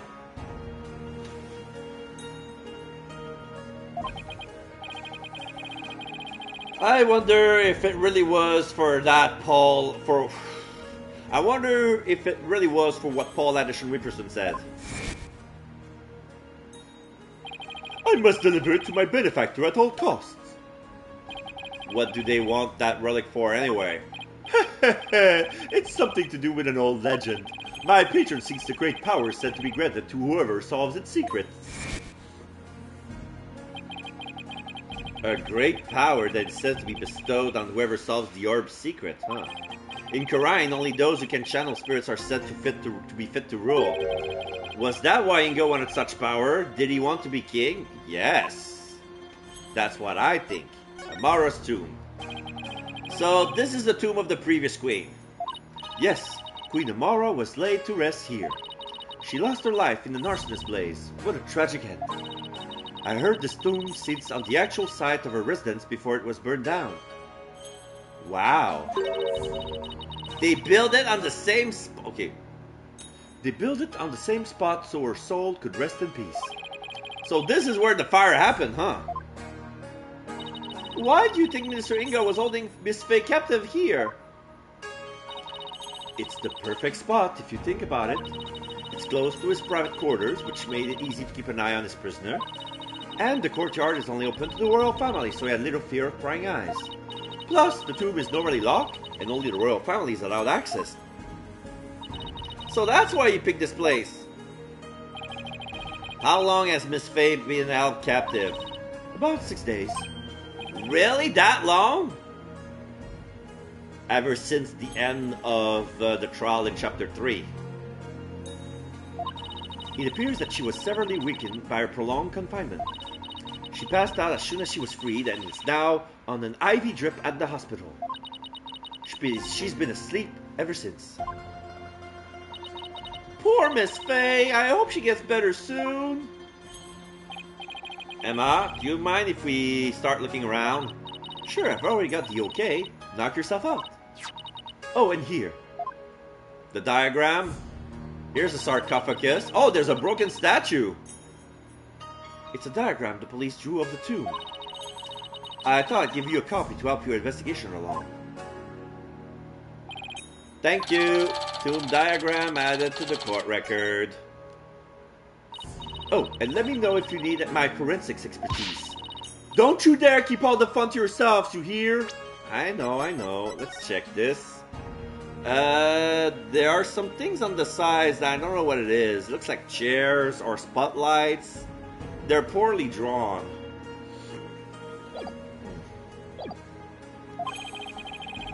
You don't need to worry about that. Besides, I hardly classified this as fun.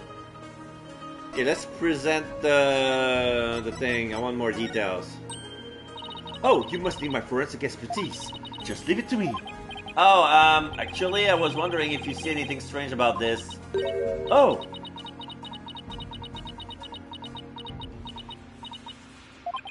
Why isn't she saying anything? Yeah, she's ignoring us. Alright. I get it. Alright, let's explore, examine the place. Oh, I can get from all the angles. Oh, those are chairs. Okay, I get it. Okay, so this happens in the back of the sarcophagus. There's some blood on the curtains. The knife has been left there.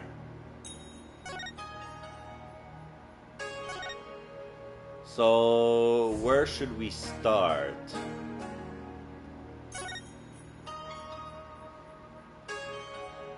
Oh, there's a mural. Oh. Is that Dirk? The martyr is actually Dirk. Wait. This depicts an interesting story.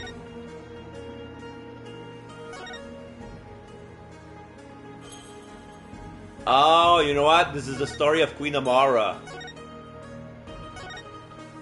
From her birth to being revered as queen, then she met Dirk. Then there was prosperity. Then there was a fire, and then was Dirk accused of arson. And that's the end of this. All right, let's start with the middle. It looks like the Holy Mother was painted here to watch over Amara's sarcophagus. So it's like this tomb is protected by the founder? That must be so reassuring to those she left behind. Only one problem. They didn't paint the eyes. She needs to do said watching. Come to think of it, she doesn't have a mouth to smile down on the tomb with either. It's actually kind of creepy. I wonder if being watched over by something like that gives the queen nightmares. Hey, keep that up and the founder just might come and watch over you too.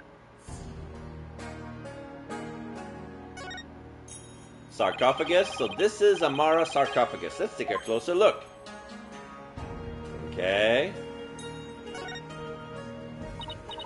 Hey, this curtain's opens, Apollo. Oh, there's nothing here and there's a lock. Oh, the sarcophagus is locked. Okay. That's one big sarcophagus. They say the mummy of Amara, the former queen, rests inside. A mummy, huh? Rats, it's locked. Hey, don't touch that! You mean we can't search inside it? Not a chance. Besides, it's not something anyone try opening anyway. What if the real killer is hiding inside? Hey, anyone in there? Hello?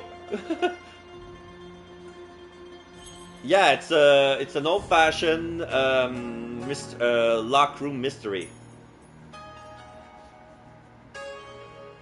So, yeah, the place was surrounded when the murder happened by the guards.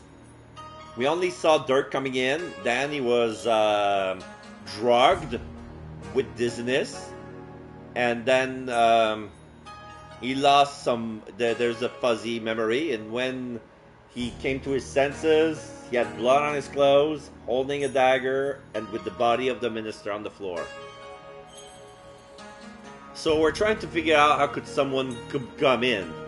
And I have a feeling that the sarcophagus may hide a secret entrance. Because that's the only way you could... if there's a secret tunnel, that's the only way you could get in and out without being seen by the outside. Don't do that! You're going to get us cursed! Cursed? The queen likely bears a grudge towards the living after such a violent, painful death. So no one dares touch the sarcophagus for fear of incurring a rat. That's the only thing that would make sense to me. Yeah.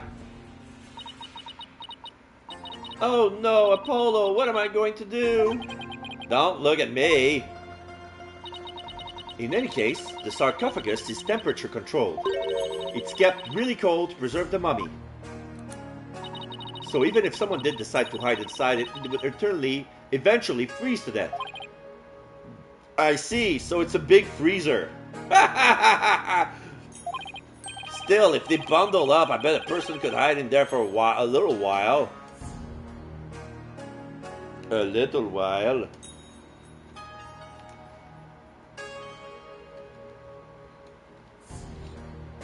If he follows the locker room mystery to the letter, the killer hidden inside while we were pulling dirt out. While the murder happened when we were still waiting outside, we didn't do shit. We have an alibi. Even the queen has an alibi.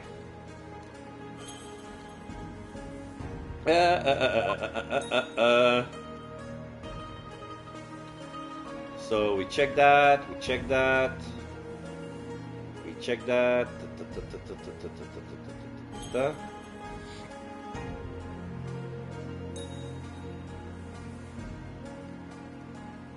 Okay, we're done with the sarcophagus. So what is left here?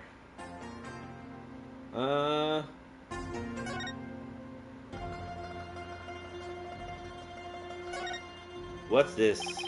It's full of ash. They must burn incense in here. So I was wondering, Apollo, did the ash come from the incense sticks that were burned in this? But what I'm saying is that the killer hid inside the sarcophagus while we were watching.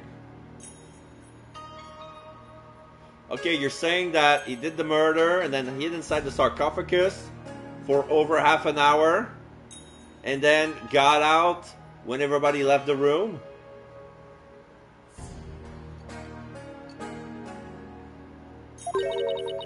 Or do people put their incense in it after there was already ash in there to hold them up? Don't be silly, Athena. The answer is simple. The ash is the product of prayer from the countless visitors who came here. It's not a chicken or the egg kind of thing. Oh, that's an interesting take on it. It's so much more poetic than mine. Okay, so those are ash bins. It's full of ash. My guess would be this is an incense burner. Hey, look, Apollo! There's something in the ashes! Let's see what it is. Oh, a jewel. It's a gemstone. Looks like those that are... I see that gemstone on two people. The princess and the queen. I think that's partially it. We may not have waited the entire time. Probably came out of the back part while we were leaving. Yeah.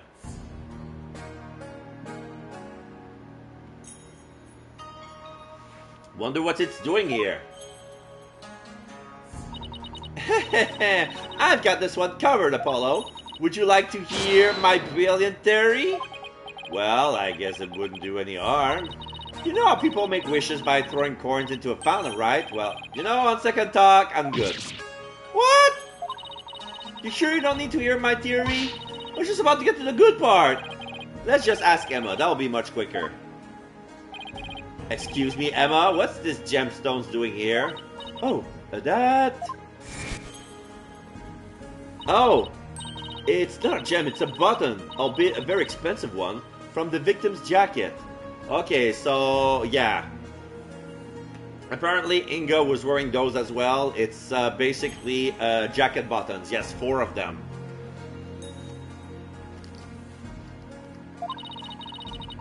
Must have fallen off and gotten there somehow. See? Every puzzle has an answer, Athena. Well, I thought my idea was pretty good. Wait, what's with this soot? See here on the gemstone? You're right. Gemstone added to the court record. Inga's button discovered in the ashes of the tomb's incense burner. It's caked in soot.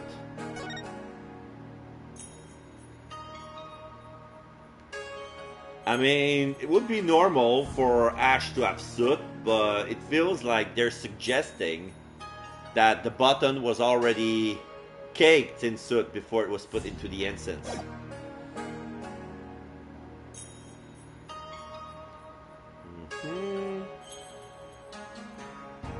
Okay, let's try with this.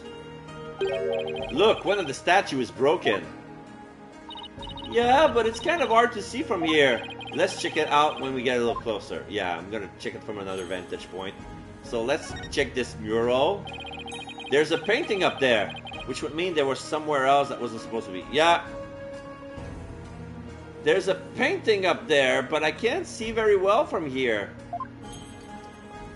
Okay, so I need to change my point of view. Oops, not here. Okay, so let's go here. One of the statues is broken. Let's take a closer look. Okay. The statue is hollow. And there's something shining in the bottom.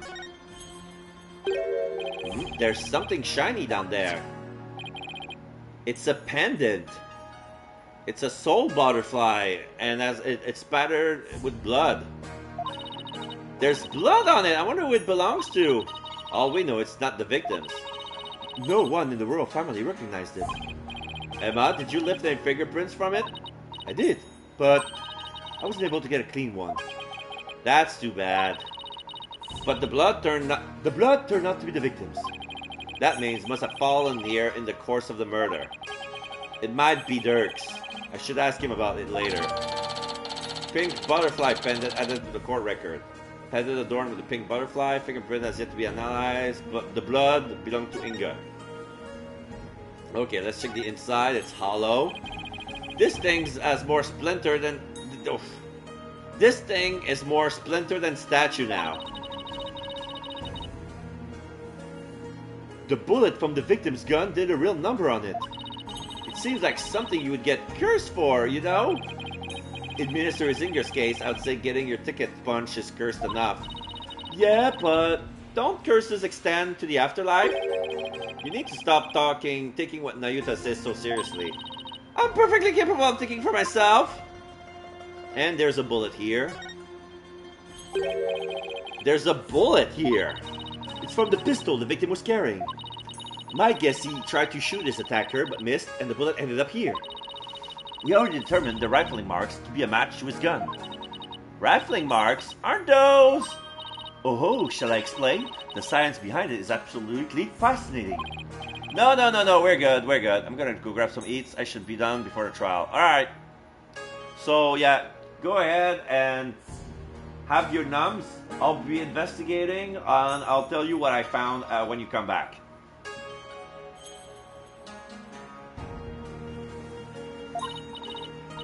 Lawyers think they're so smart.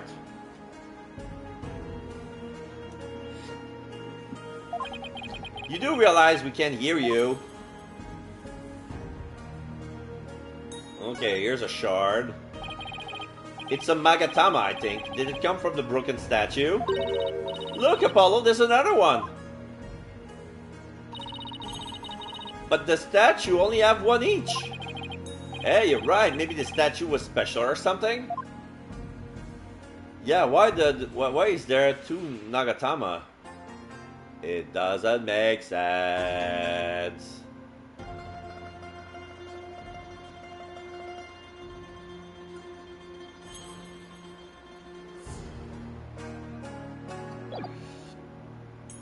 So we're done with the broken statue. Now let's check the mural. A baby on a lotus blossom? That's one strange painting. Apparently, that's a part of a mural depicting the life and times of Queen Amara. You know, like a storyboard or something. So that baby is supposed to be Amara? This one depicts Amara preaching to the faithful. It's hard to put into words, but I've never seen anything like it. Apparently she had pink hair. She was all wearing pink and lilac. She looks like a flower, and there's a hollow. She was holy. Let's see, the next one is that Dirk? Yeah, they put horns on him. They make it look like he was seduced by the devil. Why does he have horns? My best guess is it depicts the first time Amara and Dirks met. So he's supposed to be some kind of demon who's seducing her. Well, he was successful since they got married after that. The mural continues on the opposite wall. Okay, so let's see what I can see from that angle. The chair. Miss Faye was apparently tied to this chair. Let's take a closer look. Ah, so this is where Faye was. We should try cover every angle possible here. Let us use the L thumbstick to change our perspective and get a very careful look around. Okay, so there's a rope. Everybody has a Magatama. I bet you didn't know, but I happen to be a bit of an escape artist myself. Juicy showed me how to do a rope escape trick. Uh-huh, and why would you bother learning something like that? Because we're already getting into trouble when working cases with Mr. Wright. So I thought it might come in handy someday. Well, I guess you're right about that. Miss Faye could have definitely used that knowledge. That's right! So now you just sit tight here. You just sit right here and we'll get started. When in the world gave you the idea I wanted to learn?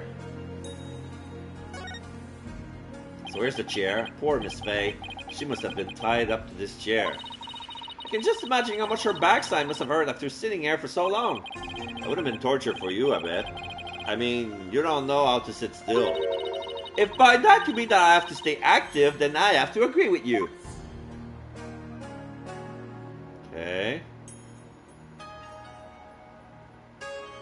Oh, there's a bit of blood here. Look, there's a blood stain on one of the chair legs. Really? Hey, you're right. I completely missed that. Let's move the chair so we can check under it.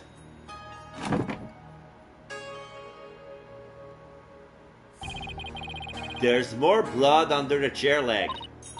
I wonder what it's doing there. I have some luminol here. Why don't you have some testing? Why don't you do some testing around it? Okay. Spray here.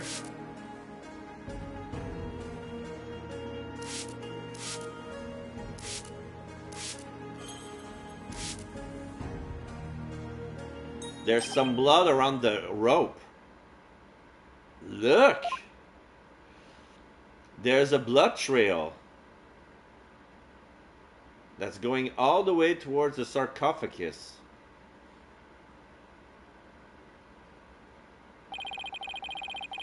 The blood stains leads all the way to the sarcophagus. Emma, is this Minister Inga's blood? Hold on one second. Huh? That's strange. I didn't get a match. So then, whose blood is it? Dirk and Miss Faye weren't wounded as far as we know. And the blood's been wiped out by someone for some reason. Yeah, that's strange too. Mysterious bloodstain added to the court record. Unidentified bloodstain from Amara soon. It was already wiped up, so does not belong to the victim.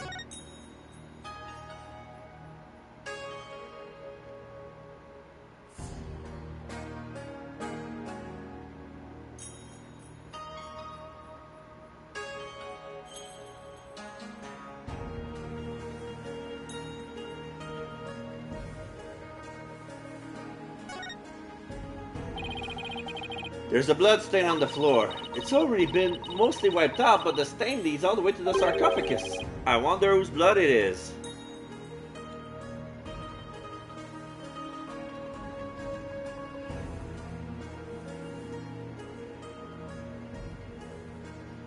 I guess that's all we can find here.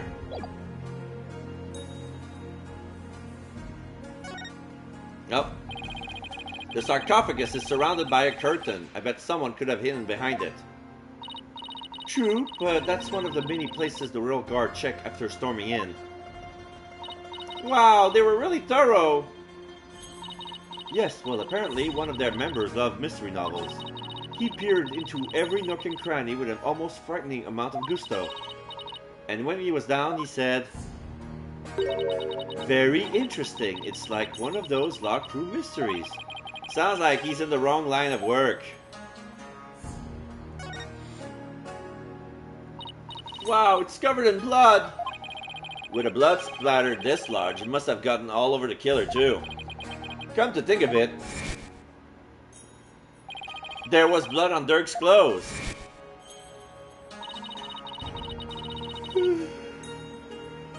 The circumstantial evidence points to Dirk being the killer. That's what I'd conclude if I were a cop too. Why are things always so bleak for me? Here's the outline of the victim. Guess this is where Inga collapsed when he died. Better take a closer look. So there's a dagger, a cell phone, and a gun.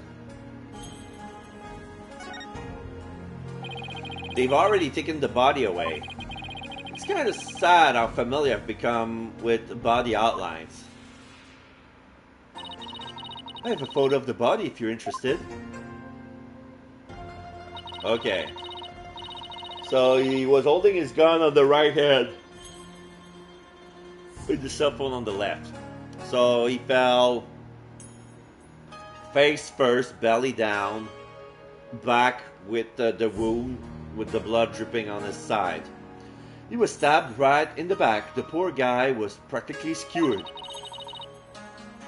What's he wearing? What's he wearing on his arms? Oh, those are the cuffs of justice.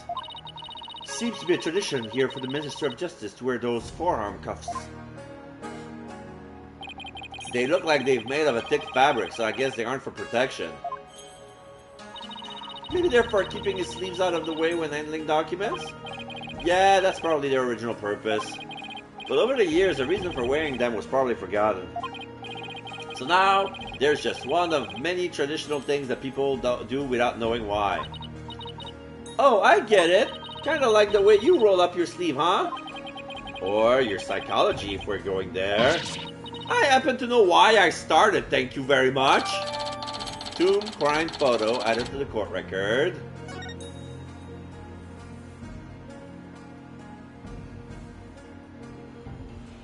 Blood. There's the murder weapon. So this is the murder weapon.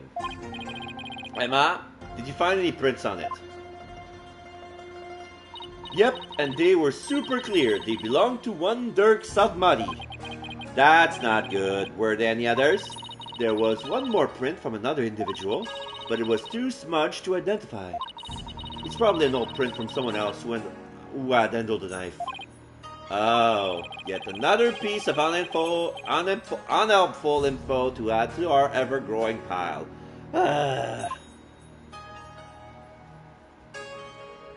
Bloodstain? No. Cell phone. I wonder if this is Inga's cell phone. It should be. His fingerprints are all over it. Do you know if we talked with anyone recently? There were a few calls logged between him and his underlings. They're all members of the secret police who were directly under the minister's control. You mean like spies? I don't think that's quite it.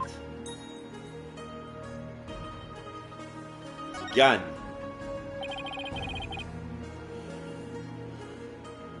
So the minister was armed, huh? Uh-huh. That's a 4-shot pistol. He had it for self-defense, apparently. But it won't be firing anything anytime soon. Huh? He was carrying a broken gun around for show? No, we recovered a bullet here. which means the gun probably broke as the minister fired his last round. Thing is, the gun's chamber are all empty. Oh. So, yeah, the broken gun with only one bullet? Yet that one bullet is the only bullet we could find. That is strange. Where'd the other 3 go? Maybe Dirk ate them. We can ask the next time we see him. Just be ready for his predictably shocking answer.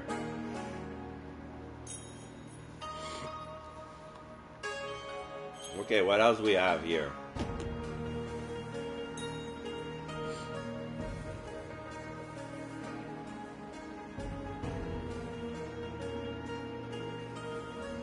I think we're done here. Let's go with another angle, maybe? Yeah, oh, what's this? Someone could have hid behind these curtains. There are curtains next to the door. Here, I'll go give it a try.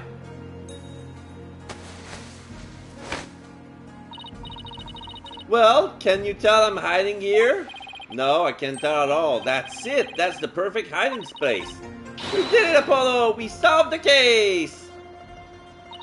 Sorry to burst your bubble, but the royal guards searched the tomb high and low right after they stormed in. And they said no one else was in here besides Minister Inga, Dirk, and Miss Faye. Well, back to the drawing board, I guess. My brilliant deduction destroyed 3 sentences!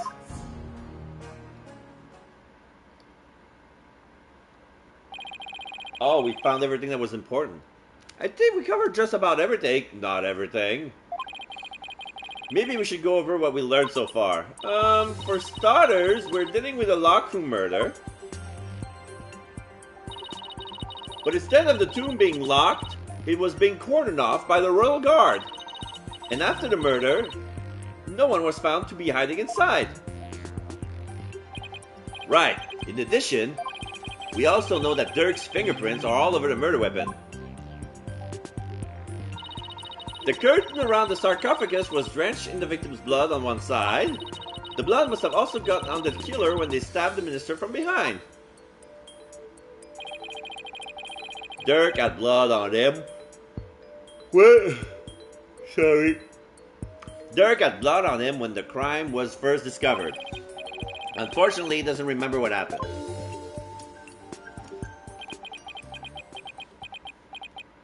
Dot dot dot. Tina dot dot dot. This is not good. So, what we know so far is things couldn't be worse for our case. And that's still an understatement somehow. Yep, it's looking pretty grim. Oh, if you two are done here, I'll have to ask you to leave. Go on, scoot. Something's wrong, Emma. Why are you trying to give us the boot? It's just easier if you're not here when his ephemeral holiness arrives. Ah! Here it is. Speak of the devil. Prosecutor sound muddy.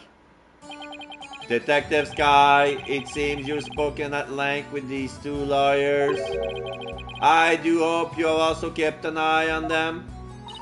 Yes, of course. Like a hawk. They didn't touch a single thing. Ha! Ha ha ha ha! Give a lawyer an inch and they will take a mile. Never forget that. There's that look of distrust again. Hey, Nayuta. Do you really believe that Dirk's guilty? Nayuta da da da. And are you seriously going to prosecute this case? I mean, he's your father. You were once part of the Defiant Dragon, weren't you? Nayuta da da da. Nayuta, wait! I said wait! Go on, Athena, after him. Huh? Oh, right behind you. No, I want to examine the part I haven't seen.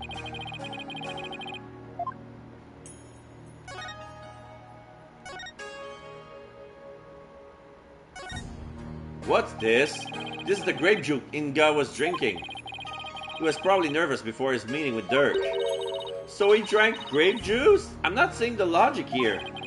Mr. Wright told me all about it when he was hospitalized a few years ago. He said grape juice has something in it that helps you relax. Really? Are you sure he was talking about regular, plain old grape juice? Yeah, of course. Because it sounds like he was talking about the fermented variety. No, he couldn't have meant that. I mean, we're talking about a medical facility. They wouldn't have allowed something like that in. Right, let's just leave it at that. They're making fun of the localization. It's like a small army of monks all neatly lined up. Looks like they're facing the sarcophagus in prayer. If you look carefully, each one has a slightly different expression. I wonder if they use real people as models. Some are frowning, some are smiling, huh? There's one that looks like he's trying his hardest not to burst out laughing. Really? I wonder why. Maybe it's like those times when things are so intense you can't help but laugh. You know, like at funerals and stuff. They went through all the trouble of depicting that. Talk about going overboard. So let's see the rest of the mural. Is this supposed to be Amara channeling a spirit? Yeah, it looks like a genie. Looks like the spirit of some country's sultan or something. And she seems to be conveying something to his retainers. She's on fire! This must be Amara's assassination as allegedly carried out by Dirk. They really made him look evil. This is the weirdest one of all! Is that supposed to be Dirk facing his punishment in the afterlife? Yeah, there's two guards with cow faces. Anyway, I guess that's the last one. I guess we're supposed to see this as a happy ending? Yeah, except nobody came out of this story happy.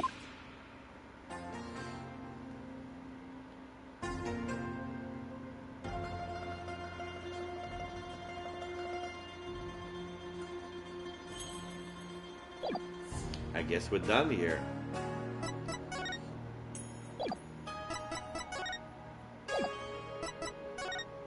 I want to present something. No, it's not to her. I need to present something. Alright, let's move. Royal Residence. May 18. Garan Palace Royal Residence. Nayuta, will you stop already? Nayuta, ... What do you want? It's about Dirk. Would you please hear me out? I fail to see why I should. Now, if you'll excuse me. Hold it! Nayuta! Are you afraid of what I might have to say? If not, then there's no harm in listening, right? Very well, speak. But make it quick, there is much I must do. Why does everything have to be so difficult with you? Prosecuting Dirk. So, I know you'll be prosecuting Dirk's case, but aren't there any other prosecutor in this country? Why does it have to be you? Her Eminence Queen Garan personally requested that I serve as prosecutor. She did? That would make it hard to say no. Her Eminence thinks highly of my prosecutorial skills. Still, she didn't have to ask you. She didn't ask you to. She didn't have to ask you to handle a case against your own father. Be honest, you really don't want to do this, do you? You speak of love and sentiment. I guess so. I do not deny such human emotion. Alright, you're back. Alright, so right now we're confronting Sanmari, who just stumbled upon us investigating. So we found a pink butterfly pendant, a blood stain coming from where Maya was, that's leading all the way to the sarcophagus. It's been wiped, and it doesn't belong to anybody in our Emma's personal data bank. So it does not belong to the victim. And we have a crime photo of the body. So belly first, back exposed, a wound on the dripping on the side, gun on the right hand, carrying 4 bullets. All the gun is empty, but we only found 1 bullet. We have no idea where the other 3s are, and it appears to be broken. Like, I think it broke after the final shot was fired. And we also have the cell phone with Inga's fingerprints on it. And we have the murder weapon with Dirk's fingerprints on it. And that's all the evidence we have. I do not deny such human emotions, but the law is the law. And placing personal feeling above it is beyond reprieve. Do you disagree? Well, no, I don't disagree, but civilization only exists due to the confines of the law. Without them, love and sentiment would lack the fertile soil they'll need to flourish. Do you disagree? No, but the law must be obeyed. This truth sits above all else, including personal feelings. Therefore, whether or not I am the son of the accused is of no consequence. Is it that simple, or would you say otherwise? But, come on, Apollo, tell him how wrong he is. But, don't you, wish it wasn't that way? Nayuta ... Atina ...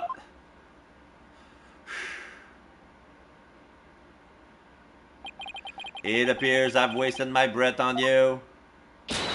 And the winner is Prosecutor Sanmari. Huh. Still spewing empty words devoid of meaning or consequences, I see. You putrid red pepper. Ah. I know I'm right. But did he have to be so eloquent about his point?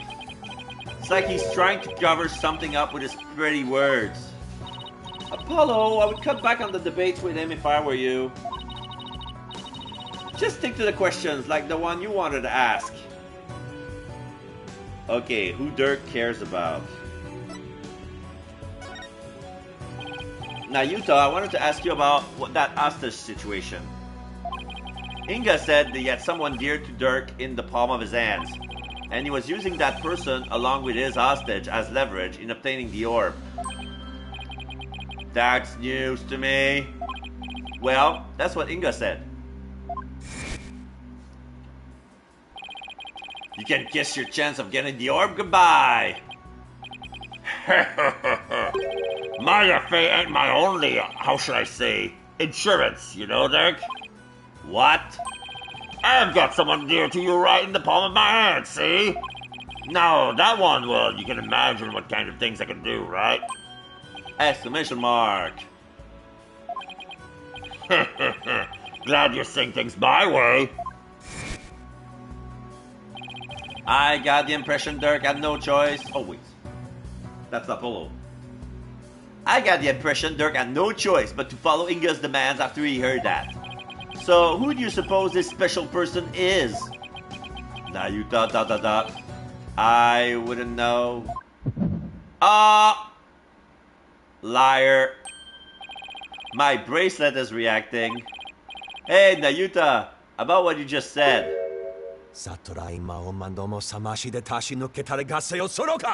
Oh, I'm gonna counter that exorcism attempt. Ow, ow, ow, my bracelet is crushing my wrist. How did he manage to do that? That really hurts. What the heck's going on? I'm wise to your tricks, you putrid pepper. That bracelet reacts to the anxieties of the people around you by squeezing your wrist. But now that I know how it works, I can make it tighten around your wrist anytime I wish. Consider this a warning. I don't know how he did it, but this renders my bracelet useless. Such devilry is powerless in the face of the Holy Mother's blessing. Looks like your special power won't work against Prosecutor San Mani, Apollo. We'll have to try something else. You're right, we'll just have to ask Dirk about this. It appears...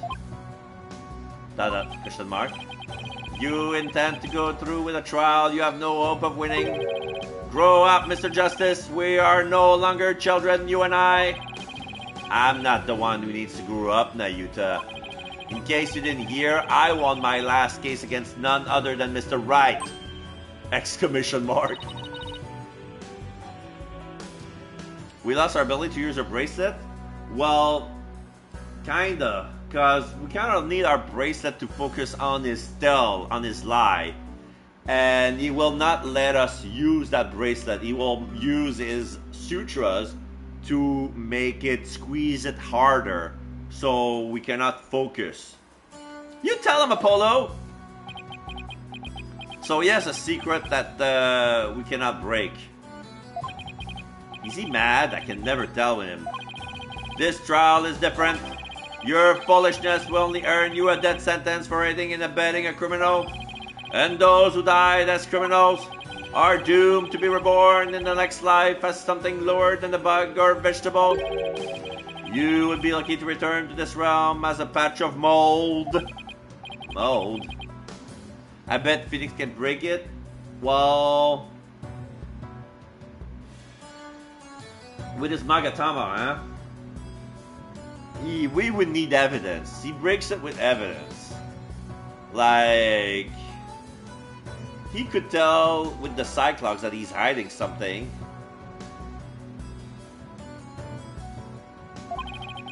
That's pretty harsh.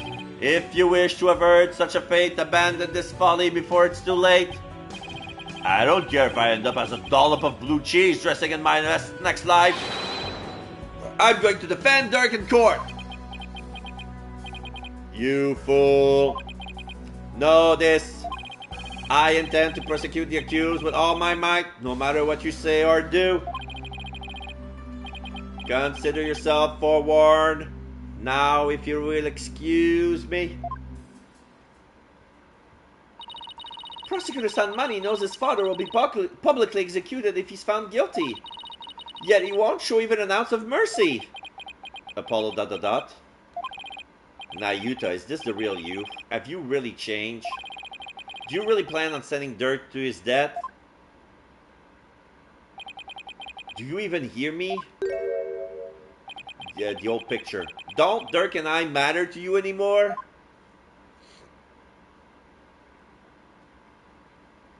Now the picture turns black and white and it goes blurry. To be continued. So we're going to be basically changing points of view, I guess. So here it's probably a Phoenix side of the investigation. Continue to the next chapter, yes. May 18, Temple. Yeah, it's Phoenix. Maya passed out right after we found her in the tomb. I feel exhausted. I can't keep my eyes open. She's been out cold ever since. We haven't been able to get a word out of her. The doctor says it's just exhaustion, but I can't help but worry. Okay, so now we're only have the attorney's badge, Phoenix badge. So all the evidence belong to Apollo. What is it, Wright? Are you alright? Yeah, just thinking it is all. I'm glad you're here, Edgeworth. We wouldn't have gotten the permission we have without you. Well, I didn't come all the way to Kurain to be useless.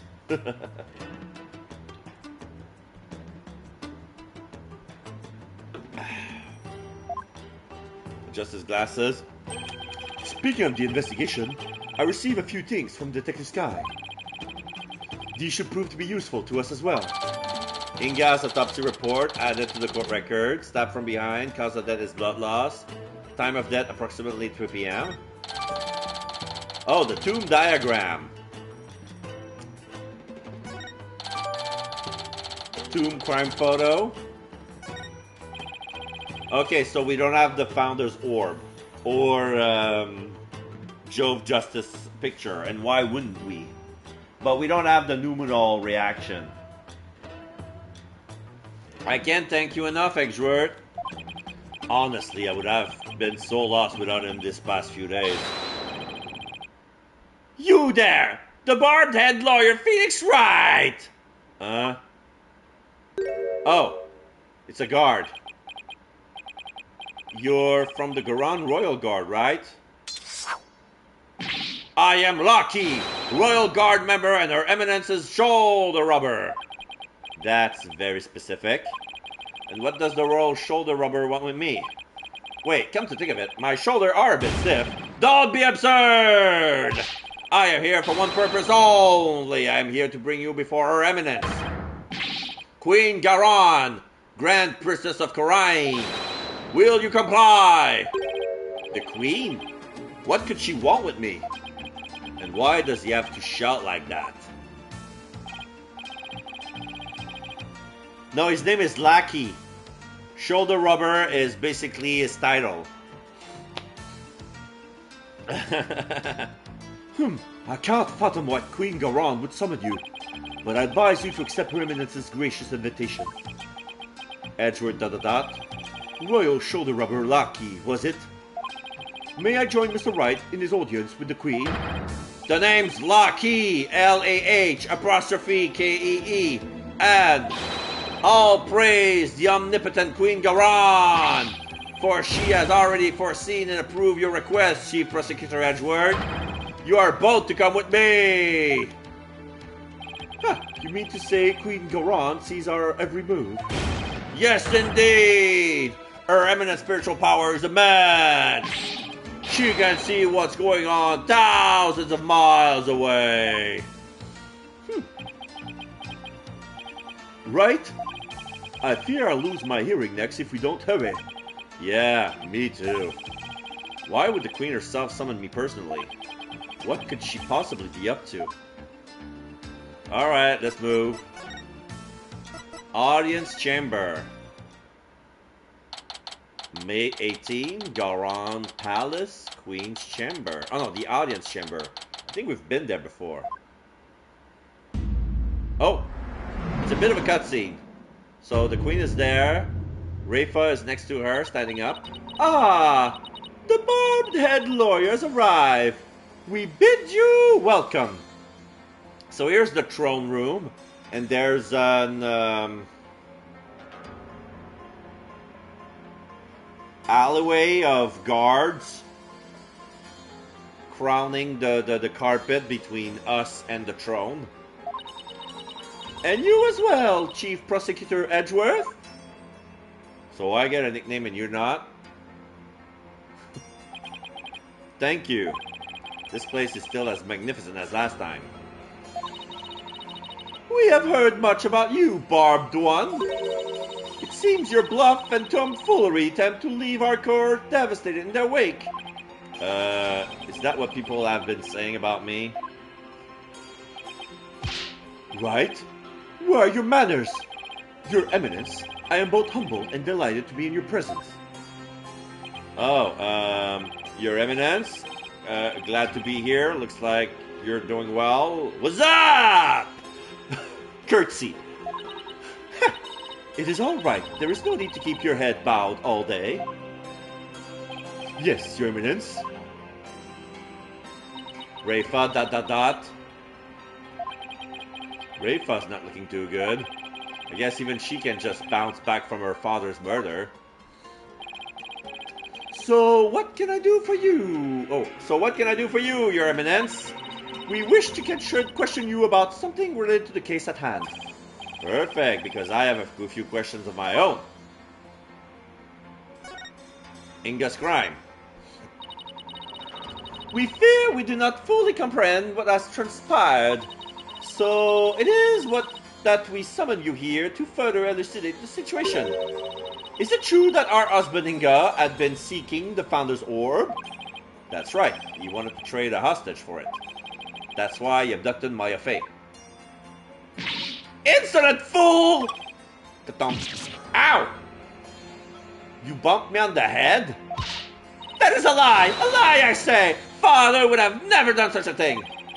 But he did abduct Maya, that much is... I will not stand here and listen to this nonsense! You will pay for this, you... Ow, ow, ow. Please, your benevolence. Stop bonking me with your staff. That is quite enough, Rafa. We understand your feelings, but we fear he speaks the truth. For we believe we know why your father would do such a thing. Huh? We believe he was seeking the orb as a means of obtaining spiritual power, and with it he intended to usurp the throne. Mother!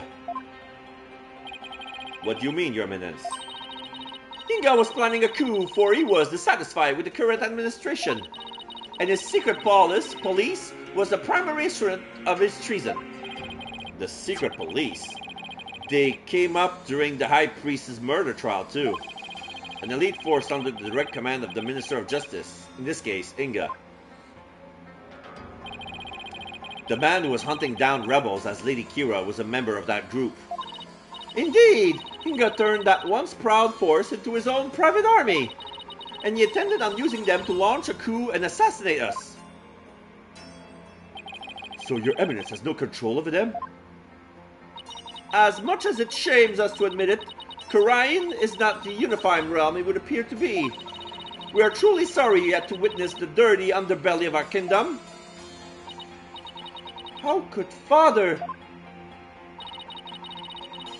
But know that Inga could not have become king simply through our assassination. For in Karain, only those who possess spiritual power may sit on the throne. I see. That explains why Mr. Inga was seeking the Founder's Orb. Barbed one! Do you recall the man known as Peace and Lubin and the Stand-In? Yeah. What about him? He too was involved in Inga's machinations. Inga bought his loyalty, ordered the man to steal the orb, and covered up the theft. And then he sent the orb to the US for Dr. Buff to study. It's all coming together. Dirk the criminal.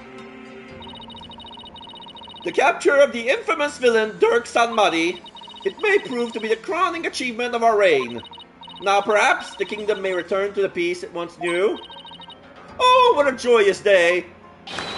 Hail to Her Eminence, Queen Garan, Grand Priestess of Karain. Her Eminence spiritual power invoked a blessing straight from the Holy Mother. I could see how her cronies would be elated at the prospect. But the Queen herself seems almost giddy for someone whose husband was just murdered. Father! Rafe on the other hand doesn't appear to be taking it so well. About that incident that occurred 23 years ago. The one in which Dirk was accused of assassinating Queen Amara. Yes! He set fire to her private residence, burning my dear sister alive! Murder by arson. Only a demon would be capable of such a heinous crime! But that event also set the stage for you to become queen. Huh. What did you do before you were crowned queen, Your Eminence? As part of our training to be queen, we served in many different governmental positions, the longest of which was as the previous Minister of Justice. It was in that position that we were best able to support our elder sister, Queen Amara. Interesting. That's her husband's position, or at least it was. And when you were sent to the throne, you passed the Defense Culpability Act. Those who would support criminal would be deemed just as guilty. What prompted you to pass something like the Defense Culpability Act, Your Eminence? The assassination of our dear sister Amara! When the infamous villain Dirk Sanmadi was apprehended, he announced that he would act as his own lawyer! That's right, Dirk used to be a lawyer. Dirk had been an extraordinarily talented lawyer and highly esteemed by the people, but he falsified evidence in an attempt to win his own case. I see. But when the truth of this fabrication and the assassination of the Queen came to light, the people were devastated.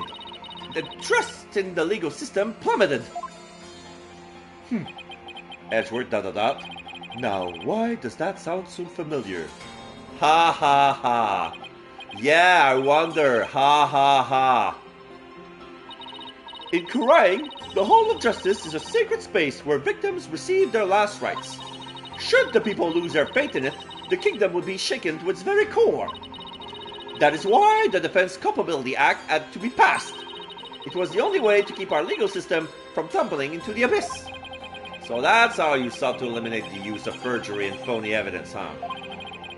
But that law is what made lawyers go extinct in your kingdom. Now there's no one left to defend those who have been accused. We see how you could take issue with such a reality. However, we have not banned the act of lawyering itself. Those who are confident that they can prove their client's innocent are always welcome to mount a vigorous defense, as you yourself have shown. Well, I guess so, but without lawyers, there's the possibility of false charge being filed and prosecuted. So long as our prosecutor continue to run nothing but perfect trials, there needn't be fear of such nefarious dealings. Do you disagree? Perfect prosecutor and their perfect trials, huh? Let's not get starting down this path. Yeah! Yeah. Because this is like perfect trial. This is like words of Manfred von Karma, Edgeworth's mentor. So it's like, oh no, don't remind me of that buffoon. Furthermore, here in Kurang, we have the divination seance. And so it is we no longer need lawyers, for the dead do not lie. Well, in the short time I've been here, I've beaten false back charges twice. And I found that cases built on the memories of the dead are less than perfect. So yes, I do take issue with the Defense Culpability Act, to say the least. Oh, such relentless rhetoric! Your reputation precedes you, barbed one! It feels as if we ourselves were being cross-examined. Oh, no, that wasn't my intention.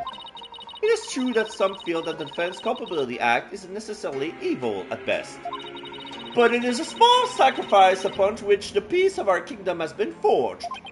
If you consider executing innocent lawyer a small sacrifice, then sure. The fact is that following its passage, the crime rate here in Kurang dropped markedly. Therefore, we have no regrets concerning the enactment of the Defense Culpability Act. Really? None at all.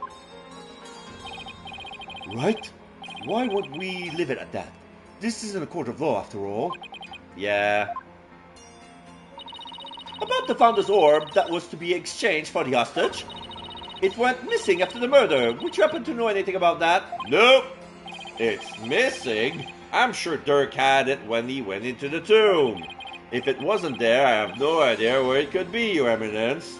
Honest to goodness. In that case, then perhaps Dirk has hidden it somewhere. Incidentally, there is the matter of that horned youth you were with. Oh, you must mean Apollo. From his odd hairstyle, we assume him to be a relative? Perhaps your younger brother? No, you got it all wrong. He's Dirk's son. Well, more like foster son. They're not actually related by blood. Dirk's? Royal Guard? Your Eminence. Huh? What she's whispering into that guy's ears. Thank you for your time. The two of you may go now. Yes, Your Eminence. We'll be on our way. Okay, now what?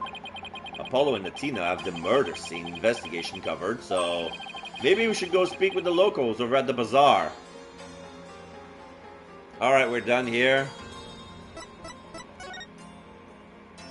Alright, the bazaar has been unlocked.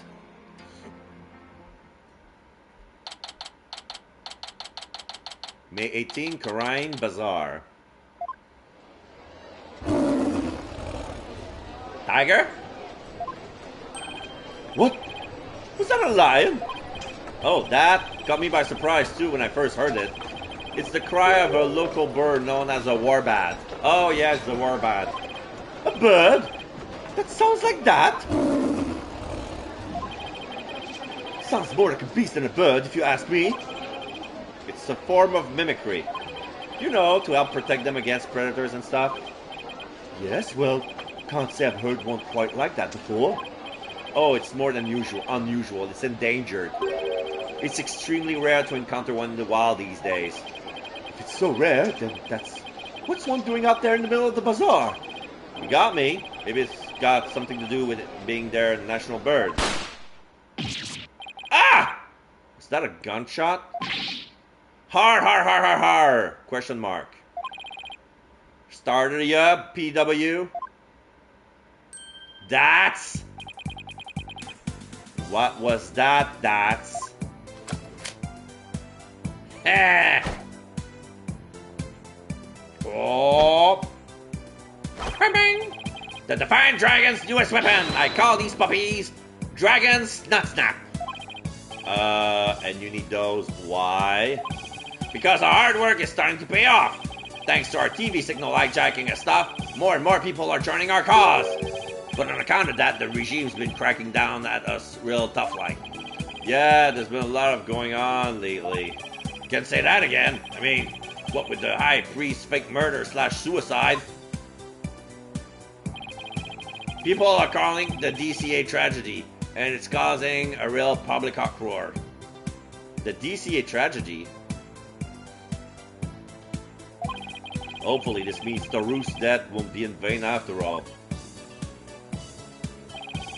So how exactly is a handful of firecrackers going to be a valve of you guys anyway? Simple! First, I supply them to our fellow rebels. Then we use them as a diversion when we need to shake Garon's goons. Like this! Wow, will you cut that out? I'm not with the regime and I'm not chasing you. Your reaction, that was priceless, PW. The warbat is growling. Guess I started that warbat too. It's a miracle no one's trying to arrest him while he's too busy laughing. You there! Oh, it's Rafa. You're one of those insurgents, are you not? Yikes! Take that! Eek!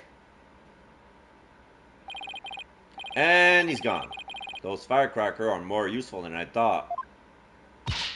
Bar dead! Your benevolence. What can I do for you? I wanted to speak with you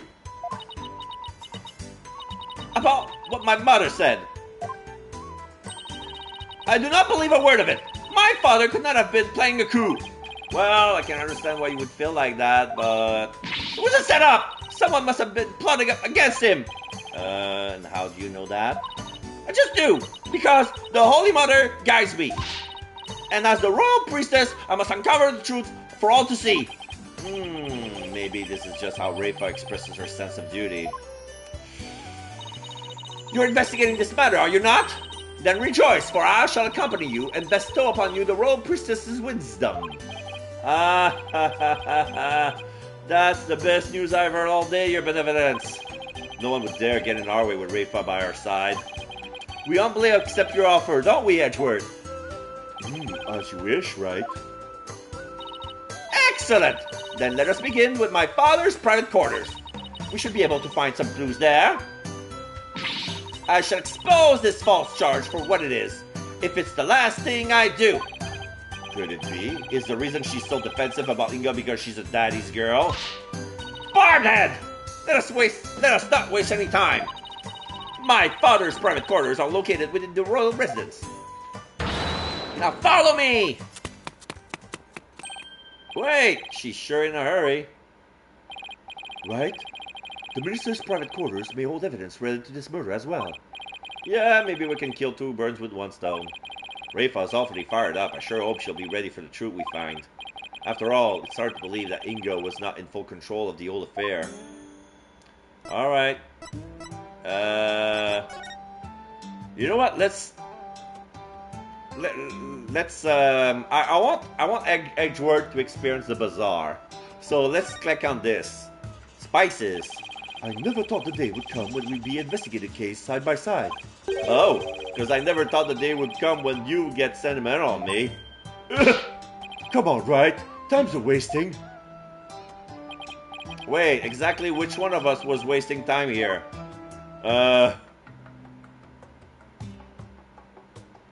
Oh, that took care of everything here. Okay. Royal residence? May 18, Garon Palace. Royal residence. Now, if we could figure out which of these buildings house Inga private quarter. The thing on the left, the right, the thing on the right. That's where we'll find Rafa. We can examine this. So, this building over there. Garon Palace, the heart of the kingdom's government and religion. Yes, the two are inseparably intertwined here in Karain. The religious belief of its people touch every aspect of their lives, including legal affairs. Right, like how they commune with spirits in court. I suppose Karainism is the glue that binds their faith, law, and politics together. It may seem strange to foreigners like us, but for them, it's perfectly natural.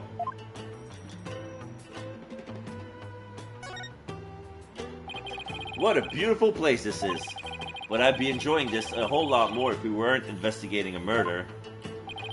Commoners aren't normally allowed access to the royal residence, you know. Under ordinary circumstances, it would be impossible to take in such a spectacular view. Though murder is certainly a unique reason to be offered such a rare opportunity. Amara's tomb. The scene of Inga's murder. Poor Maya was held captive in there. To think she was actually being held here in Karain. If only we had found out sooner. No point in dwelling on that now. All we can do is keep moving forward. Yes, of course.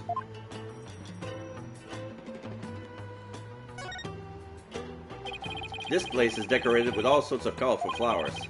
And that view from the veranda looks like it would be amazing. If I had to guess, I would say Rafa must live here. Yeah. The footsteps! There are footprints coming from this residence. Too bad they just kind of end. I wonder who made them and where they went.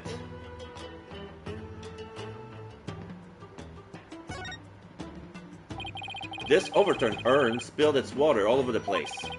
It was already knocked over when we got there earlier this afternoon, so we can rule out Athena at least. Right? What does it say about you if your first suspect is your own subordinate?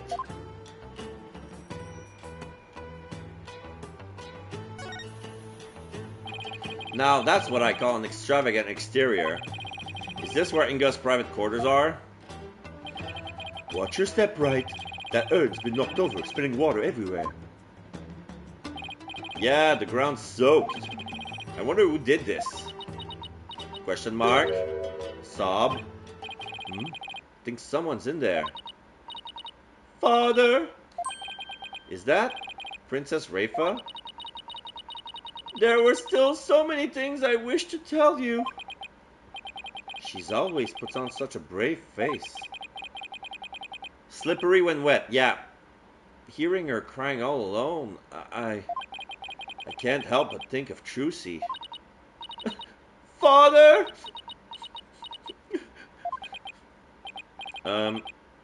Princess Rafa, are you in there? Ah! Just a moment, I'll be right out. Ha! I see you are finally here. Well, let us commence our investigation, shall we? Your benevolence? Maybe you should rest for a minute first. You were eavesdropping on me, weren't you? No, yes, sorry. I couldn't help overhearing. It wasn't like I was spying on you or anything. You stupid barbed head! Ow. You could have feigned ignorance. It's as if your brain-to-mouth filter shuts off the moment you step out of the courtroom. I'm not that bad, Edgeworth. Anyway, what took you so long? I thought you would never get here. You have a lot of nerve keeping the crown princess waiting. Oh, sorry. This was my father's residence. I have already unlocked it, so you can go right in. Oh, and be careful, someone dingbat dog got in the courtyard and spilled water over there. A dingbat dog? That's right, the yappy mutt spilled a whole earn's worth. I wonder how it got into this area. Do you know what it looked like? I have better things to do than memorize what some stray dogs look like. Anyway, it's not worth talking about. Let's search my father's room, shall we? Oh, are they gonna say Shadow? I really hope she's alright. I really hope it's not Shadow. Inga's private quarters.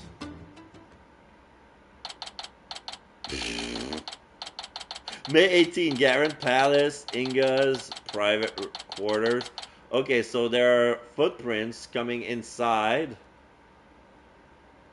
Why do I get the feeling that she's lying about the dog knocking over the Okay, so there's a chair that looks like the back. The back of the chair looks like Inga's suit with the jewels and the button and the cape. And there's next to the bed, there's a huge bust made out of gold of Inga. It's only the bust, no arm. And yeah, there's some sort of spinning globe with a cobra coiled all around. Oh, it's Gambu. Okay, so the earth is sitting on the back of the turtle. It's spinning. And there's a snake who looks down, looking at the turtle like they're exchanging glares. And there's a little desk with some sort of perfume bottle. Looks like a deodorant or like something out of a spray bottle. So the clock says it's 3 in the afternoon, but it's supposed to be later than that. Okay, let's keep oh, there's I just see on the top shelves there's a lot of wine bottle lined up, but they're gonna say it's grape juice. And there's a little cabinet with a bottle, medicine bottle, and a syringe. What a mess. You can definitely tell a guy used to live in this room. I guess Inga and I had at least that much in common. Ah! This stuff keeps getting in the way! Nina? Nina? Where's Nina? Normally, she comes in, removes her dress, the coat, and the staff, and she whispers in Rifa's ears, but now she's gone. She comes running whenever Rifa calls, but now she doesn't do it. That's right, Nina is what? Oh well, you barbhead! Come, hold this staff for me. Why me? Just take it! It's too heavy, and I'm tired of holding it. How does Nina put up with this day in and day out? I'll just set it over here for now.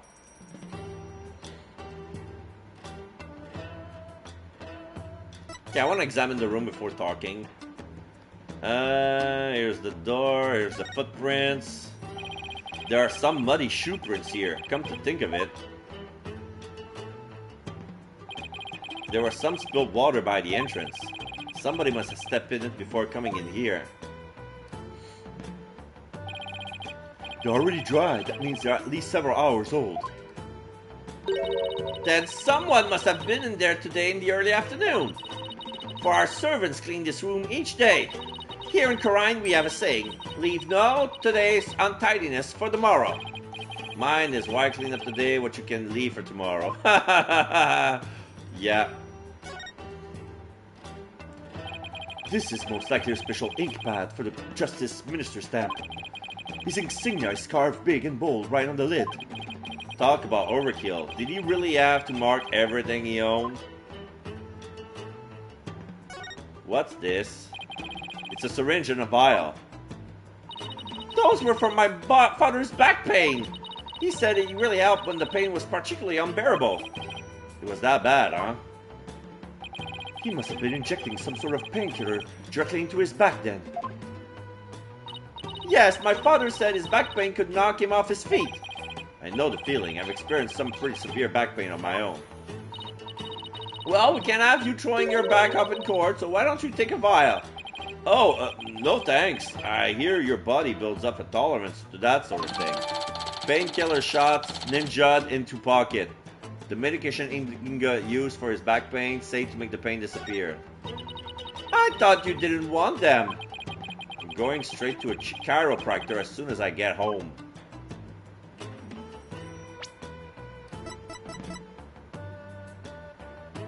Alright, so it's stuck in our inventory, okay. His desk is crammed full of documents. They appear to be paperwork for executions. For this many cases? Indeed, something is rotten in the kingdom of Karain. This one dates back to 5 years ago. Something tells me he simply kept putting them off because he hated doing paperwork. What's this? Oh no, it's JUSTICE LaBelle! Never thought I'd see this brand again. It appears to be a sample of some sort of spray on hair color. He found all the he found all the stampings. Color, jet black. I wonder if Inga was going gray. Yeah, Inga was going gray. He's using JUSTICE LaBelle's hairspray for his hair. Here, Edgeworth, maybe you can use it. Absolutely not! I like my natural hair color just fine, thank you very much.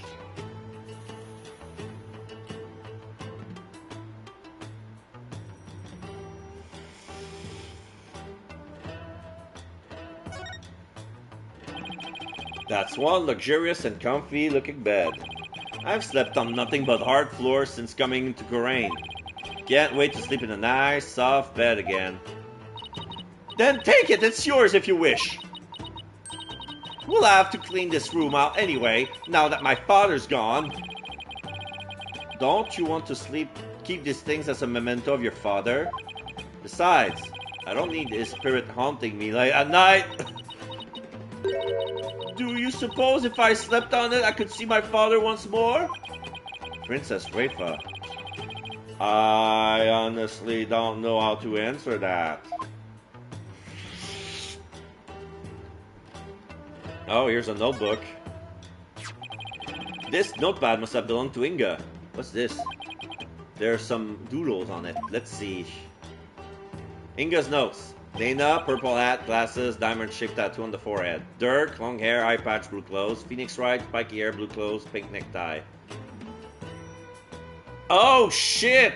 He's one of those guys! That's strange. This appears to be notes detailing people's most prominent characteristics. Hey, there's even some stuff about me in there. Why would he bother doing this? I'm afraid even I can answer that. Whatever the reason, it's giving me a case of the heebie-jeebies. It's as though he was taking down descriptions of people over the phone. That's what it reminds me of anyway. While you're brilliant deduction, one fitting of a chief prosecutor such as yourself. I commend you! That's high praise coming from you, your benevolence.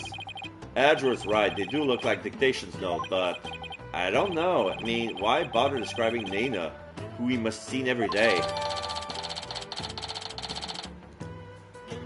Inga's notepad added to the court report, notepad used by Inga, people characteristics are written inside. Because I think that this guy has a brain condition. I think he cannot recognize. I think he cannot see people's faces. So his way of knowing who people are is with their clothing and physical characteristics.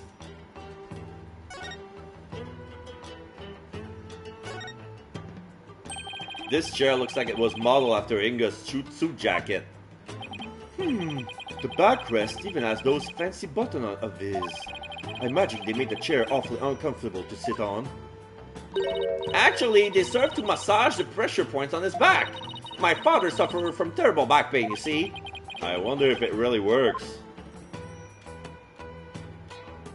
Here's a bust. Wow, that's one gaudy sculpture. My father sculpted himself from a block of solid gold. Why does it not surprise me that he was also a narcissist?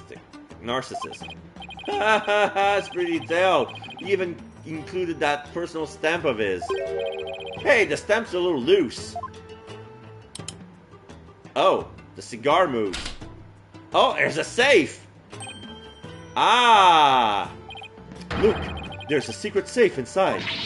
Oh my, to think such a thing was here all this time? Rats, looks like we'll need a combination to get in. We can't open this without a combination, but I doubt Princess Rafa would know it. Well, if we can't open it, we can't open it. For now, let's continue our investigation and come back to this dilemma later. Yep. Okay, we cannot comment on the stack of bottles over there. Okay. Is that everything? I think we're done. Yeah, we're done. Let's talk. The kidnapping. Barbed head. I, the royal priestess of Khura'in, shall share my thoughts on the abduction. You will?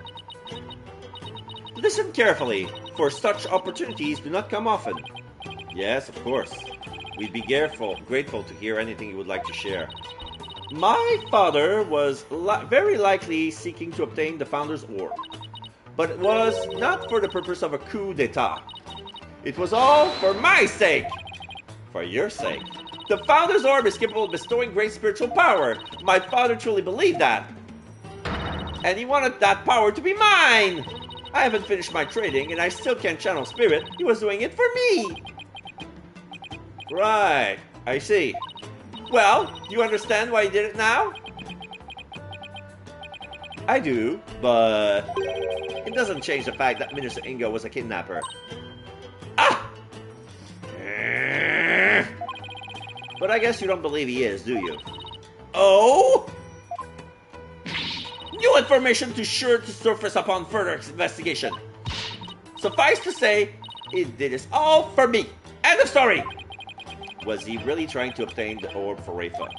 Somehow I doubt it. Speaking of power, I wonder if Rafa will be performing the divination seance tomorrow. Should probably ask her about that.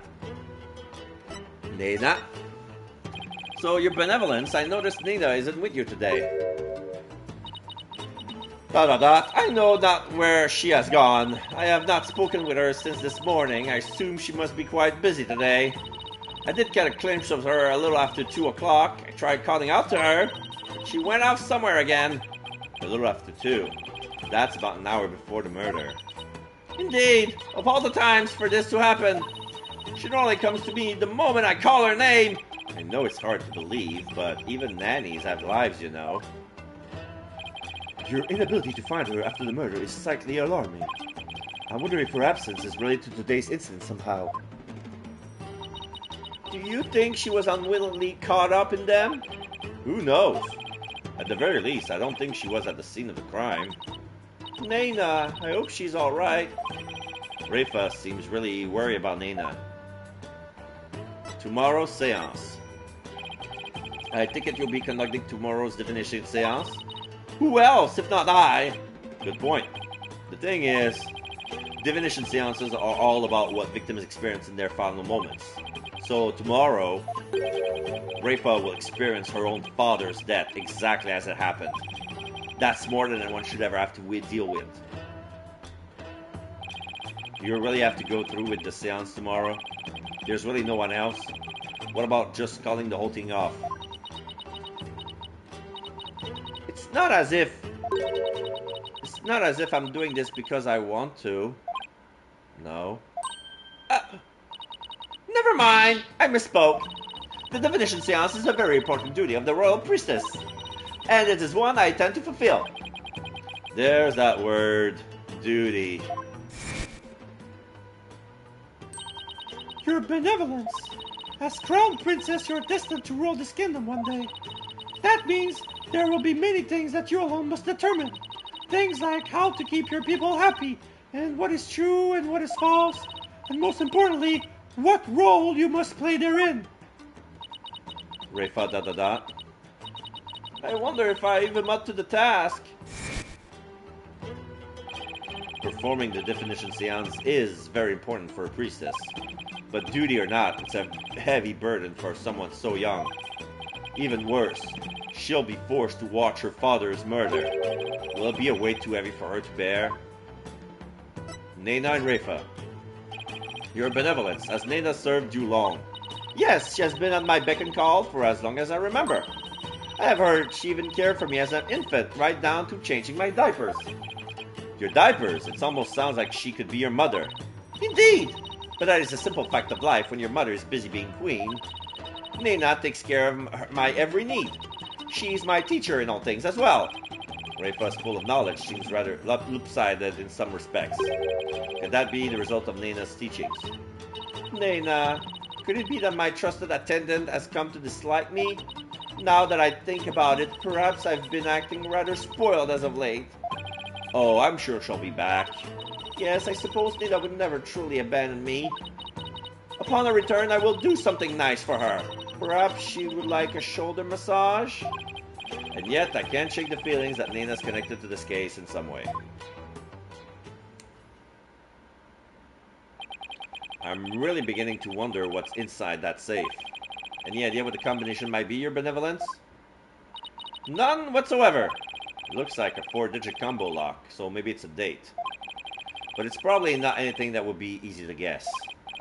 Well, let's try some date and see what happens. I wonder what date Inga would use as a combination.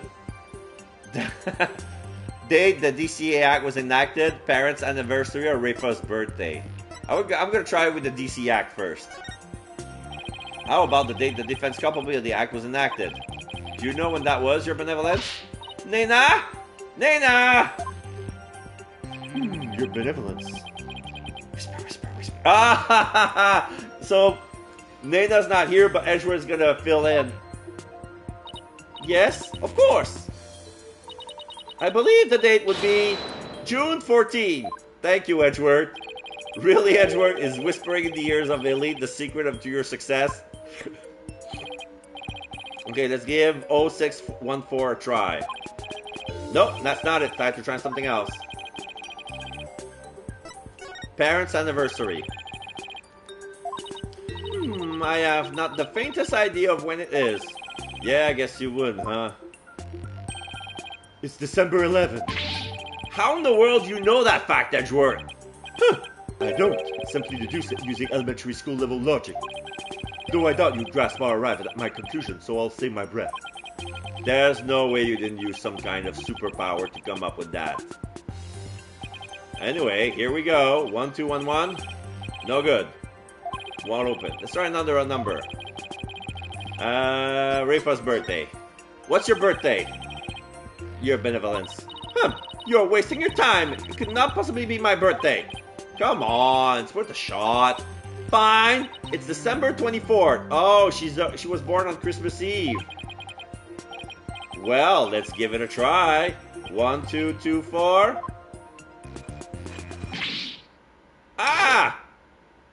Documents popped out of the chest. Well, what do you know?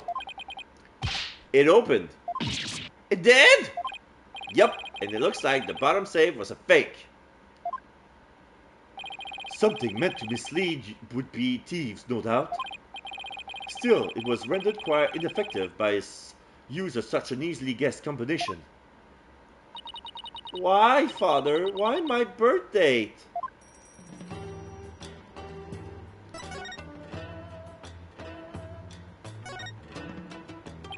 Okay, let's see what's in there. This looks like a letter or something. Let's see. Dear Father, I wanted to wish you a happy birthday. You're always so kind and I love you very much. I hope you live to be 100 years old. Love, Rafa. Aww! I wrote this to my father when I was 8 years old. Father, why would you hold on to this? Something so childish and stupid. There are some other papers in there. Ah. Garon's assassination plan!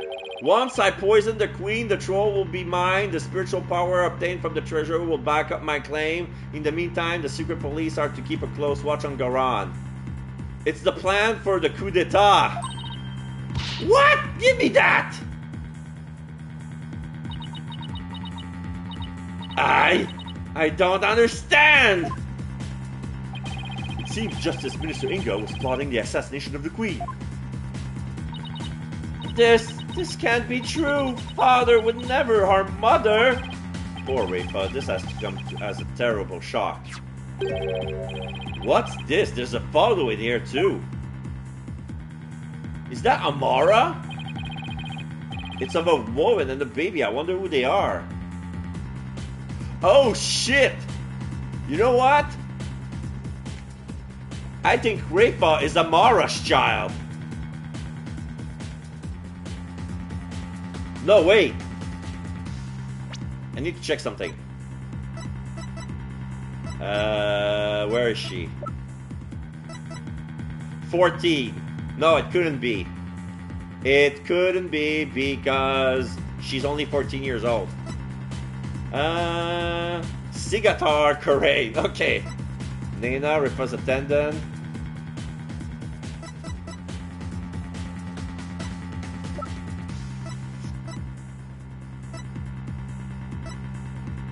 That's Airball is 46.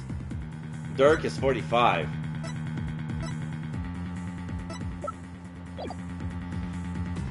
It's a woman and a baby. I wonder who they are. Oh, you know what? It could be Nayuta. Because he's 25. On the far left, there's a law book with the mark of the Defiant Dragon branded on it. Yeah! Of course, of course. No shit. Because, yeah, Dirk married Amara, and they had a child, which is Nayuta. So this is Nayuta. It has to be Nayuta.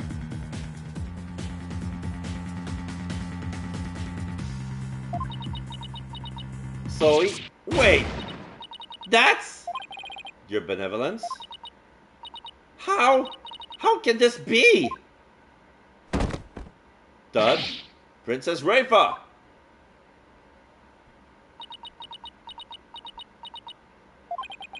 She's looking incredibly pale. Your benevolence? Are you alright? Alright? How can I be alright? Huh? All that I have believed. It was all lies. I'm afraid I don't follow. What the heck's she talking about? Can I ask who the woman is in this picture? How should I know? It seems I didn't know anything that was going on. Doesn't look like I'm going to get much more out of her while she's like this. Woman's photo added to the court record. The picture from Inga's safe shows a woman, a baby, and a law book that has a mark branded on it. Rafa ... Mother? Huh? I must ask my mother about the secret she is hiding. What secret? I must go. Goodbye. Are you gonna take your staff? Wait! What was that all about? It's like her mind was off somewhere else. It appears this photo really upset her. I wonder who the lady in this picture is. Stop, Shadow! Come back here! Wait, that sounds like I'll be in Shadow.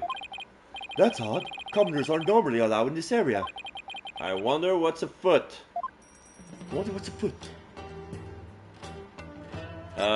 Move to the royal residence outside. May 18, Garon Palace, royal residence. No! Edgeworth! A dog is biting on my cravache. I hope one of you has a good explanation for this. Ah, I'm so sorry. Hi, Albie. No, Shadow, bad dog. Leave the man's frilly thingamajig alone. If you would kindly detach your dog from my cravat. Right away, sir. Just hold still and... And?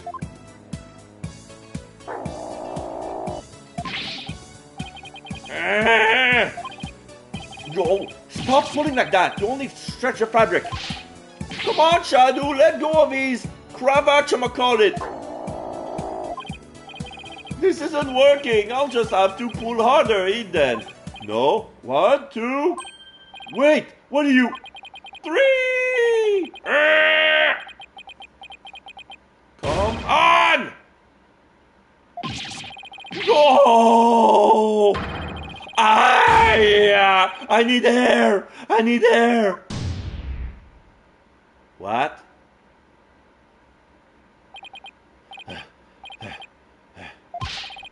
Were you trying to kill me? I'm really sorry, mister. My dog has a habit of attacking fleety things like that. Maybe for his sake he should stick to more traditional target like cars or his own tail. What's worse, he snuck in here again today and stole some weird-looking hat. This is Nada's, hat. I don't know what to do anymore. Bad dog, you're a very bad dog. Wait a second, I've seen that hat before. The frilly hat. Albie, could I see that hat again? Sure. Wait, isn't this... Yeah. Isn't this Nana's hat?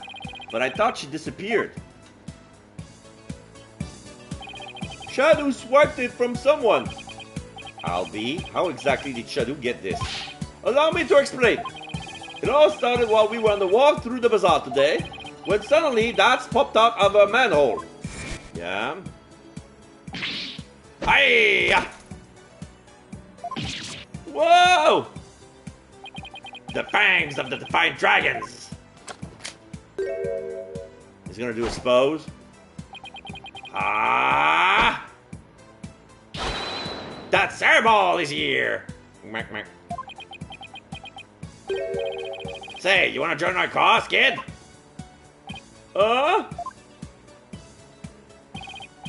Naturally, I was super startled by that weirdo's sudden appearance.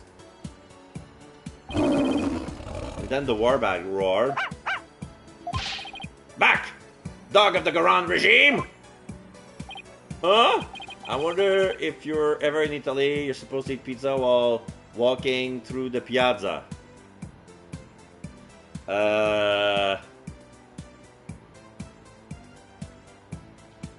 This is my dog, Shadow! The fine dragon secret weapon, Dragon Snot Snaps! Achoo! Whoa! Oof! You found the foot. Ha ha ha ha ha! Oh man, the look on your face, that was classic! The sudden bang of the firecracker spooked Shadow and he ran into the crowds. Ah, Shadow, come back here! Ha ha ha! That'll teach you, Garand's black dog! You there! What do you think you're doing? Ah! Police officer! Not good!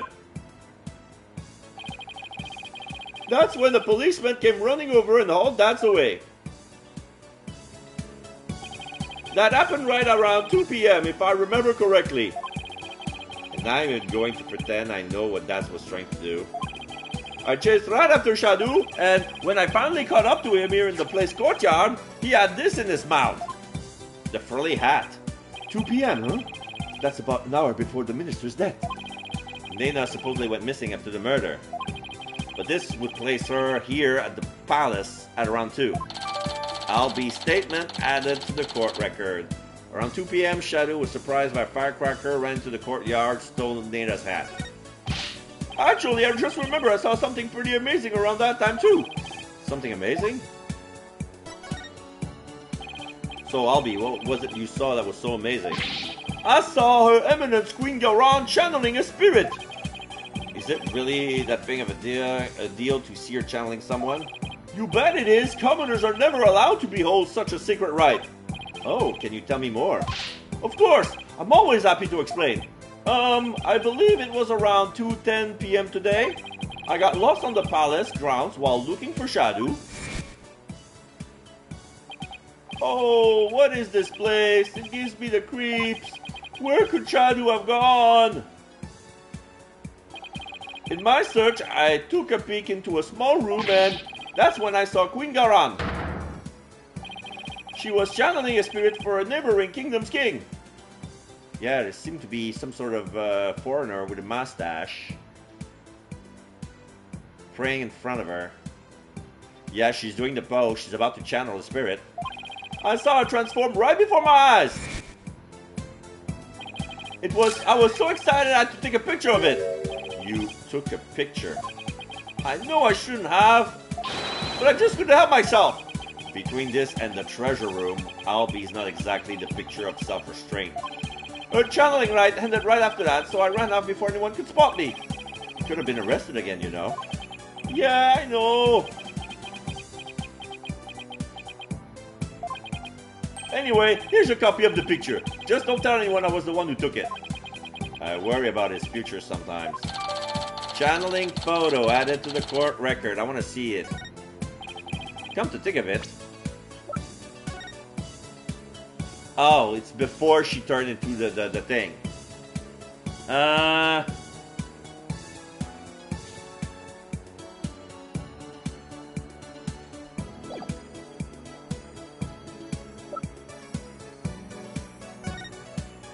Around 2 p.m., Dad slept out of a bazaar manhole, got yelled at by a dog and a warbad, and then threw a firecracker. The shocked look on Albie's face as Dad's in stitches when the police came along and detained the rebel. The noise spooked Shadow, who ran off, and Albie caught up to him in the courtyard. Shadow had what looked to be Naina's hat. Okay.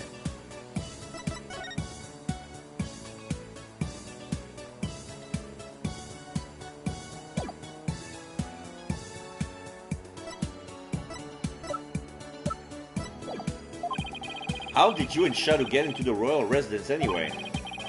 It's not open to commoners after all. Allow me to explain. Alibi in the courtyard. There's a way to get into the palace from the bazaar. It's a bit of a tight squeeze though. Shadow can easily fit, but anyone bigger than me is out of luck. You don't say. Yeah, part of the palace wall is damaged, and there's a hole I can just make it through. Go on.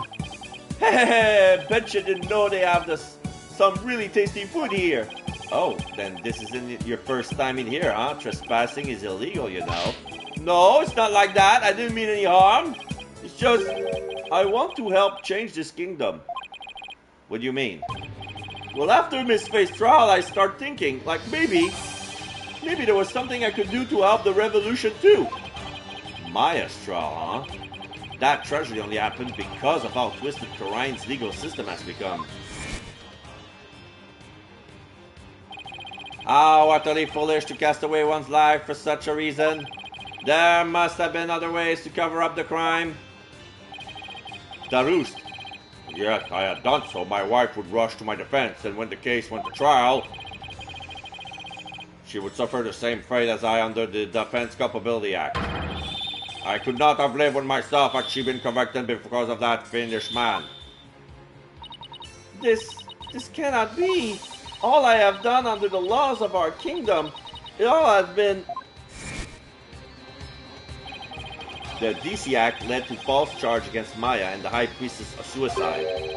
But that trial also caused the public to start questioning the current state of things.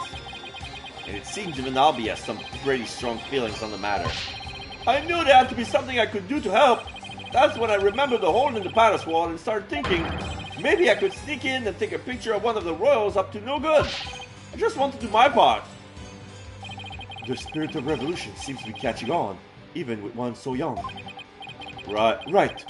The moment is steadily building. The momentum is steadily building, and the tipping point is fast approaching. It is just a matter of when. I agree. And the public's perception of the Defiant Dragon seems to be changing too. But Albie, you can't go trespassing like that. Even if it's for a good cause, it's not right. Okay, I won't do it again. Albie, is that really all you have to confess? You haven't been up to any other mischief? And when I say you, I mean Shadow too. Ah! Oh, I don't know what you're talking about.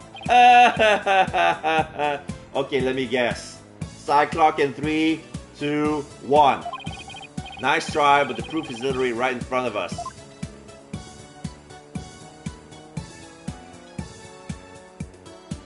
What do you mean?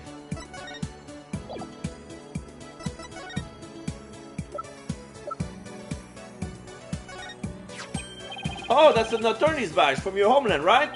I've studied all about it. Allow me to explain. There's a reason why the badge is shaped like a sunflower. You know how sunflower always turns to face the sun, the source of their well-being? Well, lawyers are like that. They will chase after anything that will make them money. What? I guess people hate lawyers in your countries too, huh? Where did you get your information from again? A proud servant Chief Prosecutor Payne gave in the middle of the bazaar the other day. Lawyers already have a bad enough time here with all his lies. So, what else has changed? Albie, you wouldn't happen to know if this urn got knocked over, would you? Ah! Because her benevolence told me something rather interesting. Be careful! Some dingbat dog got in the courtyard and spilled water over there. A dingbat dog? That's right! The yappy mutt spilled a whole urn's worth. The dingbat dog she mentioned wouldn't happen to be Shadow, would it? Oh! I guess the dog's out of the bag. Sorry I lied, but I was worried I would get in trouble. I know I shouldn't lie to a lawyer like that. No, it's not good to lie to anyone like that. So let's try only to tell the truth. Okay, Albie? Oh, Mr. Wright, I almost forgot. I saw a couple of Americans a moment ago. They had really weird haircuts, so I thought they might be friends of yours. Really now? It seems your little friend thinks all of us Americans have strange hairstyles. I suppose we have you to thank for that, right? So, what exactly did their hair look like? There was a guy with 2 crops of hair sticking out of his forehead like antenna. Then there was this lady with a long bunch of hair that looked like a big orange spider leg. Oh, that sounds like Apollo and Athena. What were they doing? They were racing to the bazaar with the Grand Royal Guard in hot pursuit. Did I miss something? Wait, what? Why would they be in pursuit? I'm not sure, but I have my suspicions. I just hope they're alright. Sorry for not mentioning it before. It just kind of slipped my mind. To be continued. Yeah, we're still going. Do you want to save? Let's save the current progress. So, back to Apollo and Athena then. Yeah, May 18. Kurain Bazaar.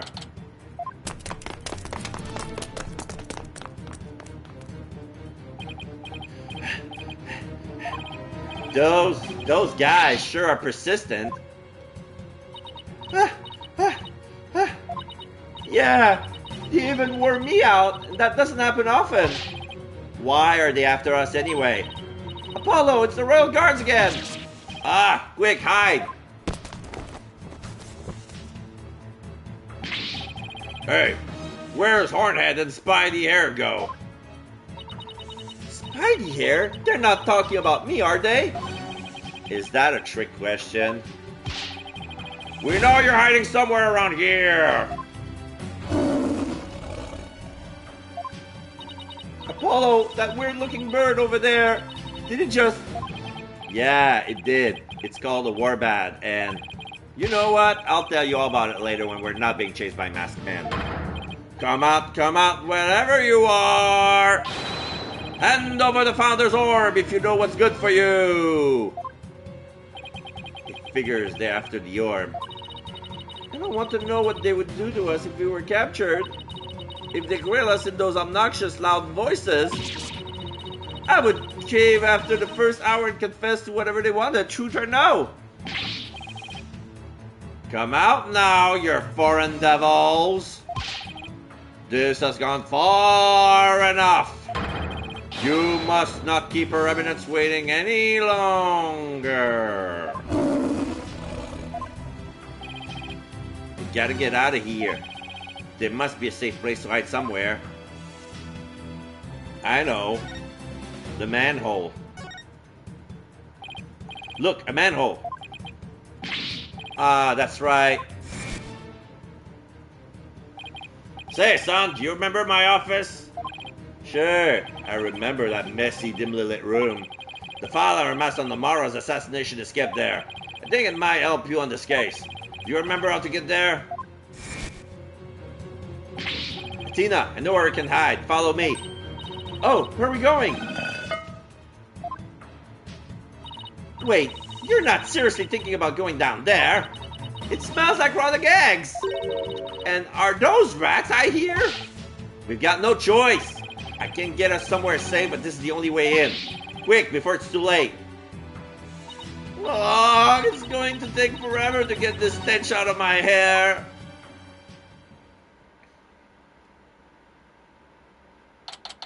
May 18, former Samari Law Office. Yep.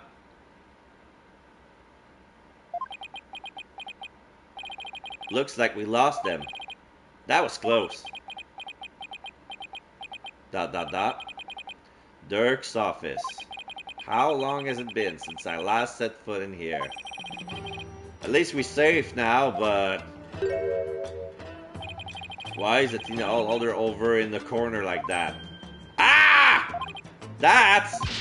AJ! What the heck are you doing here? Hey-oh! Garan's royal guards are after us. Ha ha ha ha! Once a rebel, always a rebel. Don't worry, the regime doesn't know about this place, so you can relax now. Hey! Good, but since when I'm a part of the rebellion, I don't recall signing up. Question mark Apollo? Oh, Phoenix! Mr. Wright, what are you doing here? We saw you two going into that manhole. You narrowly escaped the guard's notice. It was like watching a pair of ostriches burying their heads in the sand. I guess that was a closer shave than I had thought. Anyway, you're safe and sound now, and that's what really counts. Oh, I also have some evidence for you. Thanks, Mr. Wright. Case evidence received from the boss. So, what is this dubious hovel we've found ourselves in anyway? It's the Defiant Dragon Safe House, also known as the former San Mari Law Offices. I see. Well, though it might just be happenstance, here I am, a chief prosecutor, hiding out in a rebel case. A rebel base. Please don't report this place to the local police, Prosecutor Edgeworth. Might as well take a look around while we're waiting for the heat to die down out here. Come on, Athena, stop moping over there and help me check this place out. Please tell me there's a shower here. There's a sink in the kitchen, and if you're lucky, maybe even some soap. I'm sorry I haven't asked. Oh. Okay, so here's some flour. Okay. There's a scary looking knife sticking out of the Queen's picture. If anyone saw this, they would think the Defiant Dragons were a violent group. Oh, that was actually me trying to kill my fly. Hey-oh, I knew that knife. I threw that knife at it, but I whiffed and the thing ended up outright between her eyes. You mean this wasn't on purpose? That's what's with the altar. Oh, it's where we pay our respects to the victims of the Defense Culpability Act. The DC Act is a heinous law that puts innocent people to death. A law that's supposed to protect the people sends them to their graves instead. Talk about insane. Who's the kid? Oh, it's the picture of, Wait a second, that's you, Apollo! I recognize those horns anywhere! Is that really the only way anybody recognizes me? You are so cute! And who's that fine-looking young man? Oh, that's Nayuta, back when he used to smile. Wow, his smile is absolutely angelic. Sure brings back memories. I was thinking the day we all went out fishing. What was Prosecutor Salmani like when he was younger? Well, he was kind of quiet but passionate when it came to his conviction. When he finally made prosecutor, he was all fired up to change Geraint from the better. But now he's nothing more than Geraint's lackey. Seems like Daz has a lot to say about Nayuta. I'll ask him about his thoughts later. Fridge? I'm surprised to see how many appliances here. There's even a TV. Speaking of which, we gave the people of Geraint quite a shock when the Plume Punisher Warrior of Neo Twilight Realm was last on TV. You mean that show where actors play the part of Dirk and Rafa? You hijacked that in the middle of his broadcast, right? Yep. All their writers do each week is try to ruin the Defiant Dragon's good name. So we decided to hit them with our tarts. Har, har, har, har, har, har, har. That must have been real shocking, especially for the kids who waited all weeks to see it. I mean, the show's main villain was actually hijacking the very show he's in.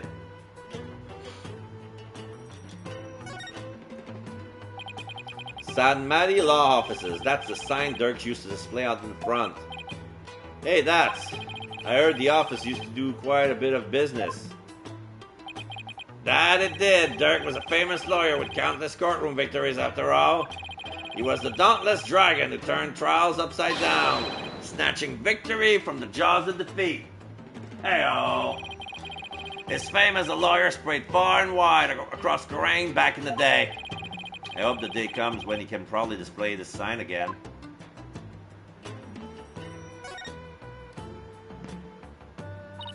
Dirk's jacket. You should try it on, Apollo. It might actually suit you. Really? Ah, there's also a spare eye patch here. Why not try that on too? Hey!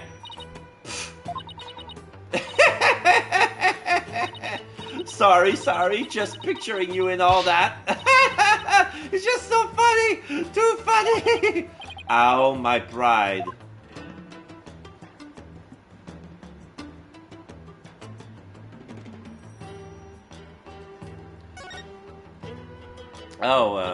Wait.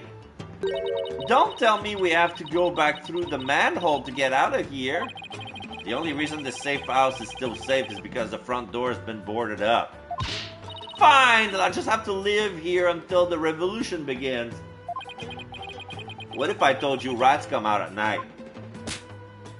Then we'll just have to start the revolution before it's sundown. I bet the revolution never thought it would get a new ally this way. Here's a book. I wonder what's in this file. Oh, it's full of newspaper clippings. Page 1. The arson incident involving Amara's private residence. Amara was slipped a sleeping pill and perished in the fire. The lighter found at the scene had Dirk's fingerprints on it. Seems to be a collection of documents and information on Amara's assassination. So this is what Dirks was talking about. We already know most of the stuff here on top. Let's see what else there is. Wow, where did he get all this? Anything important here? Page 20. Apollo's roving musician father got caught up in this incident and lost his life. He was struck in the head by the culprit. The victim's passport and any picture of him were burned up in the fire. Without knowing his real name, no definition seance could be performed. Whoa! Apollo's dad died in the same fire as Amara? What was he doing in her place?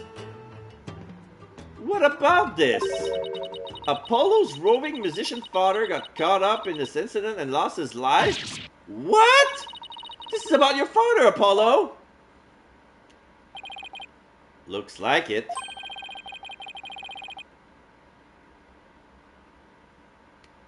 But I was never told much more than what's written here. Really? How come? Dirk always skated around the subject. Maybe he thought I was still too young. Plus, I always thought of Dirks as my dad, so I never really brought it up. Oh, I see. Still, I feel kind of sorry for your real dad. My real dad. I was never really interested in learning about him. Well, after seeing this picture, I can't help but feeling a bit curious. So now we have his face and his real name.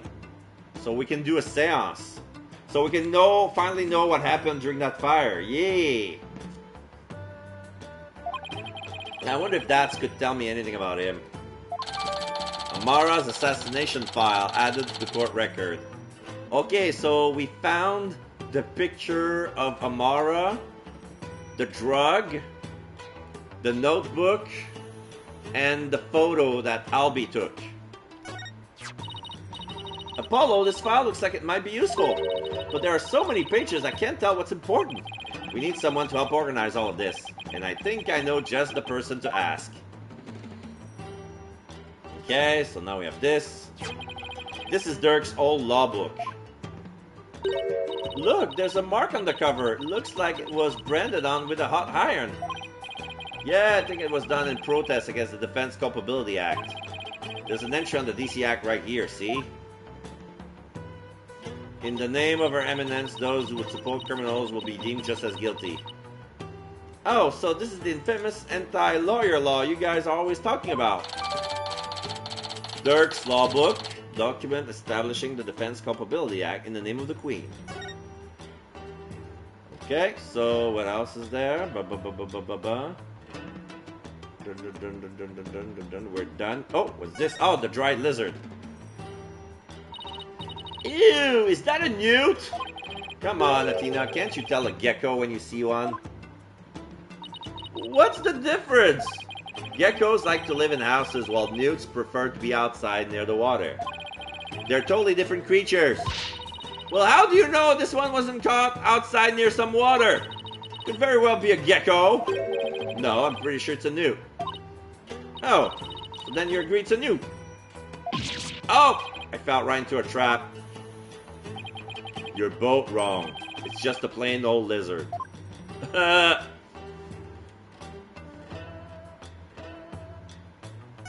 There's a moth. What's with all the spider webs, Dots? Don't you ever clean the place? Not the webs. We have what you call the symbiotic relationship. They catch the bugs that get in there and I don't clean them up. You know, that actually makes a lot of sense. Yeah, spiders are eating the moth. Okay, so I'm gonna present this to the Amara assassination file to Dats. Dats, about this file, can you help me figure out which spaces are the most relevant? Yep, sure can. I got the whole thing memorized. See this page? It's definitely worth a look. Page 34. As the son of the terrorist Dirk, Nayuta was expelled from the royal family. The idea that the sins of the father are visited upon his children is deeply rooted in the minds of the Koreanese people. Well, yeah, he was part of the royal family. He's the son of the queen. Oh, that's right. Prosecutor Sanmani was part of the royal family, wasn't he? Yeah, but he was expelled after that whole thing with Dirk happened. He must have gone through hell once he entered the legal world, though. Because of the whole the sins of the father are visited upon his children. Yeah, in the eyes of the people, Dirk is not only a traitor to his kingdom, he's also the terrorist who's assassinated the previous queen.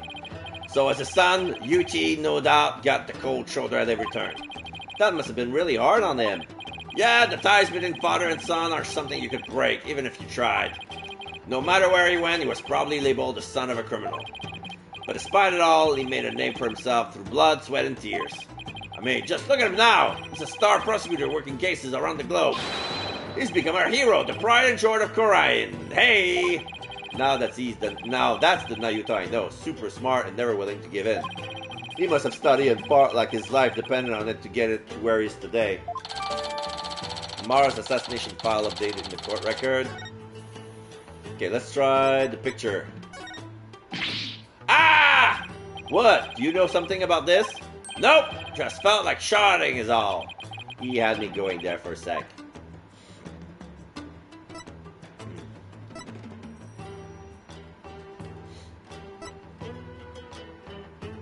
A file containing a ton of info on necessity. Okay.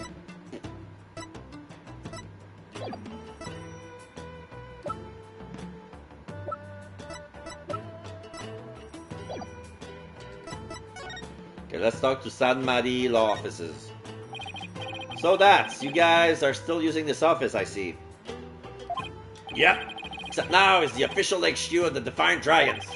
But as Dirk said, and I quote, we must keep it from the day when Kerrang needs lawyers once more.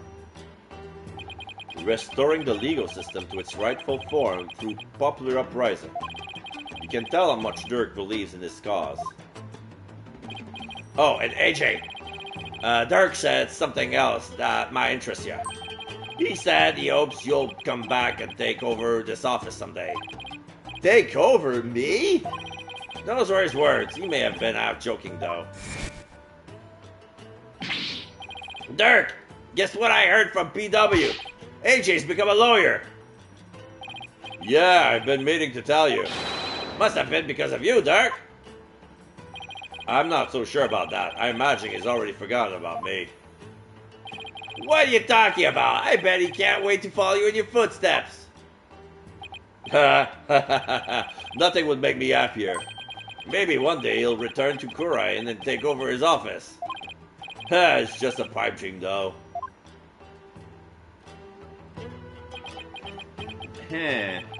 Dirk really said that? Dirk was never a hands-on kind of dad.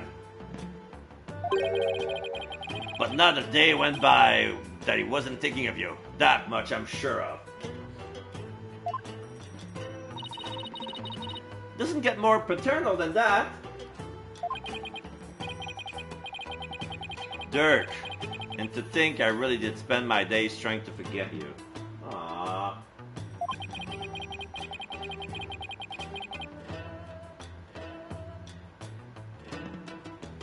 I'm looking forward to a nice long talk once you're free. Nayuta.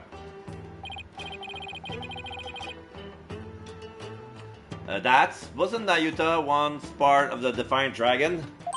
Yep, Yuri was a rising star in the Resistance. He vowed to fight for the cause through the legal system.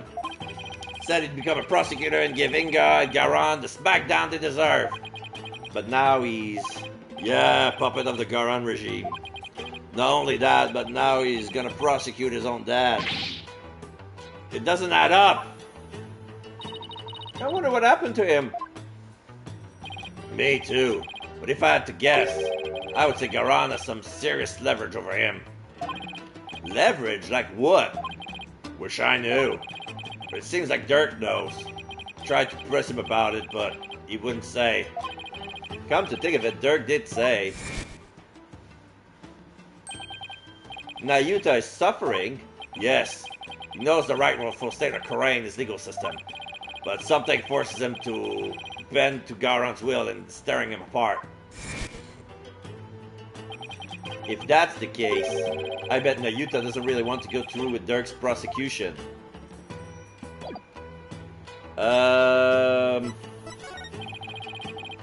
Okay, we already searched it here. Yeah, we found everything. Yeah, we found everything, so let's present something.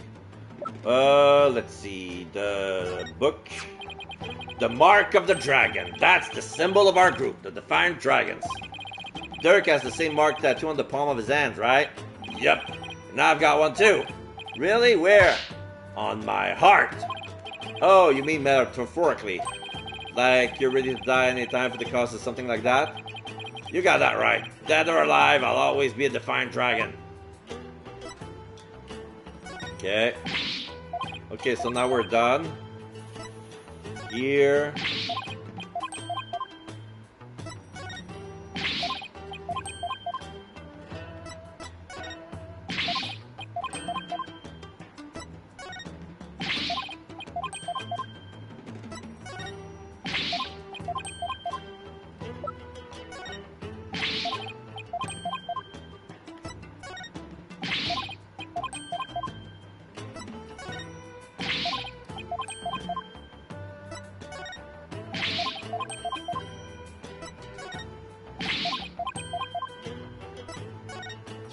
Oh, I wanted to ask you about this picture.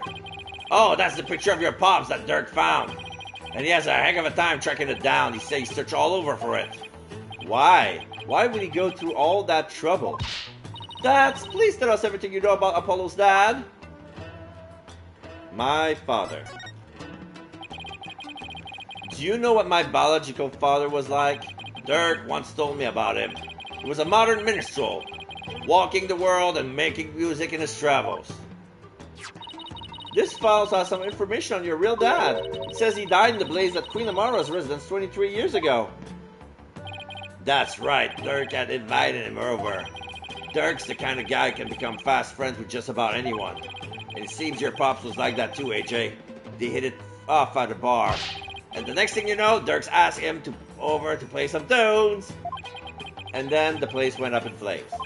Yeah, Dirks had just stepped out for a second when the fire broke out. Apollo, you were there too, but you were still just a baby. I remember hearing about that when I was little. Yeah, it was a crying shame. Your pops just happened to take you along that day. So you were there with him when the fire broke out. But Dirk risked his life just to save you. It's like Dirk's done nothing but save me all my life. Yeah, Dirk could only save one, and between the three, choose the baby. All your pop stuff got burned up, including anything that could have helped us identify him. All we knew about him at first was his stage name, Jangly Justice, or something like that. Dirk did everything he could to dig up what little we know now. What about my mother? Do you know anything about her? All we know is she was traveling with your pops. But that day she was off doing something on her own. So then she probably didn't even know my father had been with Dirk, huh? But she must have been desperate to find you and your father once you gone missing. No doubt, but the Queen's assassination threw the kingdom into chaos. The police were so overwhelmed, they were probably hardly any help to her. We searched and searched till our legs gave out too, but we never found her. And with your father's stuff all burned out, we had zero leads, not even a photo. So that's how I became an orphan. Yeah, who knows? Maybe your mom read about the details of the fire in the newspaper, and maybe she figured you'd die along with your pops. Wow, I had no idea you'd been through all that, Apollo. Old man. So then you believe me? You believe in my son's innocence? Oh! Believe! Your poor son, imprisoned for a crime he didn't commit. Let's petition the government for his release and a declaration of innocence. Oh, thank you, I'm forever in your debt. Old man? Who's that? Hey there, Mr. Me. Hard work at sea. Yes, I have my own battle I must wage. After all, there are so many who suffer under the Defense Culpability Act. Miss Enemy, please don't forget about our case too. I won't. I will look into it as soon as I'm able. What's Mrs. Enemy doing here? She's lending a ear to all those suffering under the regime's wrongful accusation. The lady whose husband's been in prison, parents whose son's been falsely charged. She's helping all those types of people. So she's trying to help the revolution along, in her own special way. Yep, and thanks to her, more and more folks are coming over to our side. All the people who've been unhappy with the regime have been waiting for just this chance, and they're starting to speak out in support for us. The people are responding, and a grassroots movement is growing. Dirk's dream of revolution may finally come true. What should we do about the Founder's Orb? We'll probably run into the Royal Guards again the moment we leave this place. Well, we can't stay here forever, so we'll have to think of something. I've got it. Why don't you hold on to it, Dots? Should be safe here, right? You can count on me. I'll get it back to you in time for tomorrow's trial at the Hall of Justice. Founder's Orb left with Dots. Okay. What now, Apollo? Well, we got a handle on what happened 23 years ago. Maybe we should pay Dirk a visit. There's something I want to show him. I'll join you. I want to talk to him before tomorrow's trial.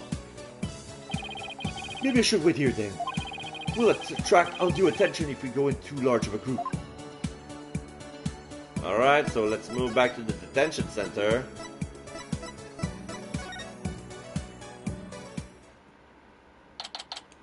May 18, Detention Center, Visitors Room. Hey there, son. Came to see your old man again? Hi, Dirk. Guess they're done questioning you? Yeah. You'd think Nayuta might have cut his old man a little slack, but no. He really laid into me. Seems they're really keen on recovering the Founder's Orb. When I wouldn't tell them where it was, he confiscated what few possessions I had left. Wait, Dirk's not wearing his attorney's badge. Oh. They even took that from him?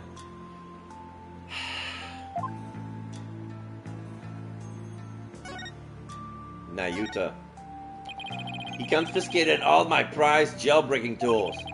What did you expect? I mean, no prosecutor in their right mind would let a prisoner keep stuff like that. Did he take your attorney's badge too?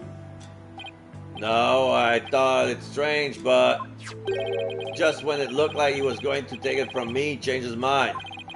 I wonder why. Indeed. I find it hard to understand anything he does these days. Your attorney's badge. Your Karai's attorney's badge. You've worn it all these years, even though all the lawyers are gone. Yes, because the dragon's eye is the embodiment of my creed. To show the world that the dragon never yields, huh? Hey, Dirk. Why do you still wear your badge? You're not a lawyer anymore, right? This badge is my heart and soul, son. I'll never stop trying to realize my dream, not until my very last breath. A dragon never yields, right? Exactly, son. Nayuta, Apollo, I vow to restore Karai's legal system to its rightful state one day. I want to pass on to you a world where you can live free from the fear of tyranny. He was always saying stuff like that to the two of us. Nayuta, is the reason why you didn't take Dirk's badge because you still remember those talks too? I really hope that's what it is. Son, would you keep my badge for me? Are you sure? I can't take something so important to you. That's exactly what I want you to hold on to it, Apollo. I'm placing my fate into your hands. Alright, I'll make sure it stays safe. Dirk's badge added to the court record. Symbol of Dirk's creed, a dragon never yields. Nayuta never confiscated it. Okay, so let's present shit. Joe's that. Oh, that's the only remaining photo of your father. Take good care of it. I will. I'm just surprised to see it after all these years. I had a tough time tracking it down and retrieving it. It was taken by some European tourists who just happened to be watching your father. I had one of my men go to Europe to look them up and ask whether we could have it. You went through all that trouble? I did. So don't go losing it or anything. I said I'd take good care of it, didn't I? Okay, so...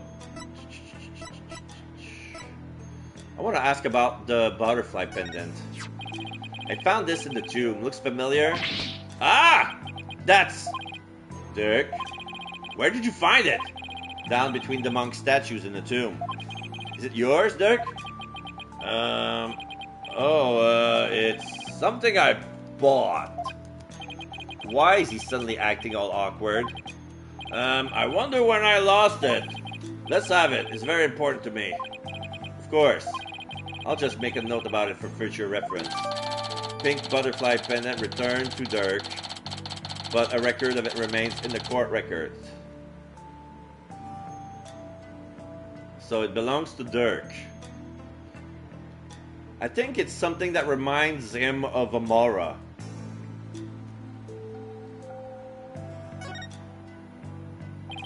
Apollo, remember how Inga said he had someone dear to Dirk? Why don't you ask about that? Alright, I'll give it a try. I want to ask something else about those, this. Is that for me, son? No, I was just wondering if you knew anything about it. What? You came to visit me and you didn't even bring a present? I'll take that as a no. Come on, it's your wife. I prepared that myself. Use it well. I'm surprised you were able to gather this much information. Wasn't easy. After all the evidence from the assassination was lost in the fire. And the newly installed Garan regime was in full control of the media. Every lead I tried to follow led to a dead end. So then how am I supposed to solve this case? We'll figure something out once tomorrow's trial is underway. After all, no one's looked into this assassination since my last trial. I hope I can turn things around enough to snatch victory from the jaws of defeat. Got your book. Careful with that. Don't go showing it around town. You'll be branded a rebel. I'm not a rebel. Don't be ridiculous. You're a member of the Defiant Dragon simply by being my son. Or did you think that dragon tattoo on your rear end was just for show? What? You have a tattoo on your butt, Apollo? Let me see. Relax, Athena. He's just jerking our chains again. Ah, my attorney's badge. You don't see those around here anymore. It's not exactly something you can wear publicly, is it? Yeah, and if you did, people would jeer and throw things at you. I have tomatoes, cabbages, even eggs thrown at me. That sounds awful, but at least they didn't throw rocks. True. Plus, if you were good at catching things, you would have the start of a good meal. What? It's true. An hour's walk can yield all you need for a nice big hot pot. Ha ha ha ha ha. Dirk, I'm sorry I never knew how bad things were when you were raising us. I think I'm done with the examination thingy. Alright, someone dear to Dirk. What did the minister mean when he said he had someone dear to you in the palm of his hands? Who was he talking about? Huh? Nayuta seemed to know, but he wouldn't tell me anything. Well, I have no idea, so... Well, you obediently follow his every word after he said that. So it seems to me the minister was in close proximity to someone you really care about. Oh, someone you really care about that isn't Nayuta? Wait, don't tell me. Is there a new lady in your life, Dirk? What? No, don't be ridiculous, son. Da da da. Dirk, da da da. The love of my life was Amora, but she's gone now, and there will never be another. Oh shit! My bracelet. Does this mean... Dirk, have you really not met somebody new? Okay, let's see where it's coming from. The love of my life was Amora.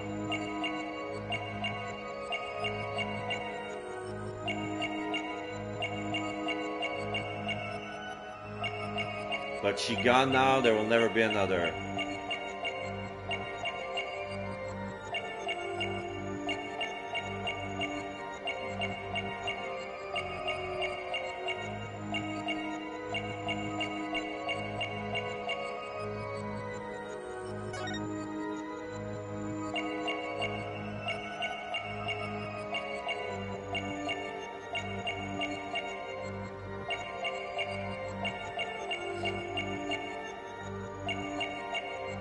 But she's gone.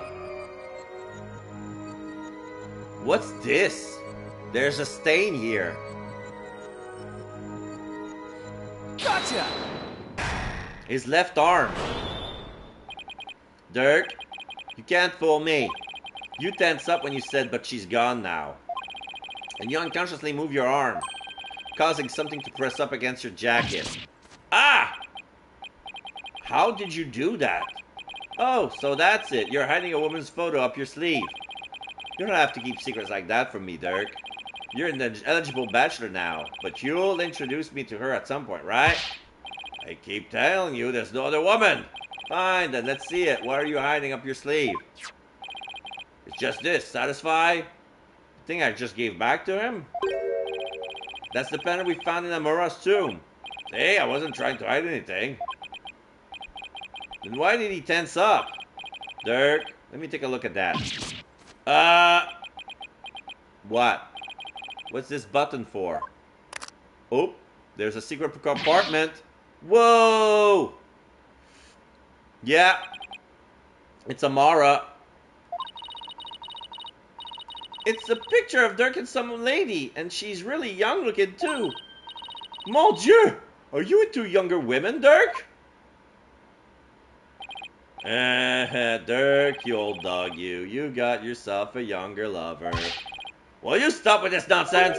This is Amara before she died. If you look closer, you'll see that I was younger too. Hey, you're right. Aw, that's no fun. Wait a second. Haven't we seen this woman before? Yeah, of course. Now that you mention it, isn't this woman the same as the one in Independence photo? Yeah. That picture. That picture. Take that! The woman in Independence is also the one in this photo. Apollo, where did you get this? From the safe in Inga's room. Apollo. If this is Queen Amara, it had to have been taken at least 23 years ago. But that's just not possible. There were no color picture back then. Like, black and white picture only happened like 10 years ago. I just noticed the same thing. Here's why this photo couldn't be 23 years old. The book. Take that! Take a look at the law book. It has the mark of the Defiant Dragon branded on it. But that mark didn't exist until after you started your revolutionary activities, Dirk. So this photo must have been taken after Garand came into power. And that didn't happen until after Amara was assassinated. So then how could Amara even be in this photo?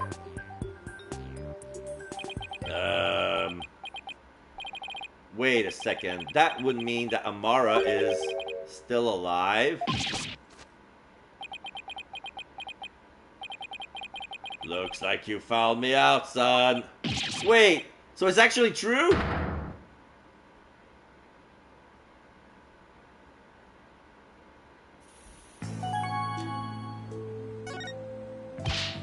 Dirk! What do you mean Amara's still alive? I thought she's been assassinated. So did I. But it seems she made it out alive only to be held captive by the Garand regime. Why would it do that? When I fled from the law and went underground 23 years ago, I heard some shocking news from a Defiant Dragon spy. There were rumors about Queen Amara being sighted in the palace. And those rumors turned out to be true? Yes. I snuck into the palace to see for myself. She was confined within the grounds, but otherwise she was as fit as a fiddle. So then the sarcophagus in the tomb is empty? Yes. That entire tomb is one big charade. Garand had it built to stage Amara's death. So we're not going to be cursed by her vengeful spirit? Oh, that's a relief. She was being held under virtual house arrest. So I freed her and we made a run for it. This photo was taken back then. Look at how they are both grinning from year to year.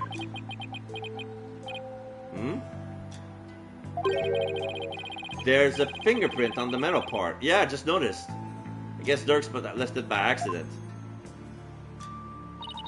Oh, Mr. Sadmadi, I want to hear all about you, how you had ran away with Queen Amara. Pink butterfly pendant updated in the court record. Fingerprint was found on the victim side of the lid, stained with the victim's blood. On the run with Amara. I'm surprised Amara agreed to run away with you. I mean, Garand must have told her that you tried to kill her. Tried to convince her that I wasn't the one who set the blaze. And she believed you? She said, and I quote, "I shall accompany you so I may ascertain the truth myself." She always was a tough one to read. I bet she was thrilled you came to her rescue, Mr. Sadmadi. To be set free by your beloved, it's like something out of a fairy tale. Yeah, well, there was no happily ever after once Garand's people caught up with us. They took Amara away to who knows where. Snuck back into the palace and searched high and low for her, but to no avail. They probably moved her to some remote mountain prison or the like. Dirk, does Nayuta know about this? You know she's his true mother. I told him as much.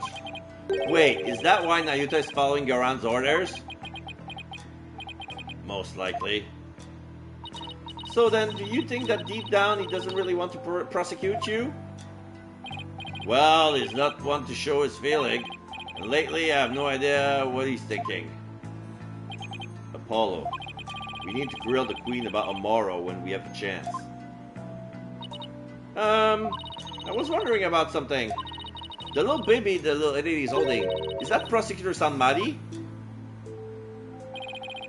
Not necessarily, could just as well be me. After all, we're only 1 year apart. I don't know, I mean, the kid in the picture is too cute to be you. Let's settle this by asking Dirk himself. Okay. Present. Now is it gonna work? Dirk, about the cute little kid in this photo. Is that me? Huh? What are you talking about? See? I told you it was Prosecutor Sanmari. Huh? Oh, I see. Well, either way, it's not you, son.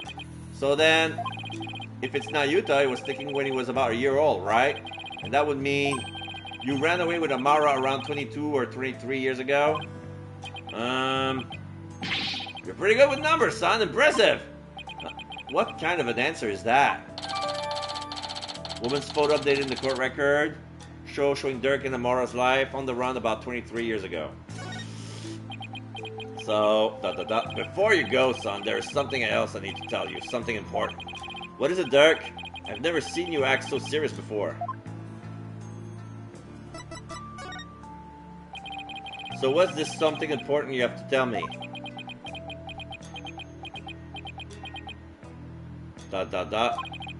Listen, son. Even if you manage to prove me innocent tomorrow, I don't have long to live. Huh? What are you talking about? What I mean is, I can already hear the Twilight Realm calling my name. There is no escaping that now that it has its sights set on me. What? Is this another one of your jokes? I wish it was. You can't fool me, Dirk. That's strange. Why isn't my bracelet reacting? Dirk, Are you sick? It's something like that. So you're not joking? I'm afraid not, son. Sorry. Is there a cure? Or at least some sort of treatment? Fortunately not. Not for what I've got. If you need some kind of surgery, I'll work hard until I can pay for it. So, please. It's too late. There's nothing more to be done now. But you always say a dragon never yields, so why are you giving up now? Paulo, I'm sorry. I really am. I don't understand. Why is this happening, Dirk? Why? Listen, Apollo. I've got a favor to ask of you. Would you keep quiet about this? I don't want my fellow dragons to find out. They would lose all hope if they knew I was dying. Would you do that for me? Of course. Why is this happening now? Just when I was finally starting to feel like you really are my...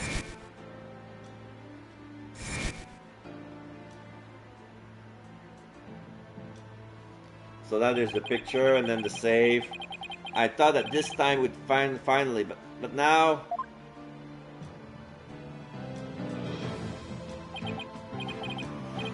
Damn it!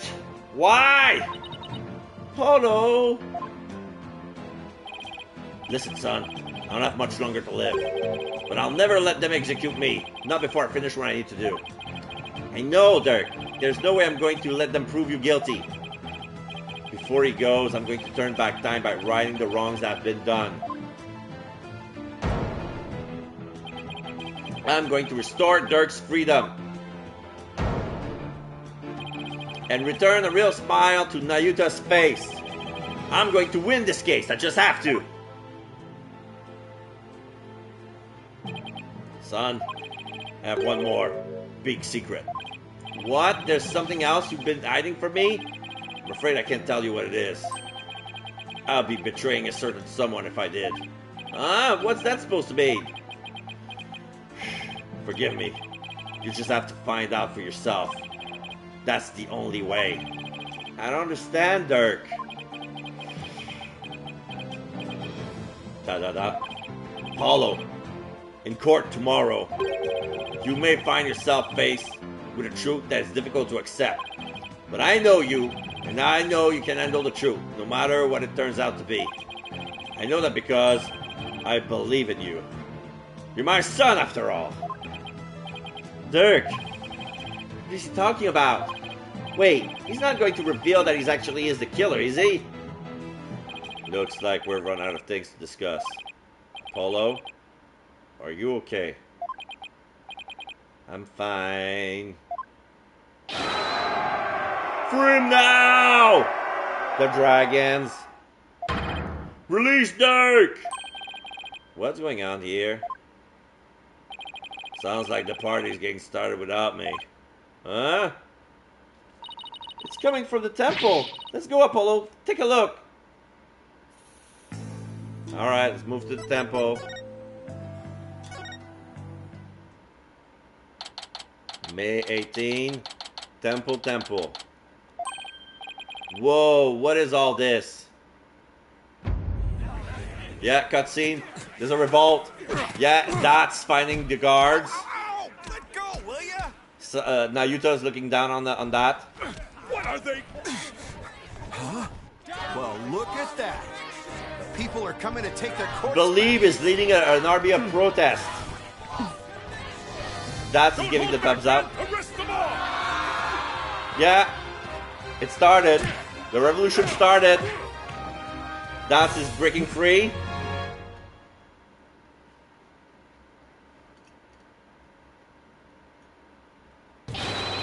Dirk belongs to the people, giving back.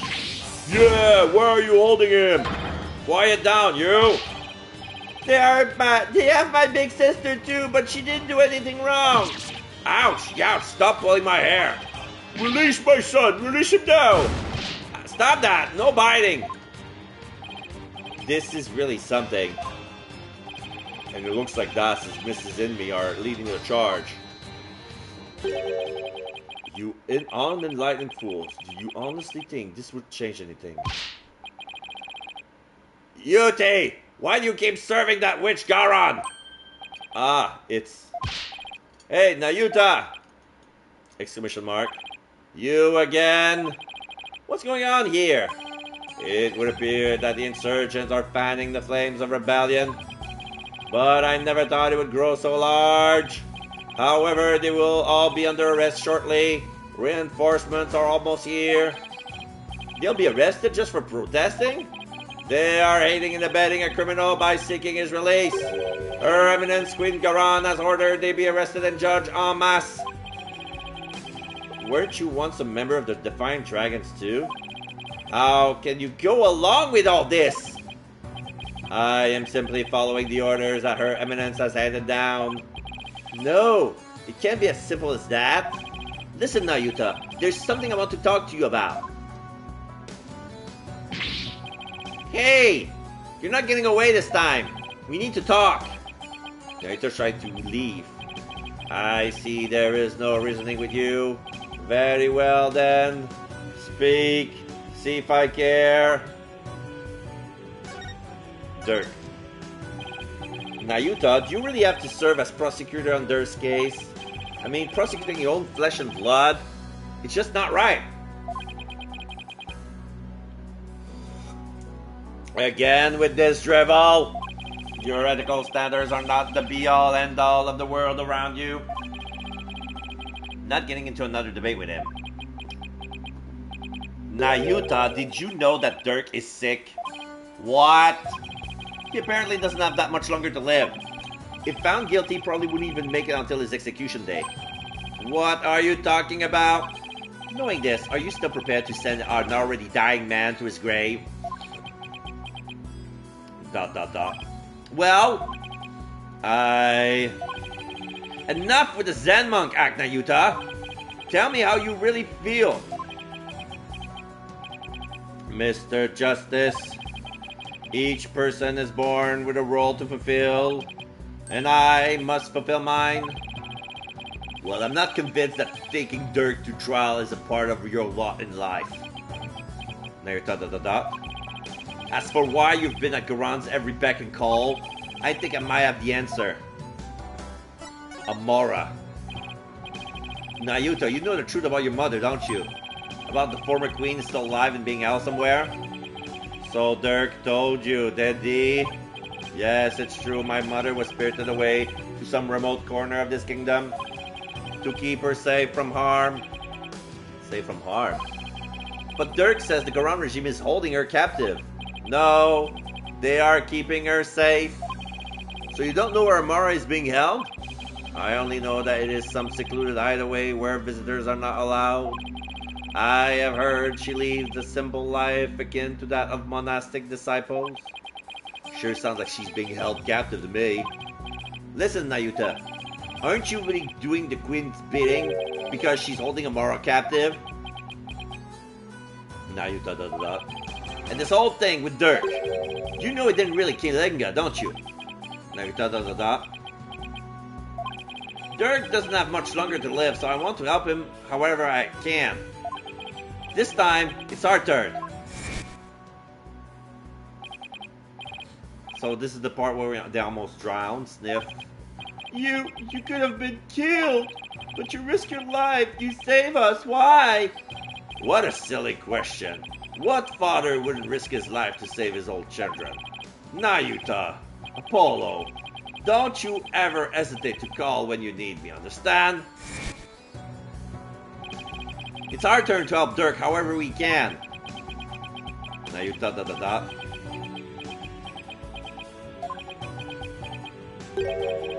What you speak of is futile! Exclamation mark. Let it go and move on.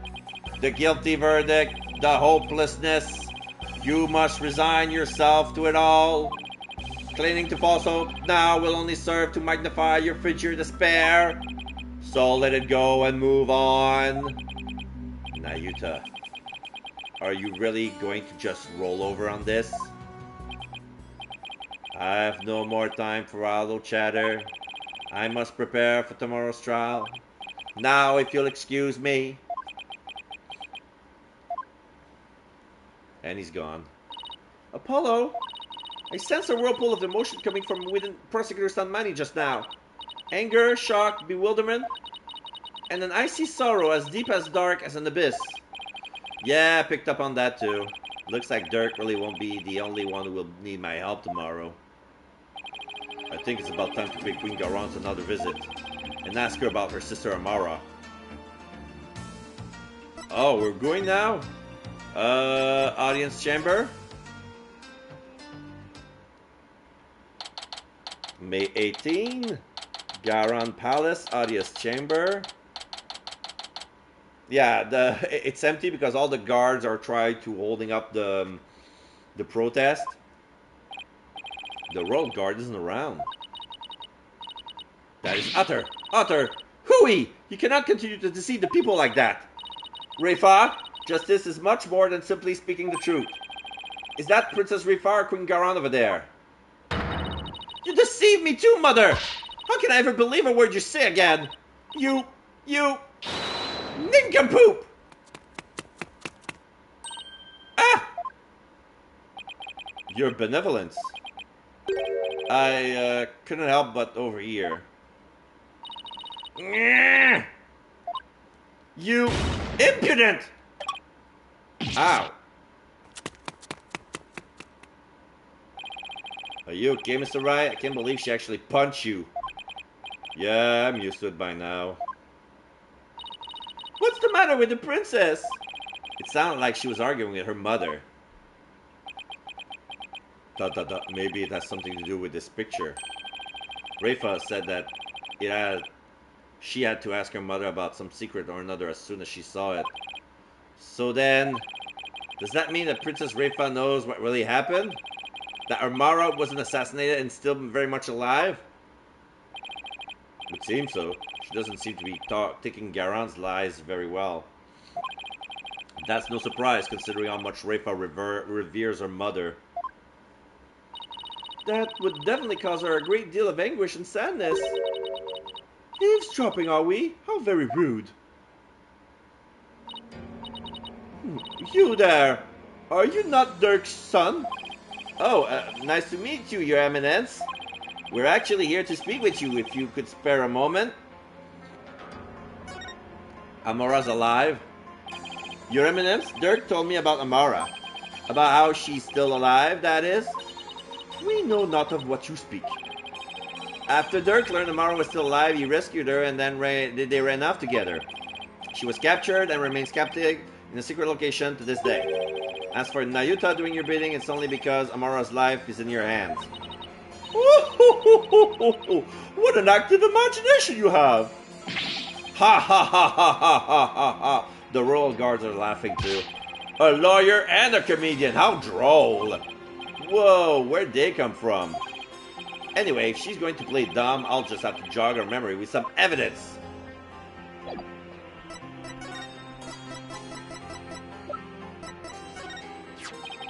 Your Eminence, I asked them to take a look at this photo.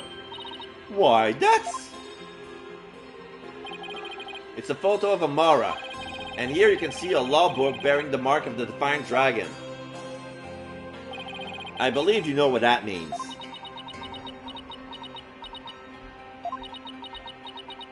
Garon, very well. Will guard, stand down. Yes, Your Eminence. Your wish is our command. And they're gone. It seems there is no need to perpetrate this charade any longer. We shall speak of all we know. Amara's alive! Exclamation mark! So then you admit that Amara's still alive? Yes! She is under our protection in a safe location. I think you mean being held prisoner. And where is she being kept? Oh, ho, ho, ho, ho. Now why would we tell the son of a traitor that? Guess she has a point there. Now heed our warning, Horn Devil. It would not be wise to inform the people that Amara yet lives. It would only serve to plunge public order into chaos. I have no intention of doing that. Besides, there are really real terrorists out there who might try to kill her. Good. Now, there was something we have been meaning to ask you. Do you know what has become of the Founder's Orb? The Founder's Orbs went missing after Dirks took it to the tomb. As his son, we thought you might know something of his current whereabouts. I knew it. I suppose I should thank you for that free running tour of Karain. That was the Royal Guard's own doing. Nice try, lady. But now you're definitely not getting the orb, ever. Why do you want the orb so badly anyway? Because it would be most dangerous in the wrong hands. It must be recovered. Is the legend true? Can the orb really impart spiritual power? Are you worried that someone could overthrow you with it? The Holy Mother's power is without equal. Should Her Holiness once again return to our world, she could conceivably bestow great power upon the one who unlocked the orb's secret. I guess it makes sense, considering spirit channeling is a fact of life here. So we ask you, Horn Devil, did you receive the Founder's Orb from Dirk? Does it look like I did? So you like to play games, do you? Royal Guard? Yes, Your Eminence, there's a whole line of guards here. Search this devil and his belongings! What? At once, Your Eminence! Don't move! You're only making this hard on yourself! Yikes! Get it out! Ah, what the?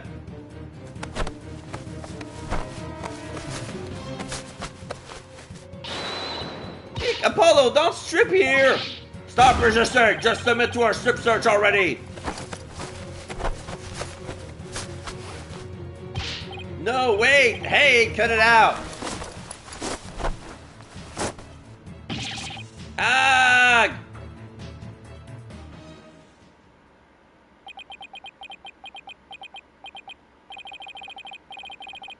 Rest in pieces, my poor tattered dignity. There's no sign of the Founder's orb, Your Eminence.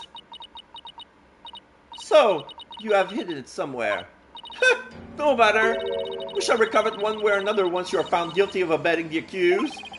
Dirk was right. She really is bent on getting the orb. Mother! Looks like the princess is back. I took a stroll to try to calm myself, but I still find this situation unacceptable. The people must be informed about Queen Amara. So she does know about that. Rafa, you do not yet possess a clear grasp of how our government and its people interact. There will always be secrets that must be kept from the ignorant masses. You have little faith in our people, Mother. But it is the royal princess' duty to always speak the truth. And as such, I cannot remain silent. I will not. Ah! The truth, you say? Your mind has been poisoned by the barbed one. It was an honor and pleasure, Your Eminence. We must speak with our child. It is a mother's duty to discipline her child, after all. Now, if you excuse us. Discipline? Coming from her, I don't like the sound of that at all. Well, Apollo, let's head back to the safe house for now. Good idea. We need to go over what we found and collect our thoughts. Okay, so we're done here. Former Sanmari office. So this thing popped up. May 18. Former Sanmari law offices. Tell me the orb is safe. Ah, you're back. Thank you for holding down the fort, Chief Prosecutor Edgeworth. Sorry it took so long. Hope you weren't too bored. I watched The Plume Punisher, Warrior of the Twilight Realm, while you were gone. And my verdict is... it's an outrage! Especially its theme song. Even worse, the people believe it's an original Chinese show. Can you believe it? You already spoken about that like with Mr. Airball. I'm not sure what he's babbling about, but at least it seemed he wasn't bored. Yeah. I know what he's talking about. Apollo doesn't. Phoenix has a hint. As a Steel Samurais fan, he's outraged. Moving along to things that actually matter, we gathered about all the information and evidence we can concerning this case. I think it's time we go over everything we learned so far. Inga's murder, the orb trial, Maya's abduction, and the murder of the mastermind behind it, all Justice Minister Inga, is a lot to consider. Think you have all the facts straight in your head? Yep, I got it covered, Mr. Wright. It's the truth about what really went down that's going to be the problem. Yeah, it's like the more we learn about this case, the less we understand. I agree. There's a deep darkness enveloping this case. I'm almost afraid of what we will find once we lift that black veil. Suffice to say, the real killer is certainly waiting underneath. The real killer, huh? Now that's the million-dollar question. Who killed Inga and why? Think, Apollo. Who would say had a motive to commit this crime? I, for one, am drawing a complete blank. I want to know how the killer slipped into the tomb, killed Inga, and slipped back out, without ever being seen. That's bona fide lockroom mystery right there. Well, we've collected plenty of evidence and statements.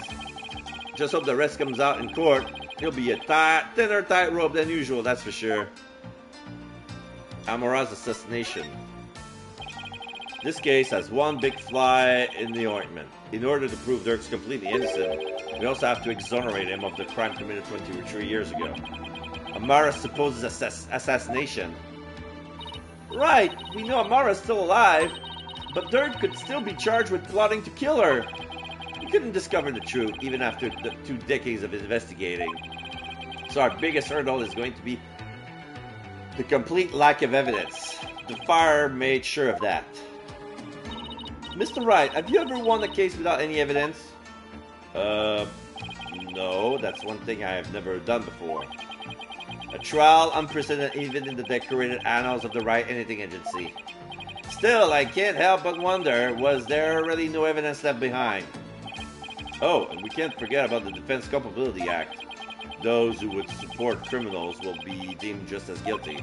In short, if Dirk is found guilty and is sentenced to death, we'll likely join them in a very public execution, along with the rest of the protesters. Yeah. Beat the charge or die? What kind of crazy upside-down legal system is this anyway? Don't worry, I can't ask someone as young as you to risk your life, Athena. So tomorrow, it'll just be me and Apollo on the courtroom floor. But you can support us by watching from the gallery. What? No! I want to help. I'm part of the agency too, after all. Sorry, but this is a direct order from your boss. Plus, this prosecutor Blackwell to think of. He said he would use me for sword practice if I put you in harm's way. Simon! Well, at least promise me this, you two. Promise me you'll make it back alive. Make it back alive, huh? What's with that face, Apollo? You've never inspired confidence in your client like that. And it'll play right into the prosecution's hands. Remember, the worst of times are when lawyers have to force their biggest smiles. You're right. Even when it seems hopeless, or when there's not a shred of evidence to be found, we can never let it show on our faces, right?